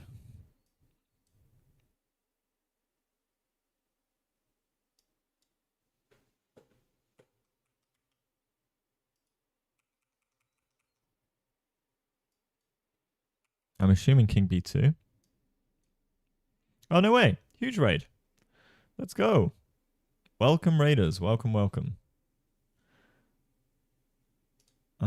We are, well, in the end of Kostya's game, which he was crushing this 2500. I am. He's had an amazing game, and now he had to sack his queen back, and now he's trying to hold the draw. Eval should be 0-0. You think? Also, I can't see.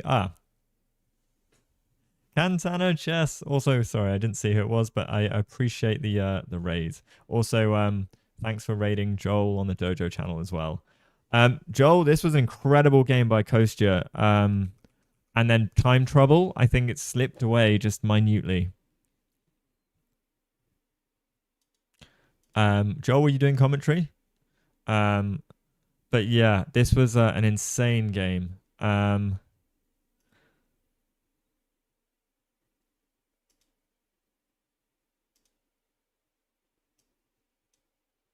We're gonna put it equal. I'm worried. I'm worried about this. This is. It's also the momentum change because Kostya was in control for like the game. There's one kind of key moment that he missed a little bit, but okay, Kostya's gone king d2. Is that in the hope that if king here, we have king e3, of course, of course. Oh, my keyboard isn't working. Yeah, so if king here, we would have gone king e3, but bishop's gone back. But then do we have chance to kind of push our pawns? No. Long story short.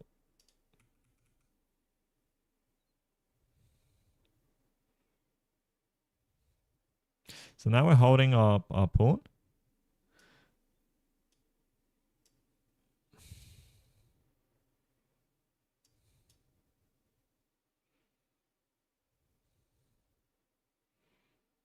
Okay.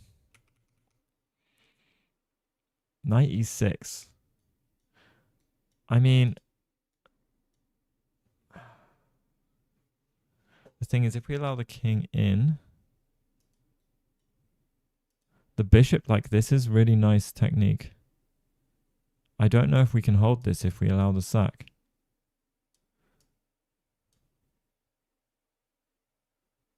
I don't think... Because the bishop is just guarding both of these diagonals. Oh, damn. I don't think we can hold. Okay. Opposition. Zugzwang. Zugzwang. Ouch. Can we go here? Probably not.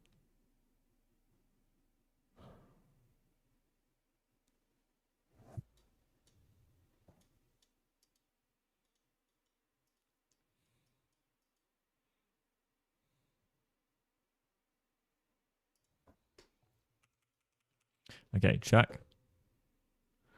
That's handy. but not handy enough. Okay.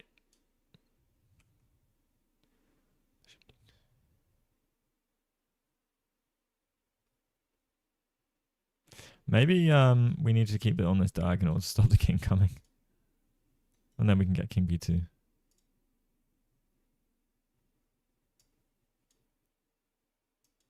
We need the knight off the board.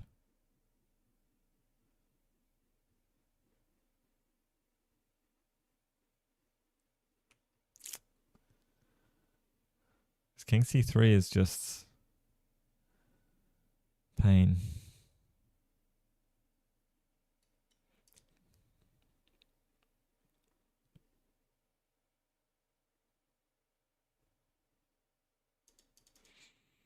Okay.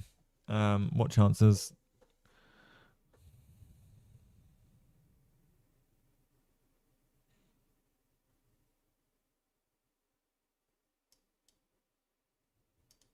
Okay.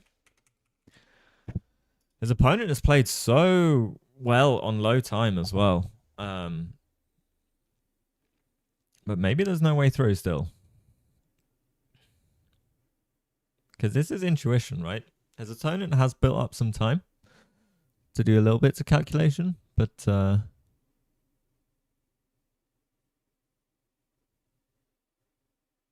is there a world they could set up a bishop and knight mate in the corner?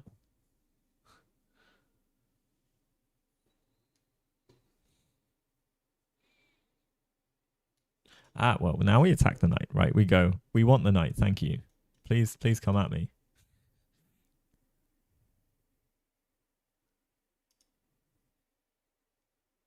Okay. We go bishop back. We're always trying to make sure the bishop is protected. Okay. Oh, now this is interesting. Can we go bishop here? All right, bishop back up. Coach is going to move back and forth and say, I've got a fortress. Find it. Ooh, knight a5. Okay, looking for check.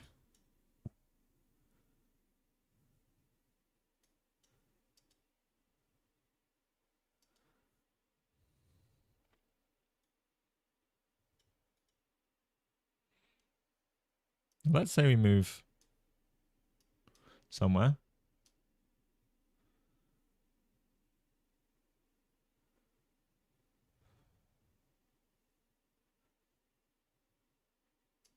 Go back. Check. I mean, we give up the pawn. We don't really want to do that. So, no. King c1. King c3. Oh, king c1 played. King c3, we check again.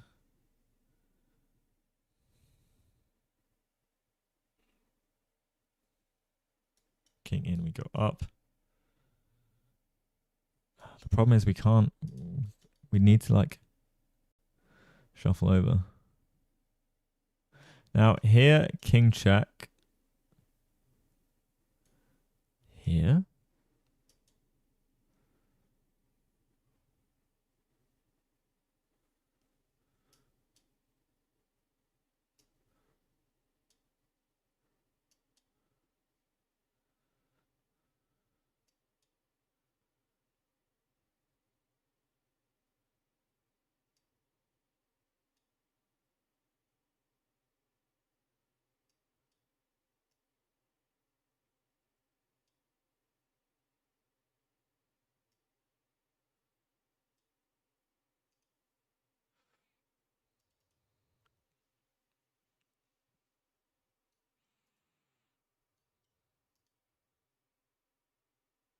Okay, Kosa goes here.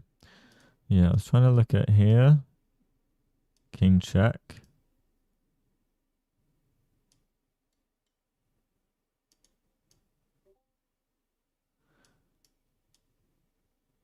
All right, sorry.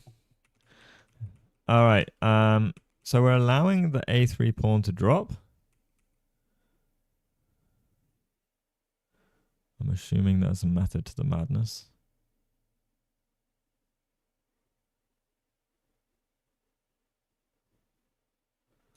And we're hitting a3. Knight goes here. We're saying you're okay to have the pawn. Just please take my bishop.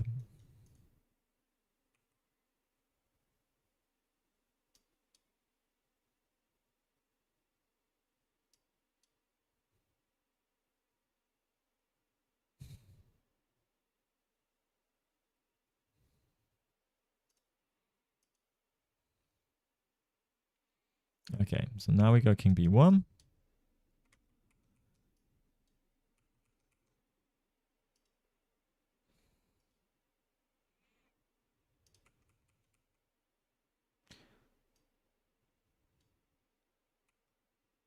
All right, king a2. I wouldn't be surprised. But I'm worried that there's some like mating that. Maybe king here.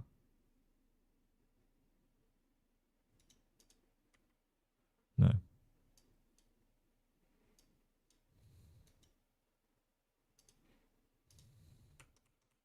Okay, we go king a1. Staying out of checks, out of principle. And now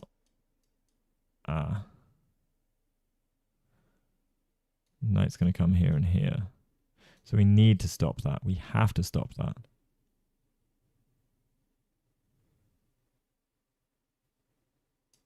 Or here. No, we take. We'd be fine. So surely bishop here, but then knight takes pawn. Ouch. How do we stop? Oh, it's not mate. But it feels like it. Oh, here's a move as well. So brutal.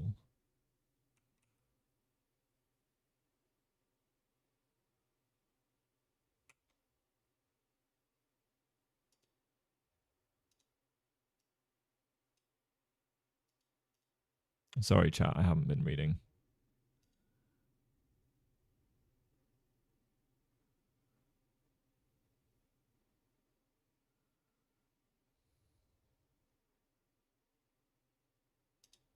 Bro.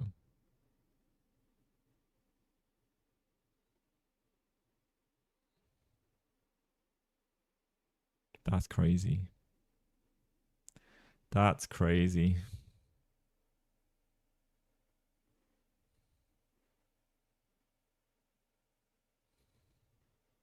Can we set up stalemate though? I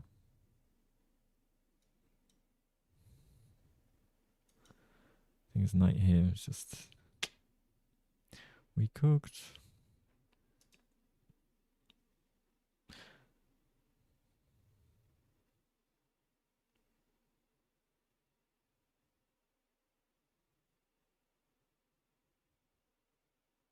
Yeah, knight a3. That's why I wanted further back bishop here.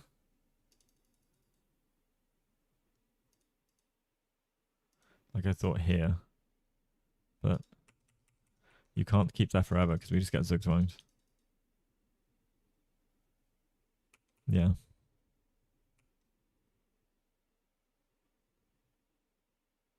No, he promotes to a knight.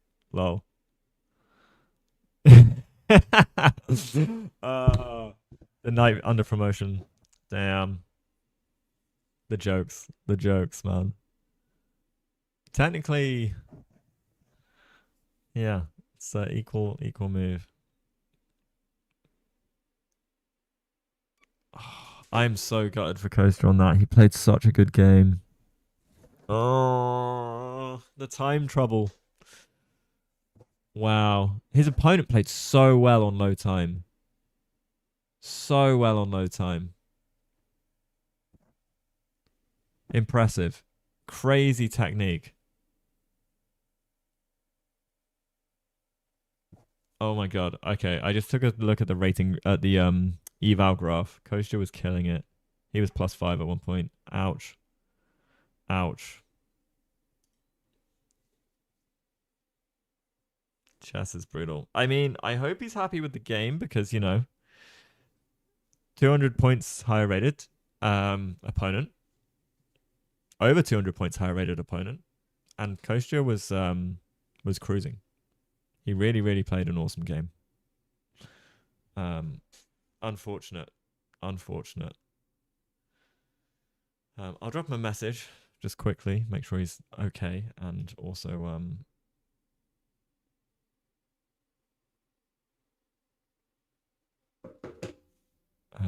if he wanted to come in.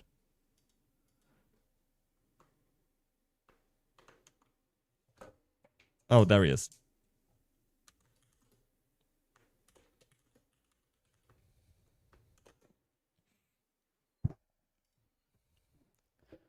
Let me just get him inbound.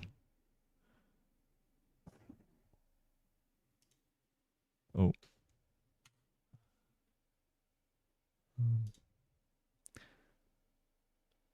Hello. Oh, I can't hear you. Oh, yeah, I can hear you. 1 sec. I'm just getting you up for chat as well. Damn, dude. Wait, where was I had you? Discord. There we go. Hello. All right. I think we can hear you. Hey. How you feeling? Yeah, you know. Yeah. Woe is me. Yeah. Yeah, I mean from the opening, he was spending a lot of time. Did you surprise him? I don't think so. I mean, he surprised me a lot actually. Because I wasn't expecting to get the Nimzo. And I've played this line before, but probably what happened was, before the game I checked a bunch of stuff, he probably checked a bunch of stuff, and like he just couldn't remember like this variation exactly. Yeah. I also might have misplayed it and, unknowingly played a novelty. I mean I don't know. I mean, it looked pretty good from our side perspective. Okay, Nimzo. Yeah, I mean, so this is following Master Games on the database, on Chess.com's database. I'm sure there's more on Chessbase, but Knight B4, well, there was only one game that had Knight B4 when he played Knight B4. All of the other games are like the win rates for White were like insanely good. Like it was like 60%, like 50% in terms of Master Games. So like, yeah, and then Knight B4 was the only one where it was like it had like a draw and a back loss, but then it was like against a 1700 versus like a 2600, so it made no real difference. Yeah. I mean, if I remember the line correctly, and Knight G4 is right, and Knight I B4. believe when he played, so Knight G4 is right, but then he played Knight B4. Yeah, Knight B4 is definitely new for me, but if this is the line like I'd prepped before, then yeah, I'm pretty sure Matthias Bluebomb has a bunch of games from this position. Oh, nice. After Knight G4. If I'm remembering it right, I could be mistaken. But yeah, it's a Bluebomb specialty. Okay. I can probably find. Yeah, Matthias Yeah, Bluebomb, like a bunch of games. Yeah, a bunch of games. Okay, so it's the right position. Yeah. Oh, loads. Yeah, it's yeah, I thought I played well. Yeah, we thought you played it incredibly well. There wasn't any anything specifically. I'm surprised you said it was only +5. I actually thought it would be more. Yeah, I just checked the rating graph quickly. I'm not sure specifically which, although okay, time trouble at the end is like brutal, but yeah, Rook H2, I think, because the F you're lacking in F5 after Rook H2, because you paused for a bit there as well. So you played Knight E7. Mm-hmm. And you sort of paused for a bit, and I was like, well, yeah, I assumed it was. Were you planning F5 after Knight E7 or? Yeah, I missed his move Knight G7. Oh, sorry, Knight G7 is what I meant. Yeah. So, yeah. I just didn't realize he can make this move, Right. And then I spent all my time there, like, trying to sack the exchange with H5. With H5, which is probably impractical. So I very briefly, jokingly looked at F5 sacking the exchange. And weirdly, F5 I didn't. and Yeah. weirdly, it's. I mean, it's probably like, but F5, Bishop H2, King H2, um, Mhm. and then you get some like Knight H6, King H8, and you get to take the pawn on B5. Um, but yeah, I don't know. Yeah, I didn't look at this one too closely. Um, Because you get rid of his I was one mainly active bishop. analyzing. I think that's the only benefit. Yeah, no, actually, it's quite interesting. Because yeah, strategically, like my idea is just to open the king side and play against the bishop on b7. Just kind of Hmm. argue I have an extra piece. But I found this plan very quickly to go knight f2, knight h1, knight Yeah, g3, and that was really I think it nice. worked out really. Yeah, I yeah. think it worked out well in the game. Yeah, so I should have just played it much faster instead of spending all my time. Right, right. Because yeah, you spent a lot of time, and then you played it, and I was like, oh, knight H1, knight G3. It's sorts because I was like, oh, well now it's a problem because we can't play F5, and then I was like, well, what if we do play F5? And I was like, oh, that's kind of cool. And then it was like, well, knight H5 just like blocks everything, and then yeah, when you played knight F2, I was like, oh, yeah, of course. And then your plan's still completely the same, kind of, and it was hard. Like, I didn't Yeah. see what his move should be, because he played F5 and then knight E5. Debating between knight E5 and knight H6. I don't really know the difference. Because knight H6, king H8, and then knight G3, I guess. But Yeah. Yeah, basically I was just worried my knight would get offsides on h6 mhm. and kind of block the h file that I'm trying to open. Yeah, And so knight e5, I realized that at some point he'll take, but yeah, I figured that I kind of have to do that. yeah. And he goes back knight G3, rook B8. I mean, it was here. I was like, well, what move does he play here? Like, what has he actually got? So I was just yeah. And I was like, well, on something like rook B3, you just have H5. Yeah, I mean, this was all. It seemed all great. But yeah, time. Yeah, and this knight maneuver as well. After bishop takes, rook here. I was wondering queen h6 here as well. Or bishop h. To be honest, bishop h4 is probably better, so his king doesn't move. And now queen h6. I was wondering about, but yeah. Wait, why didn't wait, can you go back? Yeah, before bishop h4. Um, why didn't I go queen h6? Oh, queen e6 he goes. Okay. Okay, then I still have to. You still have to. But I bishop takes f5, no? Ah, yeah, bishop f5. Yeah, I missed Yeah. bishop f5. There was some sax ideas. Takes knight takes. Yeah, already here, yeah, is just starting to panic, as usual. Yeah, yeah. Well, like the time was here, and then yeah, because here I thought queen h6 because that now I was like, well, you can't actually move. Because how do you defend this pawn? I just don't see. Well, Because here he moves the yeah, he moves the knight again. I sack on f5. Yeah. Yeah, I knew g6 was the target, but I just didn't spot this I one. mean, yeah, time is insane.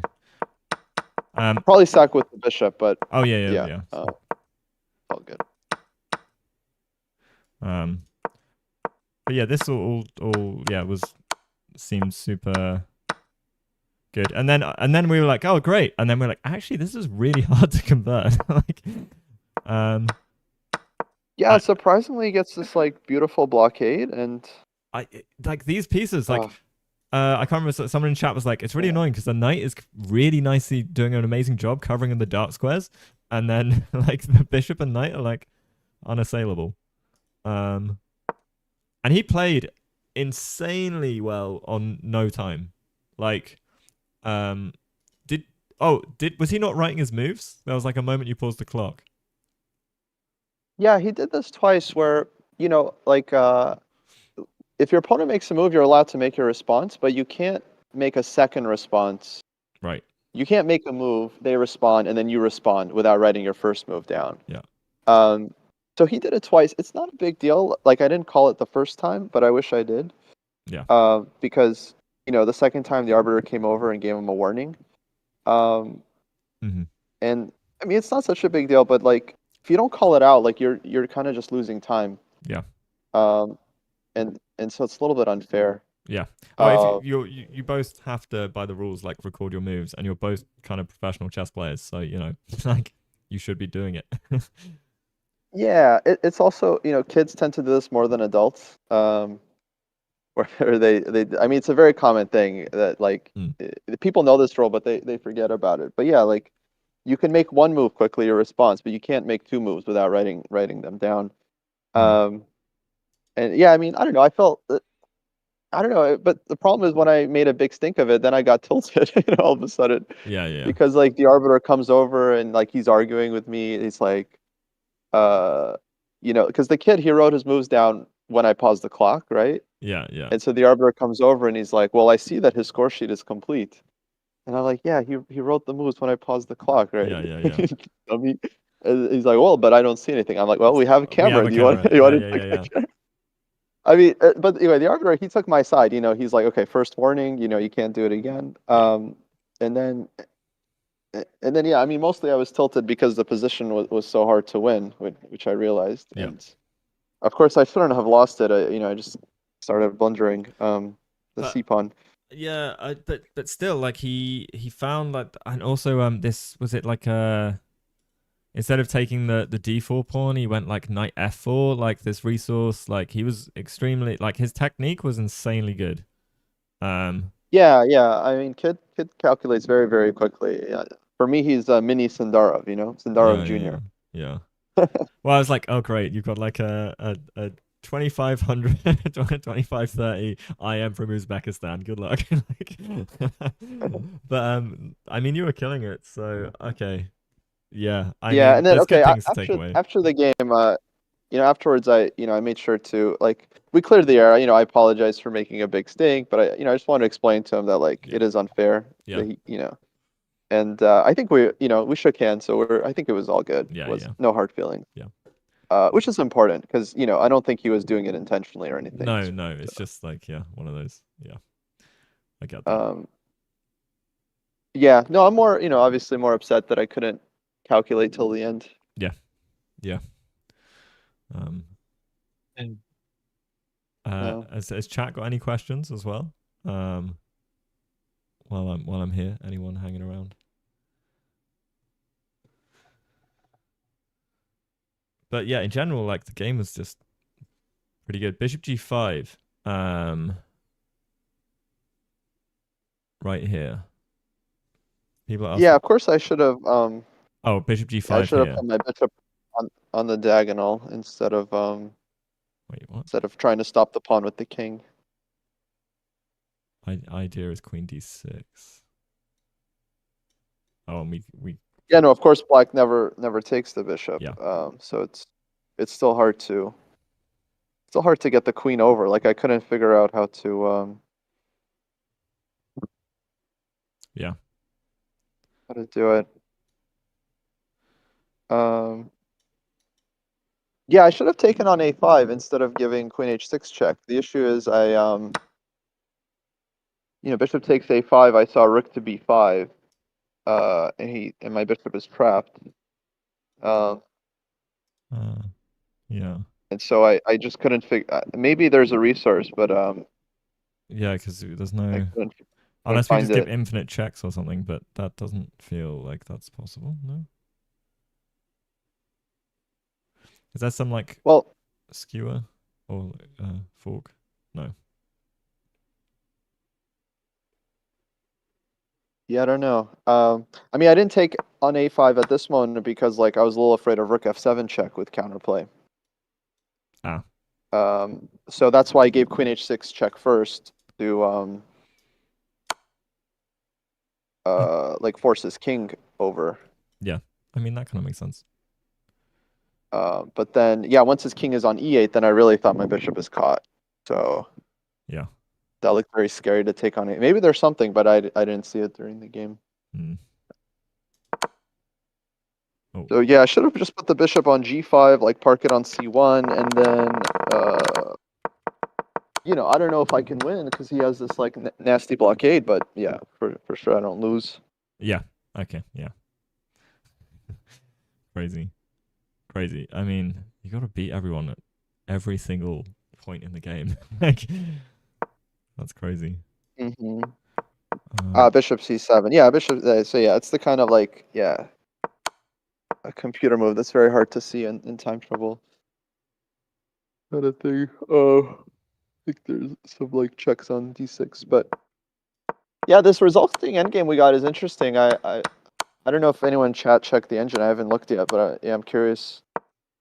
I thought it might be a draw, but it was very, very tough to hold because like if I stay in the corner, I get mated, and if I leave the corner, then it's at some point you can take on a3. yeah, let's okay. Let's have a look. Okay, so from which point do you wanna from when the sax Like okay, just one variation. Let's like when I have like both pawns still, and his king is on like I don't know c4 or oh, on c3. c4. All right, okay, so quite a way down. Yeah. So once I'm down a piece and I'm trying to hold this end Okay, game. this is exclam. You have a 0.95 advantage supposedly. Yeah. Here I'm still good. I just need to keep that pass pawn under lock and key. You know, I did not manage to Yeah, do. but like because after rook c7, I didn't see what was here, but apparently bishop e7, um, Right. or queen Yeah, bishop c8, e7. I wanted to play. Yeah. queen c8 or queen Bishop, g6. So I don't understand queen g6 unless it's just trying to get in front of the pawn. But I I think just stopping the pawn. Yeah. um yeah, Um. bishop e7 being the other one. Okay, that makes sense. And queen But c8. yeah, I want to go to that final end game. Um, Oh yeah. where I'm trying Um, to hold. oh, so apparently king e3 is the big Yeah. blunder. Of course, king e3, and then I just can't stop the pawn. Yeah. Um. Okay, eval bar and king c2 is also so. Wait, let me so you can see on stream. Or I can screen share. Do you want me to screen share or? No. It's okay. It's okay. I don't need to see the bar or anything. Cool. Yeah, and then king I just c2 want to see the is position. yeah. So let's go deeper after I give the queen back and Oh yeah. like towards the end. Like before I lose the d pawn, the d4 pawn. I think that's kind of the key position.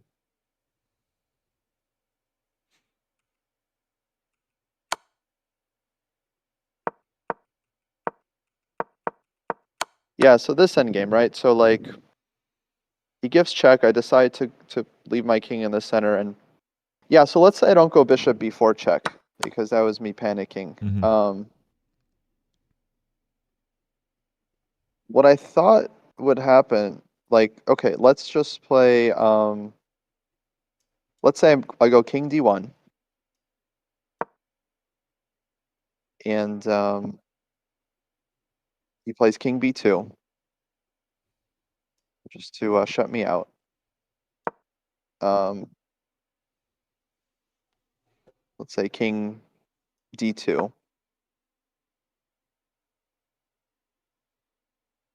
And let's say he brings his bishop like okay, he has to be very precise not to allow like d5 and stuff, but basically what I'm afraid of is oh yeah, number one you can take on c5 and that's I think that's losing. Yeah. Um so I shouldn't allow this. But yeah, otherwise I'm in Zugzwang because I can't hold on to all the pawns. But yeah, this one should be losing because I can't get to the corner. Um And the bishop is just yeah, we can't do it. the bishop So covers painful. everything and like let's say king c1, he goes or even king b3 and then just runs the a pawn. Yeah. Yeah. I think if he gets his bishop on this diagonal, it's So c6, a3, c7, a2, and I'm not in time. mm-hmm. Um, so I don't know. Maybe it's a draw, but yeah, very very hard to hold. I think. At least I couldn't figure it out. Engine doesn't believe it's a draw, but that's obviously engine. Oh, okay, so yeah, if it's losing with best play, then Yeah, you actually at played least I best with cannot bishop feel bad b4 about check. losing a drawn N- endgame. No, no, no. You no, it's -3. Okay. Oh, But it's yeah, good to bishop know. b4 was actually the best reply when you played it. And then it's -1.9. It says. um, uh, but yeah, it's Okay, a bit strange evaluation. I mean, it should be yeah, either losing or a draw, but yeah. Well, that's the thing. It's like maybe there's like some level of chance to hold, like, but mm, I don't know, because I never know with not for engines the. whether unless it's like table base. Actually, that should be table base. It's like 6 places on Yeah, but even without table base, it's like the engine should be strong enough to convert. to just Yeah, calculate it out. yeah. Yeah, one way or the other. That's okay. I should go to dinner. Yep. Thank you, Matt, again for covering. No worries. Cool. Good luck tomorrow, dude. Thank you, thank you. Probably no stream in the morning, but I'll see you back for round 4. Yep. Okay, great. Alrighty. All right. See you, I everybody. go. We'll raid I go somebody. take it easy. Sam, can you raid someone on the Dojo channel? All right. See ya. Bye bye. See you, everyone. No worries. I don't know what how much value my commentary adds to Dojo, but it is amazing to see Coach's games. He's playing really well.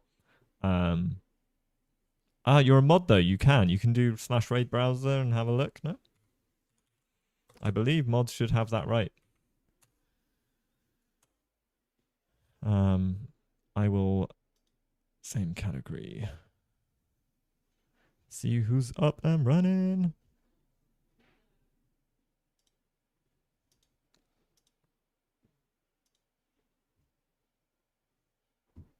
All right.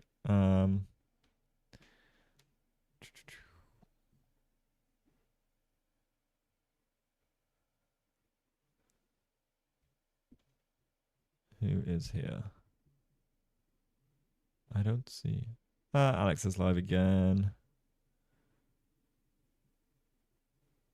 Dojo, I could raid Dojo, but that would be a pointless endeavor. Sure. All right.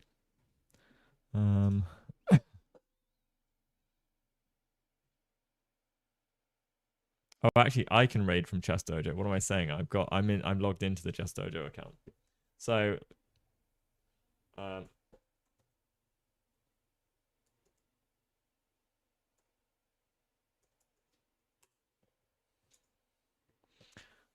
all right, guys. I appreciate you hanging around. No music streams as well.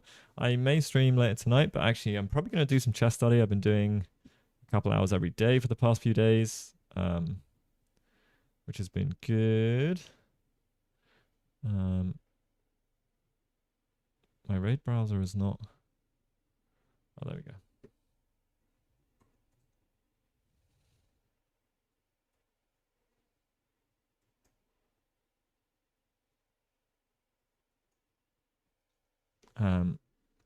Hopefully that's raiding Dojo. Dojo should have had the raid command sent through. I have no idea.